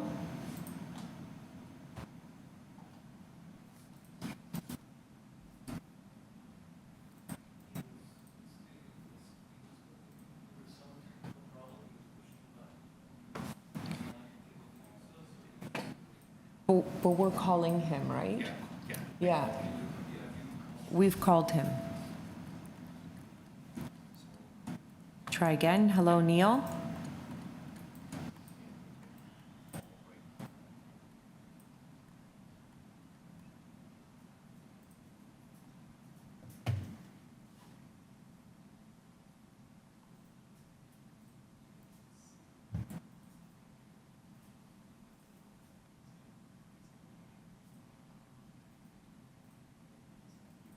Okay, Neil, let's try again.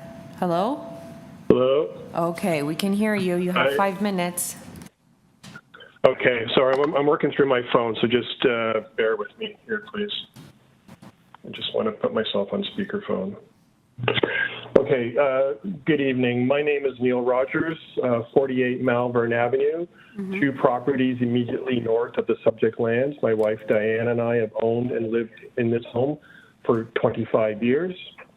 The existing structure at 44 Malvern is quite visible from our backyard, particularly from our patio area where we dine and entertain during the spring to fall months. For that and for other reasons, we are expressing reservations about the proposal from a built form, massing, visual impact, and other reasons. The proposed addition will exceed the permitted GFA by quite some measure. However, it already extends approximately 3.96 meters from the rear wall of 46 and 48 Malvern Avenue.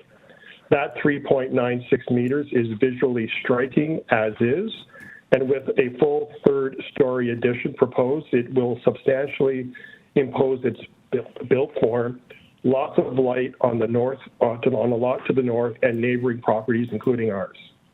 In fact, the letters of support on file are all from persons well beyond the area of influence and impact of the site, including several streets to the east. But no attempt was made to speak with us at any time during this process. There is a clear visual and built form impact of 44 Malvern from our backyard, and for that reason, it is quite concerning that no outreach was made. A few issues of concern and consequence, the incremental shadow, scale, and visual impact. The letter from the applicant's agents speaks to the impact of massing with respect to the street, but there is no acknowledgement with respect to its impact of adjacent properties at the rear, where the impact, in our respectful opinion, will be the greatest felt. Construction management and construction traffic have been expressed by others on the call today. Malvern Avenue has a extremely large high school. Pickup and drop-off is very busy during the peak AM and PM periods. Malvern is a one-way street northbound, and sometimes it is used as a collector road between Kingston Road and Gerrard. Hence, traffic management when building has been a challenge. Visibility and safety issues are also of concern. The placement of a dumpster during construction recently became a problematic issue, especially when backing out of the driveway at 48 Malvern Avenue. There is a rear lane across our properties, and without any consultation, I am wondering whether or not their contractors will use it for construction staging. Safety is an issue because of limited width, an unimproved road allowance, and turning radiuses, as well as potential damage to trees along the rear lot lines of properties who enjoy that laneway. We have reviewed the submissions of 46 and 52 Malvern, and we support their comments and position. And for those reasons, as well as the reasons of my remarks, we submit that the committee should respectfully defer the item, only to allow the applicant to consult with those neighbors most immediately impacted and affected. This time will allow the applicant to prepare a construction management and traffic access plan, prepare a sun shadow study of the incremental impact during the March to September period, and consider an alternative build form that is less impactful on the rear yards of a number of properties. Collectively, it is our opinion that these requests are in the best interest of continued enjoyment of our property, good neighborly conduct, and minimizing overlook, scale, and impact of an imposing structure while ensuring safety and order during the construction process. Thank you very much. Thank you. Thank you. Any question to this speaker? No. Yeah. Through you, Madam Chair, we have one more speaker. At this time, we'll unmute the owner at 5 Wayland Avenue. Oh, hi. How's it going? Can you hear me? Yes, we can hear you. Oh, great. Yeah, so I'm not directly impacted by the build as I'm not a neighbor on Malvern, but I do use the shared laneway, which Neil had just been discussing. And I just want to make sure that the laneway and access to our garage wouldn't be impacted during the construction if it were to go ahead. Just because we do use our garage frequently for groceries and picking up our kids and things like that. So we're just curious. It's really more of a question in terms of how that's going to be planned out and to negate any kind of direct impact on people using the shared laneway. Mm-hmm. Yeah, maybe the agent can respond to that. Yeah, after. Yeah. Can. But that's all I have. Thank any you. Other concerns? Yeah. Not for me. Thank you. Okay, thank you. So. For you, Madam Chair, we'll go back to Jonathan Hatch, the agent. Hello. So I just wanted. Can you hear me? Yes. Thank you. So in regards to the public access, so there seems to be a lot of discussions regarding laneway access, construction management, and the permit that is being undertaken for the basement space. The reality is the laneway is not part of the proposal. There's no changes to the laneway access, no changes to the at all proposed to the laneway. And we have spoken to the contractor to modify his practices since, and I believe there have been changes. In regards to the public street, but we recognize that it is a public street on Malvern, and we need to maintain traffic management and maintain access for the schools and the streets, and there is no proposal to change any of that. And I believe we will continue to do so.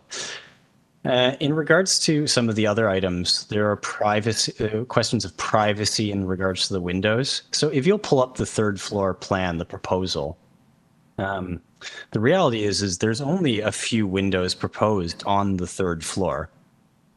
And I'll just point them out for a moment. If you can get to the third floor.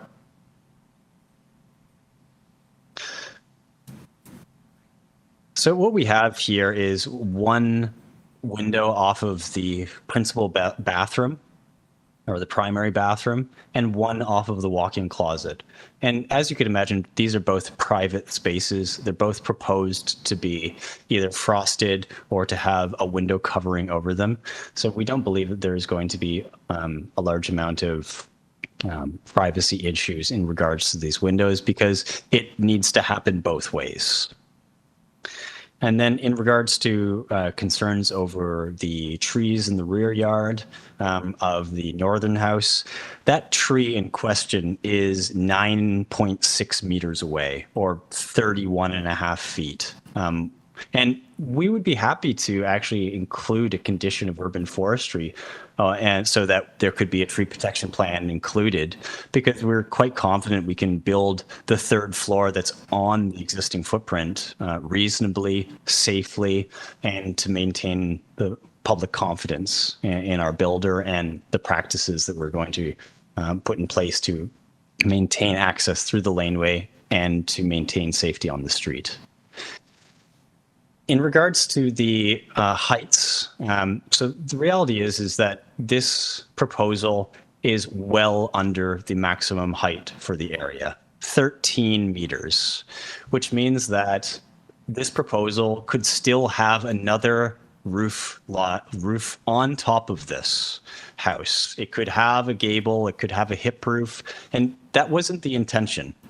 The reality is we could propose the addition towards the front of the building, but then it would have impacted the streetscape, or we could have proposed it towards the rear of the building, where we also had the bonus of increased setbacks towards at the rear of the building. We felt as though maintaining a reasonable height for the third floor and then not adding roof lines on top of that as well was the best, so that we didn't add additional variances and reduce the number of impacts we had to the neighbors. And while we couldn't come to a consensus, my client did reach out to the neighborhood. They did walk and speak to as many people as they could, and they did get a number of letters of support. I believe it was 7 at the end. So I believe that while it isn't going to, the addition is on the existing footprint, and there will be some minor shadowing towards the neighbors. I think that in the impacts of where it could have been and what we're requesting, which is a 4% GFA request over the standard 69%, it was fairly minor in terms of what we could do to try to get what the family needed, which was additional space for a growing family. And so I contend that this is still a good application and it's an appropriate development for the neighborhood. Thank you. We have questions for you here. No, I'm ready to put forward a motion. Oh, okay, sorry. If there is no We other don't have- question. we just want to check whether, okay. Because, We are in committee now, okay. Yes, the All agent right. explained everything in detail, and I believe that we are just having, I carefully listened to all the neighbors. I understand they all have different comments, but we are talking about one variance, and as of right, they can go build another level on top, and we don't have any height variance. We don't have any side yard variance. We only have just FSI, and they are only asked for 1.2 times of the permitted, which is very minor to my point. So this application, we didn't get any concern from city staff, no concern from urban forestry, transportation, and I'm satisfied with the explanation that the applicant provided. Therefore, I would like to put forward a motion to approve the application as is with no condition. Okay, I just want to bring up something. I caught Mr. Hatch the last sentence or sentences. He believed that the allowable FSI is 0.69, but on my agenda record, So do you want me to withdraw my motion? Oh, no. I'm just saying that I hope that the 0.6 is correct. That's what I'm saying. No, because he said that it's only 4% increase in the FSI. In fact, it is, if according to the agenda, it's actually 14%, right? My head is... Through you, Madam Chair, sorry, we can't take any more We just questions want to at this clarify time. this, yeah. Through you, Madam Chair, there is a zoning review. The zoning examiner has determined the variance. 0.6, right? So 0.6 is what's required maximum, and they're proposing 0.073. Yeah, that's what I thought. Sorry, Then- 0.73. Yeah, because when I caught what he said Oh, was okay. 4%. Yeah. That's No, why I would go by with for us. It's not going to affect what... No, anyway, I withdraw my motion. Do you want me to repeat it, or? No, it is a good motion. What I'm Okay, trying to so try if to motion clarify stand, that, okay, what he so said, yeah. I would like to approve this motion with no condition. And I think the explanation we got satisfy me that this is very minor, and we are only talking about one variance. And I think it's very minor, so that's my motion. Okay, anyone wants to second that one?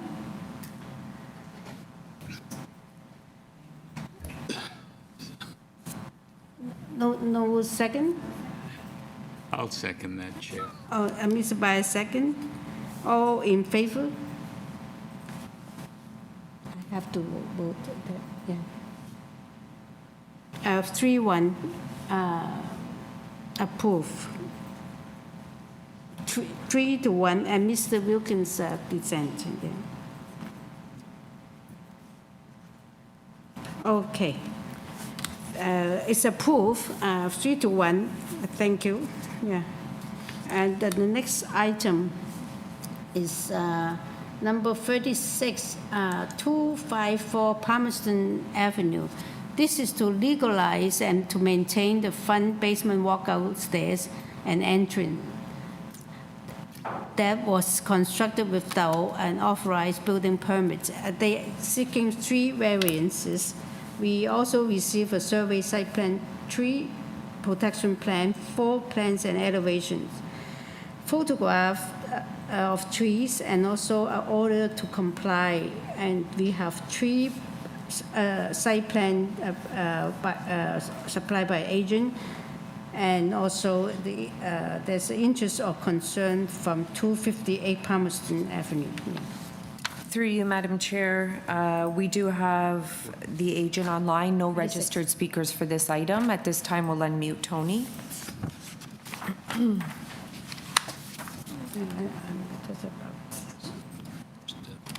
Hello, Tony? Yeah, my name is Tony Yu. Just a little bit louder, please. Yeah, my name is Tony Yu, and I'm the agent at 2347 Kennedy Road for the minor variance at 254 Palmerston Avenue, Toronto. I'm very happy today here on behalf of the owner. Yes, we do not have. Through you, Madam Chair, we don't have any registered speakers. I don't know if the members need a presentation or if you can just go into questions. Yes. Do we need a presentation from the applicant? No, we do not. So we are into questions now. Please, you have any questions? Oh, okay. Doesn't seem that we have questions. Do you have anything you want to address the panel before we move into discussion? No, I'm always good with a proposal. Okay. I have one question. Can you tell us why it's built without permits? Just so that we understand what happened. Yeah. Well, yeah, because the reason the owner built it is actually based on the survey available for him, and he was originally aware that the Toronto allowed the walk-up at the front yard, but based on the character of the downtown's front yard, the front lot line is set a long distance back from the road. Even though he had plenty of room for the front landscaping, which is maintained and accessible by him.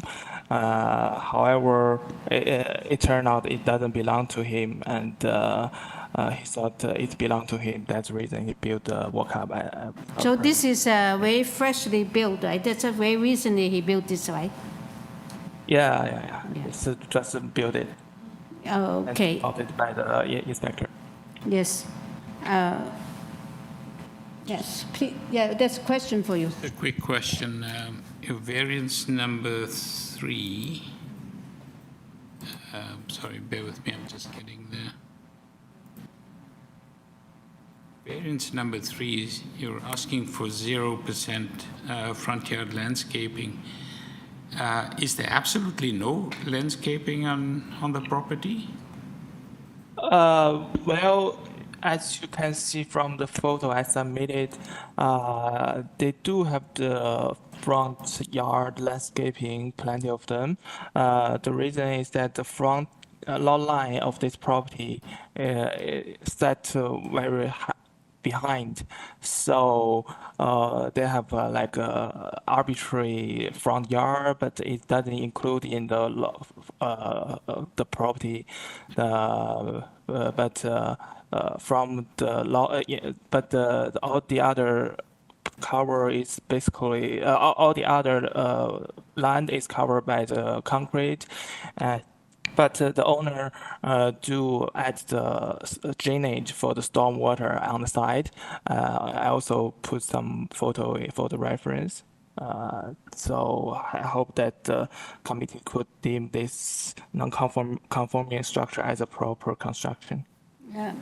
Actually, I do have a question. After looking at your site plan, you have zero front yard landscaping. What was it before you built that walkout? What's that material? Is there landscaping before in front of the porch? Now it's filled up by the new walkout. Originally, it actually just a concrete cover, and the owner altered the front to the walkout. So basically, there's no landscaping originally, just a concrete cover at the beginning. Yeah. And that's why it is zero, because it filled up with the stair now. So it's, yeah. Okay, any more questions? And if we're going to approve this, I'd like to add the note so that committee adjustment do not condone building without permit. And I advise that you tell your client that any kind of building activities should check with the building department whether you require a building permit. Okay. Through you, Madam Chair, Absolutely. we will put it in for the record. Yeah, for the record, yes. Absolutely, I will let the owner know this in the future, madam. Okay, we are in committee now. I guess that he. Yeah. I'll go ahead. I'll make a motion to accept this with the with what we'll put in the record. It's problematic that there's no soft landscaping, but I think that was generally the condition before.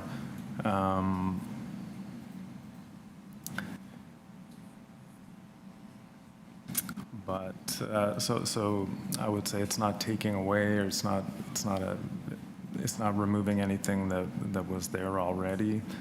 There is quite a lot of green space close by in terms of drainage. There wasn't a lot of drainage happening in the first place, so I can just barely find that this is a minor variance, but I'll motion to approve. Yes. Okay. Yeah. We have put in our notes, but only because the reason given us is not, to me, it didn't go down very well with me, because the owners determined that it's okay to build without permit because he understands the neighborhood or something like that, I guess. Okay, so you have a motion to approve because you see this is a minor variance, right? So anyone that wants to second that motion? Mr.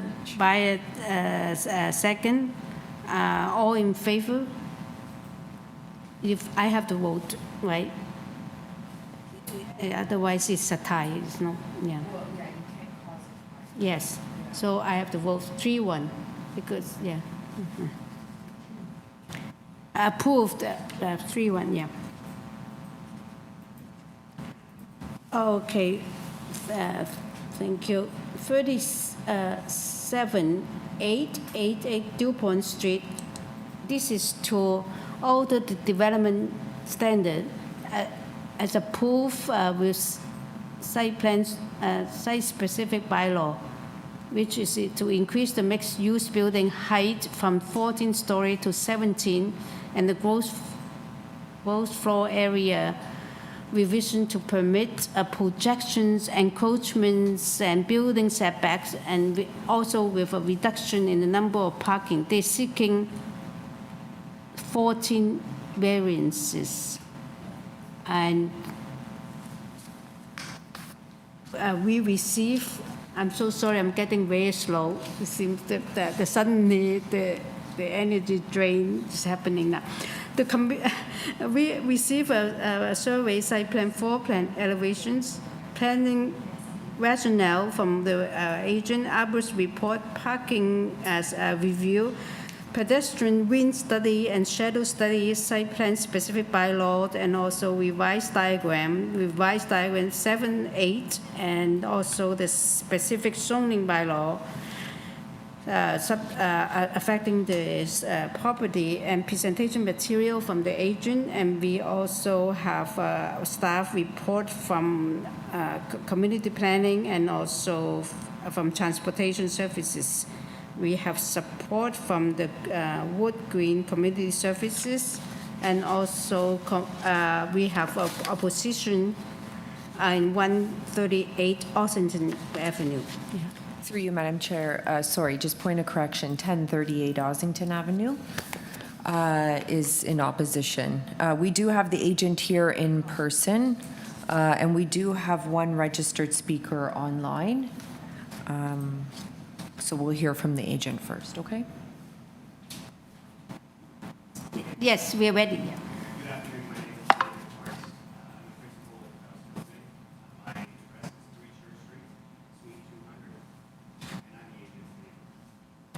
Okay, yeah. And we do have a registered speaker? Yes. Yeah. So you better give us maybe it's a complex building, obviously. Give us a very short version, 5 minutes presentation. Thank you. Can you speak? Is it on? Hello? Oh, much better. Yeah, we can hear now. Yeah. So just starting from the top, I'm here today. Sorry, if you could put the 5 minutes back on the clock, please. Okay. So I'm here today to request minor variances to secure the delivery of much-needed housing at 88 DuPont Street. Given the recent increases in carrying interest and construction costs, the approved 14-story building, including 20 affordable housing units, is no longer feasible to build. Next slide. In 2022, City Council approved a 14-story mixed-use building containing 155 live-work units and 179 square meter privately owned, publicly accessible space. A draft Section 37 agreement secured 20 affordable housing units in the approval. Over the past few months, we've worked with city planning to improve the revised design through an expanded public realm, reduced embodied carbon, and a commitment to Tier 2 of the Toronto Green Standards. The team also met with the ward councillor and staff on 2 occasions, which resulted in enhanced ground floor programming and community outreach. As indicated in their staff report, City Planning do not have any objections to the minor variance application. They confirm that the proposed minor variances will allow for the provision of affordable housing units within the proposed building, and the revisions represent improvements to the previous wind conditions and the public realm. Planning staff recommend 2 conditions of approval, including minor revisions to the draft Section 37 agreement and an updated wind study. We have no concerns with these conditions, and we have coordinated with City Legal and the Ward Councillor to put forth the Section 37 motion on the June 26 City Council agenda. As indicated in their staff report, Transportation Services do not have objections to the application, and we filed an updated TIS report as requested. The applicant has also conducted extensive community engagement, including circulating 3 flyers with the construction and minor variance updates, door knocking, and a survey for neighbors to provide feedback. Community members expressed their desire to see small-scale retail and community space on the ground floor, concerns about shadowing and parking in the area. Next slide. The proposed minor variances represent a significant improvement to the previous approval. Sorry, it's the slide before this. They will secure 20 affordable housing units that could not be built as previously approved, increase the number of much-needed housing units, enhance the public realm. Sorry, why are we going further in the presentation? It's okay. Improve the wind conditions, reduce auto dependency and transportation in the area, and increase building efficiency through the removal of a level of underground parking and the reduction of building stepbacks. Sustainability is one of the pillars of impact for the developer, as is evidenced by their 95% waste diversion rate during demolition of the approval. So now onto the site plan here. The revised proposal is 56 meters tall, and it contains a total of 246 dwelling units, including 20 affordable housing units. It includes a total GFA of 17,918 square meters, including 222 square meter community commercial space on the ground floor. It has a total of 6 parking spaces, including 2 accessible, 2 visitor, and 2 car share parking spaces, and a short-term drop-off. Underground parking is no longer proposed, and the POP space along DuPont has been significantly expanded. So if you go to slide 5, requested minor variances. A minor increase in the gross floor area is requested. A minor increase of 6 meters to the height is requested. A minor revision to the building setbacks and encroachments is requested. The removal of underground parking is requested, and technical revisions to the Section 37 provisions are requested. Next slide, please. This diagram illustrates the proposed west building elevations on the left and the revised proposal on the right. The comparison shows an increase of 6 meters to the overall building height and a simplified building face along DuPont. These changes would not introduce any incremental shadow impacts on the nearby neighborhoods and parks designated properties, and sunlight on the surrounding public realm will be preserved for the majority of the day. The new building placement results in better wind conditions at grade and a decrease in shadow impacts on the proposed park to the east. Next slide, please. This diagram illustrates the approved zoning map on the left and the proposal on the right. As you can see, the approved building had significant step backs along the DuPont frontage and a max building height of 50 meters. The revised diagram shows the step backs along DuPont have been simplified and the building height slightly increased to 56 meters. Streamlining the building massing allows for significant reduction in embodied carbon produced through the removal of several concrete transfer slabs. The revised proposal also significantly improves the front yard setback, which will improve sightlines and safety at the northeast corner of the site. Next slide, please. This diagram illustrates the approved ground floor zoning map on the left and the proposal on the right. As you can see, the front yard setback has been significantly improved from 4.3 meters to 10 meters. That's nearly a 6-meter increase. Next slide, please. As a result of the ground floor setback improvements, the area of the POP space will be increased by 70%. This would maintain a direct connection to the approved commercial community space and introduce a new public realm connection to the park to the east. You can see the park at the north end of this image. In summary, it's my opinion that the requested minor variances satisfy the 4 tests in Section 45(1) of the Planning Act. They maintain the intent and purpose of the official plan and the zoning bylaw. They are desirable for the use of the lands and are minor in nature. In conclusion, the delivery of 20 affordable housing units will not be possible without these requested minor variances. Given this and all of the improvements that have been proposed in concert with the Planning Department and the Ward Councillor, we recommend approval of this application. Thank you. Yes. Do we want to hold our question to him and then listen to the opposition? Yeah. Okay, through you, Madam Chair, we will unmute RJ Polsky.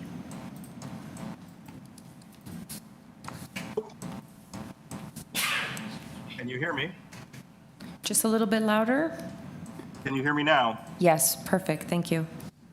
Excellent. I submitted a document on Monday.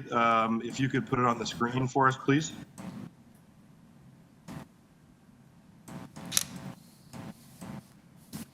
The naming of the document on the file online is called the Correspondence in Opposition. Excellent. Thank you. My name is RJ Pulaski. I live at 27 Acres Avenue, which you can see on this diagram here. I also am the lead and president of Shaw Gardens Community Association, which is a community of over 100 homes, highlighted in yellow. And I'm the coordinator for the Garrison Creek Community Garden, which contains over 50 community garden plots. The opinion of myself as a resident, as well as the Shaw Gardens Residents Association and the community garden members, is that this variance request is not minor. It does not pass all 4 requirements. It does not maintain the general intent and purpose of the zoning bylaw, and it is not minor in nature. Specifically, we object to the height increase of the building. For 840 DuPont, the property next door, in 2021, the OLT hearing approved that building to be 32.5 meters. And in July of 2022, City Council approved this site to permit a 50-meter building. The intent and purpose of establishing a maximum height is to ensure appropriate building scale is achieved in relation to the surrounding context, and that the impacts such as shadowing on surrounding properties are adequately limited. This proposal represents a significant increase of 12%, or 6 meters beyond the approved building envelope, and 72%, or 23.5 meters higher than the neighboring structure at 840 DuPont. The build form and massing of this proposed building is not appropriate scale in relation to the surrounding context, and thus we do not want this minor variance to be approved. We also have objections to the shadow plan that has been provided. In terms of sunlight and shadowing, OPA 4.5 Section 2 requires that new developments adequately limit shadowing on adjacent neighborhoods, particularly during spring and fall equinoxes. And it's the position of Bousfields that specifically, this is in their report, specifically this proposal will not produce any shadowing in the neighborhood designated lands to the north of the subject site. But this is absolutely untrue. If you look at the shadow study, you can see that the increase in height of the building will impact Shaw Gardens residents, as well as the Garrison Creek Community Garden. The provided shadow study clearly shows significant shadow impact on parkland and neighborhoods to the north for up to 5 hours per day. I encourage you to take another look at the shadow study. Also, the building setbacks and pop area. The northeast corner of Ossington and DuPont is exceptionally dangerous, and expanding that space is important for pedestrian and cyclist safety. This is a once-in-a-lifetime opportunity to improve the safety of this corner, and safety should not be traded off in a conversation around variances. Safety should be part of the design to begin with. Past the developer continues to trade variances and requests for variances for safety and affordable units. They did that at their first community meeting that they had 4 years ago. They did it with their second design, and now they're doing it again. They'll only provide affordable units, and they'll only make it safe if they get their variances approved. The developer should just do the right thing. We oppose the variance around vehicle parking. There's very limited parking on DuPont and Ossington. For many hours of the day, no parking is allowed at all. The neighboring streets have limited parking as well. The approved building had 19 spots, which is already very low considering 187 units. And moving to 6 vehicle parking spots for 246 units is not a minor variance. And then lastly, on the affordable units, yes, it's good that this building will have affordable units. The City Council approved in July of 22 a total of 20 affordable units out of the total 175. But this variance request does not improve upon the absolute number of affordable units. In fact, the units are smaller. So this variance request does not provide any benefits beyond what has already been approved by the city. And so again, we ask that the variance not be approved. In general, again, the residents of Shaw Gardens, the community members of the Garrison Creek Community Garden, and myself as a resident request that the variances not be approved, specifically the one relating to height, as it relates to scale and of the building and the surrounding structures and the shadows, but then also the setbacks and vehicle parking and affordable units make all these variances exceptionally objectionable for us. Thank you. Okay, do you have questions for this speaker? Okay, we don't. And through you, Madam Chair, there's no other speakers. Mm-hmm. So let's bring back the agent. Yes. Can you respond to the last speaker's concern? Yes, so if you could kindly put up my slide regarding proposed improvements on the site, please. So this application has benefited from, more than 5 months of consultation with the City Planning Department, the Urban Design Department, the Ward Councillor, the Transportation Department, and we've had multiple different efforts for community engagement within those periods. Mm-hmm. In fact, the Ward Councillor had helped us facilitate the community engagement with the surrounding neighborhood. So I just wanted to address that at first. This application is also subject to site plan approval, which is currently being reviewed concurrently with this application. So anything that is approved for this minor variance will continue to go through the site plan approval process. So I just wanted to note that in terms of improvements, these minor variances are required in order to secure the 20 affordable housing units that are on the site. Unfortunately, the affordable housing provider is no longer able to provide the affordable housing within the GFA that the building has. So I'll just really briefly address the unit sizes. So the unit sizes variance that we're requesting actually do not lower the amount, the size of the 1 and 2 bedrooms that have been secured. It just removes the average unit sizes, and that's in line with the market units that are going to be built within the building. With respect to the height increase, although there are 3 additional floors proposed, the metric height is only 6 meters on the building. This is reflective of the significant amount of stepping that was approved. So now that we've simplified the stepping, there aren't as many transfer beams that are required, and only 6 meters is required. If you could kindly go to page 13 of my presentation, which includes the shadow study. So I'll address shadowing in this regard. Sorry, it's a little bit, 1 second, let me see if I can find it. It's back here, it's the last page. So for the shadow study, the only period of shadowing on Garrison Creek Park would be at 11:18 a.m. At that time, there would be a very minor incremental shadow on the park, especially given that it's more than 60 meters away from the taller element of the building. So it's got about a 1-to-1 ratio with the height of the building to the park. In fact, that park is a hydro corridor and hasn't actually been identified as a park, as you can see on this official plan map. The dashed line represents the hydro corridor. Notwithstanding that, there are mature trees along the south side of the hydro corridor, which would effectively hide that very minor incremental shadow. With respect to the GFA, so the GFA increase effectively has been inflated because the underground parking garage, which has been removed, used to include storage areas as well as parking, as well as areas associated with bicycle parking and mechanical spaces. Because those areas have been relocated to the ground floor, the GFA on the ground floor is now counted towards GFA, and it has inflated it by almost 500 square meters. And so the actual increase in GFA is just that of 2 floors.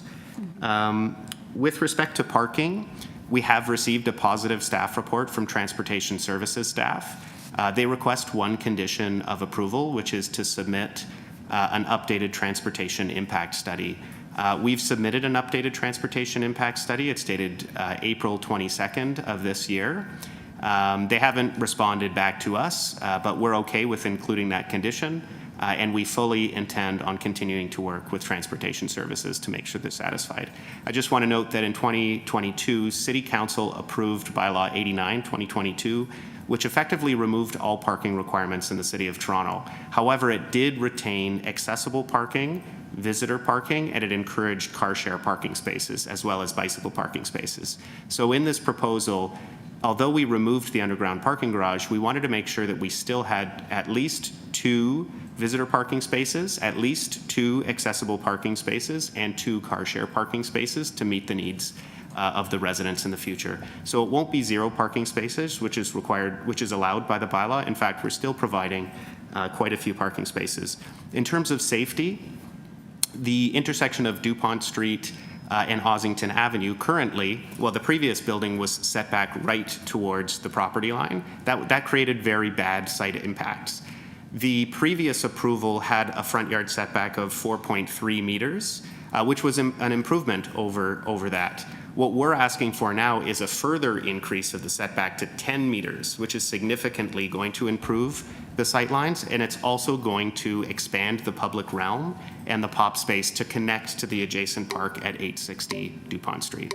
Thank you. Any question to this? I do have one question. Because there's some sort of concern about shadowing. Can you tell me, in terms of context, the site immediately to the east side, it seems that they're developing, there seems to be a big development. Do you know what it is and how tall that structure will be compared to yours or something? Yes, so and I'll preface this answer with my process going through the rezoning application. So I was the planning consultant for the developer, and I've been working on this application since 2017. Yeah. As part of this application, it was acknowledged that the corner site was a significant gateway site to the DuPont corridor. Because of that, we worked with city planning to obtain an official plan amendment, which removed us from site and area specific policy 212, which is the DuPont corridor site and area specific policy. That SASP requires a maximum height of 9 stories. However, we've been removed from that, and the previous building was 14 stories. So to answer your question, the building beside us at 840 to 860 DuPont Street was built as a 9-story building. It's currently under construction as a 9-story building because it's still in the SASP, whereas we are not in the SASP. Yeah, and yeah, that's what I want to understand the context. So the building actually occupied is actually twice as wide in terms of the east-west dimension as yours, and it's 9-story right next to it, right? That's right. It may even be 3 times as wide as the building, and so the GFA is actually higher than the GFA that we're proposing. I understand. I'm just trying to say that if you have a building that 9-story and 40, so the shadow is actually affecting this building more than property that beyond. That's right. The shadowing would be happening mostly on the other buildings to the east, but also on the employment lands and the rail corridor. Yes, thank you. That helps a lot, because if you think that everything is very low, then you affect a lot more property rather than a building that is already 9-story, but is, you said, 3 times wider and as deep. Yeah, thank you. Any questions? Okay, we don't have any more questions. Now we are in committee. Yes. So I think the context is very important in terms of that they have a sort of like the landmark corner, and then everything sort of step down a little bit. And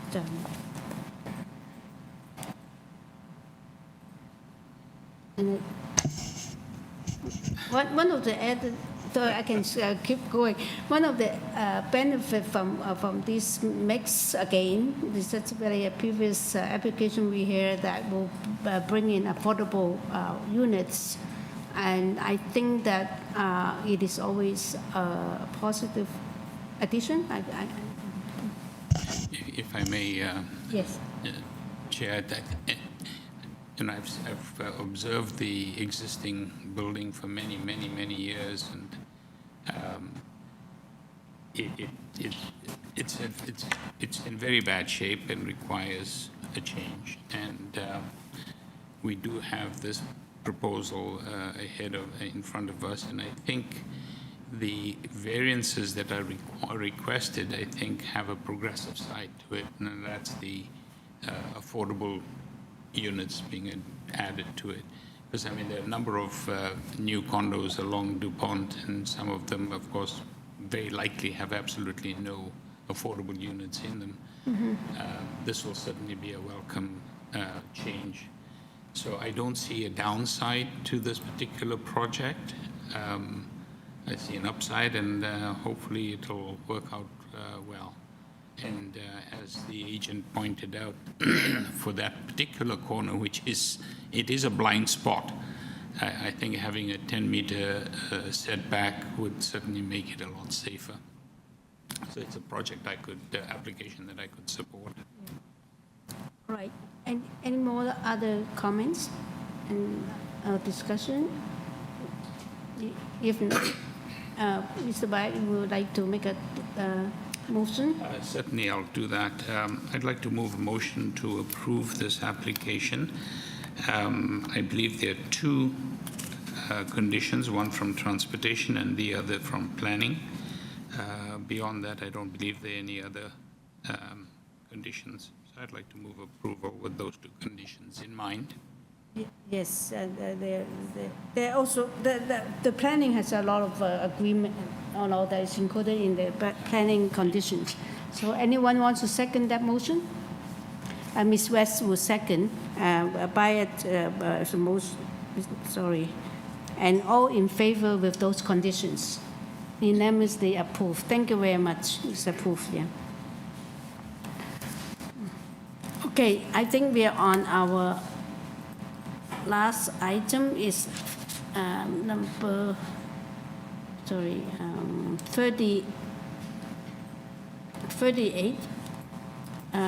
What is 38? 94 Fulton Avenue. And let me get it back first. Okay. This is to alter existing 2.5-story semi-detached dwelling by constructing a rear 2-story addition, a partial 3rd-story addition with a rear terrace, and a front 2nd-story terrace, and a rear ground floor deck with stairs. The existing front porch and front 2nd-story balcony will be reconstructed, and they are seeking 5 variances. And we receive a survey, site plan, floor plans, and elevations, and 3 photographs of the property. And we have 15 signatures in support. They're all on Fulton Street. Through you, Madam Chair, we do have the agent online. No registered speakers for this item. At this time, we'll unmute Trevor Gain. Good evening, Madam Chair. My name is Yes. Trevor Gain. I'm liaising here on behalf of the owners. We do not have any opposition, and I'm going to see whether we need a presentation from you first. Yeah. Would you like to have a presentation? Yes, we would like to have a brief presentation from you. You have 5 minutes, please. No problem. So the application before you, like I said, or like you mentioned, is to alter this existing early 1900s Victorian bungalow or semi-detached. So the proposed renovations that we're going through is to do, is basically to modernize it for the family. And with that, there's some additions and rebuilding of the third floor, which is sort of small in nature. So kind of keeping in nature with the street, we worked quite well with the neighbors, as you could tell by the signatures of support, and try to maintain the datums to kind of control our variances. So we maintain the ground floor datum, we maintained the roof eave datum, kind of lined that all up with the neighbors, and then just adjusted the floor heights within to kind of get the kind of modern floor heights and amenity spaces that the owners want. So overall, we think the variances are minor in nature. We have a wall height variance. We have no building height variance on this. So our kind of overall massing footprint is all kind of within the setbacks and building length and height. The wall height variance is really just the side wall, and that's sort of reflecting the existing situations up and down the street where we have a vertical wall with the sloping roof in the front. To get rid of that variance, we would just have to sort of continue this sloping wall around the side and across the back. But given that there's about 1.2 meters between the two houses, we feel that this vertical wall is invisible. And like I said, it's in keeping with the whole neighborhood. We spoke to city planning about that. They have no comments on the application. We spoke to both neighbors about this whole project, and everybody gave us overwhelming support. So the landscape variances in the front are basically an existing situation. There's a ground floor front deck and a second floor balcony on top of that. Those are being rebuilt just because they're kind of wood frame, falling apart, rotting. So we're doing a concrete porch. We pushed it about another 18 inches towards the property line just to kind of make it symmetrical in the front elevation. And because of that rebuild, that sort of triggers these landscape variances, but it is sort of representing the existing situation. So variances 3 and 4, which are dealing with these porch setbacks, especially at the front, are the length and the size is pretty much existing within keeping. So to wrap it up, given the interest that it's 8:30, and I was actually at the committee this morning, so I've been in this panel the whole day, just like you. Do you think it is minor, and we seek your approval? Thank you. Questions? If I may, just a quick one, variance number 5. Could you just quickly speak to that, please?